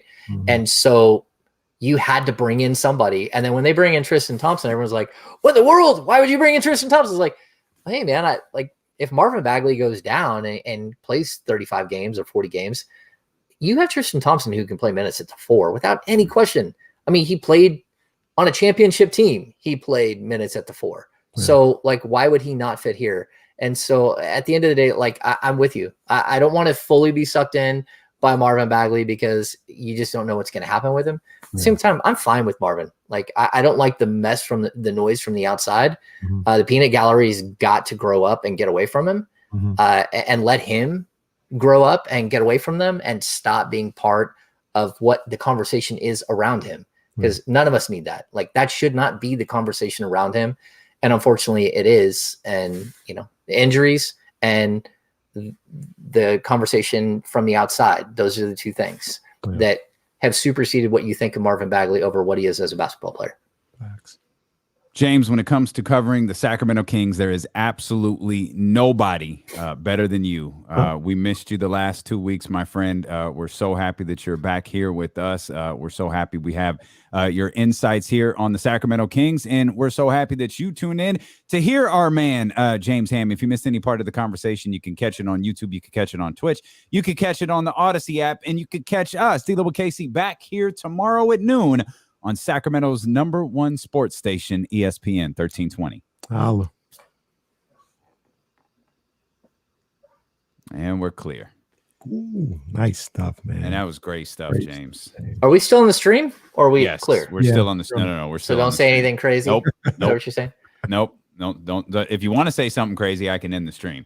But no, we're definitely still we're still live. And how long do you stay live? I don't know, until we're done. Oh, okay. I don't know, like till whatever. Sometimes we get talking about very random stuff. Sometimes people ask questions and start telling stories. And my wife has me on a cleanse, so I'm drinking my smoothie for lunch. Oh my! What's that? I said, there you go. I have a smoothie every day for lunch. What's in it? Yeah. To be honest with you, I don't know. She was trying to make it before my laptop came back up, so I had to switch laptops, and I'm using a different laptop today. So, so anyway, I'm not sure. We're doing a bone broth cleanse. So so my wife made broth with chicken bones the other night, and then we have soups every night for dinner. So it's only 5 days, but to be honest with you, coming into the season, like, this has been brutal. I mean, you guys know I've had back problems all off season.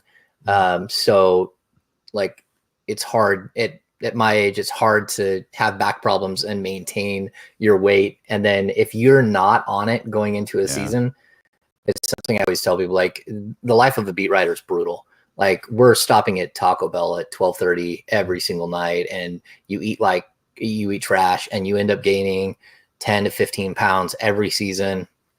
And then my normal routine is to hit it hard as soon as the season's over, and I drop all the weight, and and then I'm fine all summer. But when you have a back problem and that gets wiped out, now I'm going into the season heavier than I normally am, which I don't like. And I don't want to stack on 10 or 15 pounds during the season onto what I've already done, because that would be no bueno. You guys are the opposite of the players. The players come in bulked up and they lose weight as the season goes along. You come in skinny and gain weight as the season goes along. Yeah, I think, like, people don't really realize, because they see your screenshot, or they see us on Zoom from the chest up, but like, a huge percentage of beat writers are heavy. They've been divorced. Like, it's a brutal job. You're away from your family a lot. It's a commitment. It's 6 months where, like, my neighbors, like, where did you just go for like 6 months? Like, I'm gone. I'm either inside writing. I'm at the arena. I'm at practice. So it does, like, beat you down, and, like, kind of, if you're not careful. Beat writers live that coach lifestyle. That's how coaches live. Like, I feel like beat writers do the same thing. Yeah. No, it's tough. And all the travel and all that stuff, like, some of the guys, like, they come into town and you're just like, oh man, like, you feel bad, because you understand the grind and what it is that happens. And, I live an hour away from the stadium. I don't get home most nights until 1 or 2 in the morning. And then on top of that, I can't go to sleep, because I'm spending, from, like, crushing, like, writing and then driving home. So yeah, it's just a different lifestyle. And the Ham Castle isn't exactly close to the Golden One Center. No, it's an hour. I can get home in 45 minutes because the lights are timed on 49, but getting to the arena is 55 every day. But it's good. I like it, though. It gives me time to, like, clear my head. It gives me time to, I'll binge watch Netflix shows while I drive. I don't watch, but I'll listen. So it gives me time to, like, kind of, if I need to make phone calls. People know during the season they talk to me a lot more than during the off season. During the off season, I'm very, very low key. I don't call very many people. I'm sort of like I do my own thing. And then once the season starts, like I've got an hour in the car each way. I might as well call you and talk. Yeah. I'm old enough to remember James Ham doing podcasts in the car with Doug Christie. Oh, the CarCasts. The CarCasts were so incredibly popular. Yeah, we would leave the studio and then I would set up a Zoom and I would put a lav mic on and I would give Doug a stick mic. And then as we're driving down 80, like I would narrate where we were. So yeah, like here we are on the Bay Bridge and you can hear it thump, thump, thump of the Bay Bridge as you're going across. And then people loved it. Like, hey, we're stuck in traffic, or smooth sailing and we were driving through Richmond or whatever. And then me and Jerry, when we CarCast as well a couple of times, I would drive Jerry to and from the arena. To the studio when we did studio work, and I drive Doug. I'm like everyone's chauffeur. But with Jerry, we have a ritual that we stop at Wendy's in Cordelia, like Green Valley right there, every time. And then Jerry won't eat in the car. So we get out of the car, we sit inside, we have our dinner, and then we get back. He have a bowl of chili every time. We get back in the car and then drive home. And I would drop each of them off and all that stuff. So anyway, it's kind of the, I miss that. It's fun, but that's fantastic. Yeah, and those are two of the best people in the world to ever hang out with. And we didn't talk about it on the show, but like hearing Marvin say that Doug Christie is mentoring him. Yeah. That could be saving grace, aside from a healthy Marvin Bagley, but just having somebody. I said yesterday, I think Doug Christie, I believe Marvin Bagley loves basketball and he loves like working out and get better, working on his game. And having somebody like Doug Christie there, not that the other assistants don't, I'm sure they love it too. But I can imagine Doug and Marvin connecting on just their love of basketball and getting better. I think people were calling him the Marvin Whisperer. He might be the Marvin Whisperer. Yeah, the Marvin Whisperer. I'll tell you this too. Sort of the interesting thing about Doug is Doug and George Karl did not get along. They had a sort of a feud that preceded Doug coming into the league. I'm not going to get into specifics, but there was George had once said something that Doug thought was inappropriate off the court. When Doug was a young player playing against the Seattle Supersonics in pickup games, like when he was in college and stuff. So the Sonics, with George Karl as their head coach, and I think it was Bob Whitsitt, they decided to draft Doug when he fell in the draft. And he fell in the draft because Doug had a knee issue that some people thought wouldn't translate. So when Doug came into the league, it was with Seattle, and he said, look, I'm not going to play for you. I'm not going to play for you. And then again, there was some words spoken by whoever was a GM that weren't okay at all. So I'm not going to get into specifics, but there was bad blood, and Doug said, I'm done. I'll sit out and I won't play for you at all, ever. I will never play for you. So he got traded to the Lakers midway through his rookie season, having never played a game for the Sonics, never even going and doing the whole deal. And then it was like he got bounced around. Like it didn't work out with LA because, they had guys that were like sort of did what he did. And he was learning and he didn't really know how to fit in. Then he got traded to the Knicks. Pat Riley sat him down and very specifically told him, like, look, you're not going to play. You're not going to play for me. He's like, it's nothing personal. It's just, I already have my guys and you're going to sit here on the bench. So Doug started sitting with Herb Williams and really taking in a lot of information and learning about the game, learning about defense, playing against guys like Hubert Davis and stuff like that in practice and dominating. And then he ends up getting traded to Toronto, and it's just this epiphany moment. Like Isaiah Thomas wanted him. That's why if you saw Doug and Isaiah at Rick Adelman and Chris Webber getting inducted into the Hall of Fame, you saw Doug go over and take pictures with Isaiah. They're very close. They were very close. as sort of a mentor mentee when Doug, but my point is that that's like 3 years into Doug's career when he finally finds a spot in Toronto that loves him, that wants him, that embraces him and embraces all of him and develops him and brings him along, and he flourishes and he has this amazing, like people in Toronto love Doug Christie, just like Tristan Thompson said the other day, like Doug Christie's my dude. He's like, that's who I grew up watching because it was like the early stages of the Raptors. So anyway, I think it's perfect. I think it's perfect for Marvin to have somebody who didn't walk into the league, find instant success, blow up. All of a sudden he's making mega money. And, that is not who Doug is. Doug, while he was a first round pick, he fought his way into the league a lot like a guy like, say, Garrett Temple. So it's kind of an interesting marriage of high-end talent with a hard road, which you don't often find in the NBA. And I think it's really good. Doug, it's not always about basketball, but when it is about basketball, it's always about purpose. Like he watched Ben McLemore make cuts and it just like cringeworthy. Like he's just running from one side to the other side and he doesn't know why. He's not running with purpose. He's not running with his head turned so he could catch a back cut if he just stopped. He's not running with a reason. And so those are when you hear Doug say, I'm going to work on the little things, or you say Marvin saying, he's teaching me things about basketball that I didn't think of. It's that kind of stuff. It's that like when you make a back cut, it's gotta be now. Right.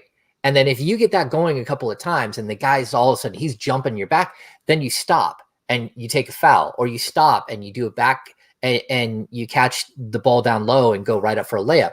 Like if you're just going through the motions, that's not how basketball works. That's not how good, beautiful basketball works, which is what the Kings were in the early 2000s. So again, like Doug, like we're good friends, but his ideas about basketball are unique.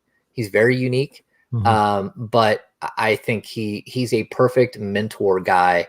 And I mean, he was a really, really good player. And the players know that.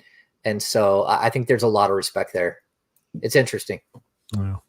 I can't lie, Ham. That was pretty incredible. There's a good chance I'm gonna cut that and put it on the show tomorrow. Like that was really, really good. And I wrote it like Doug's name came up at some point, and I wrote Doug down because I wanted to go back to it. We didn't have time, so I'm glad that you mentioned him right there. That's some good stuff right there, man. Well, Doug and he's told me the George Karl story, and he told me how he resolved it as well. Doug is different, man. He's different. He's very different, but salt of the earth. Like he did not have an easy childhood. He grew up like a rough streets of Seattle, and yes, there are rough streets in Seattle. His mom worked at the corner market, and he grew up in the corner market, like in the back playing video games, and like he really has a lot to give on. That's why I'm so excited for him to be an assistant coach, and I'm glad that Luke was able to extend that, because not everybody has been willing to do that. I mean, there was a time where Doug could have been on George Karl's staff, and that would have never happened. That like the kibosh was put on that very quickly. And then, with Dave, I don't fault Dave for not having Doug on his staff either, because he already had Bobby. So you already have your tie to the front office. So there's always like a little bit of awkwardness there. Like, how close is Bobby ever going to be as close with Dave Yeager as he is with Vlade Divac and Peja Stojakovic? And the answer is no. So there's, and then on top of that, you don't want to add another one. And Dave had his group of guys that he was loyal to, that love him, that he loves them. They all played against each other in the minor leagues. They're all super tight. They have incredible stories. Dwayne Dickner had some of the greatest stories of all time about sneaking players with felony arrests into Canada in the bottom of a bus in negative 40-degree weather. And then, like, on the way home, you got to sneak him back across the border. And then the dude didn't play well, so you left him under there for 12 miles. And then finally, all of these guys have such great stories. But, I think, just the relationship I have with Doug is just unique.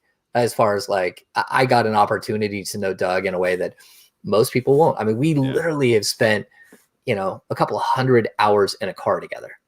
Like you can't, that's a lot of talking. That's a lot about life, a lot about basketball, a lot about everything. And he's a little older than me, but not that much. And his son is about 2 years older than my oldest. The first time I ever brought my son to the studio and Doug brought Dougie. I'll end with this. This is a tidbit that we let them kind of hang out. And in the studio, like it's wide open. We had work to do. The two boys, they're only, I think, 2 years apart. They ended up under a staircase hanging out and prank calling people, which I was like surprised, but my wife's like, hey, I got a call from some random number. And Doug's son, when he was probably, he's probably 19, 20 now. So it's probably 5-6 years ago, 14, 15. He sang Adele on my wife's voicemail, like, hello, like the whole song though. Like my wife's like, I got the most random phone call. And I listen, I'm like, oh my gosh. And then I went to my son, I'm like, what were you guys doing? Then he's like, we were prank calling. And I'm like, who did you prank call? I'm like, did you prank call your mom? He's like, yeah, we prank called my mom. I'm like, that's fantastic. So anyway, like we have a good bond, which is cool. And, the boys at one point had a good bond, but, they grow up and they each have their lives and all that stuff. But yeah, good people, man. That's really cool. We'll end with the leg drop and Ham posing in the ring, just as WrestleMania should end. We appreciate y'all so much, man. Y'all still in here strong, man. We appreciate that. James Ham was testifying today. We'll see you guys tomorrow at noon. Don't forget to hit the thumbs up before you go.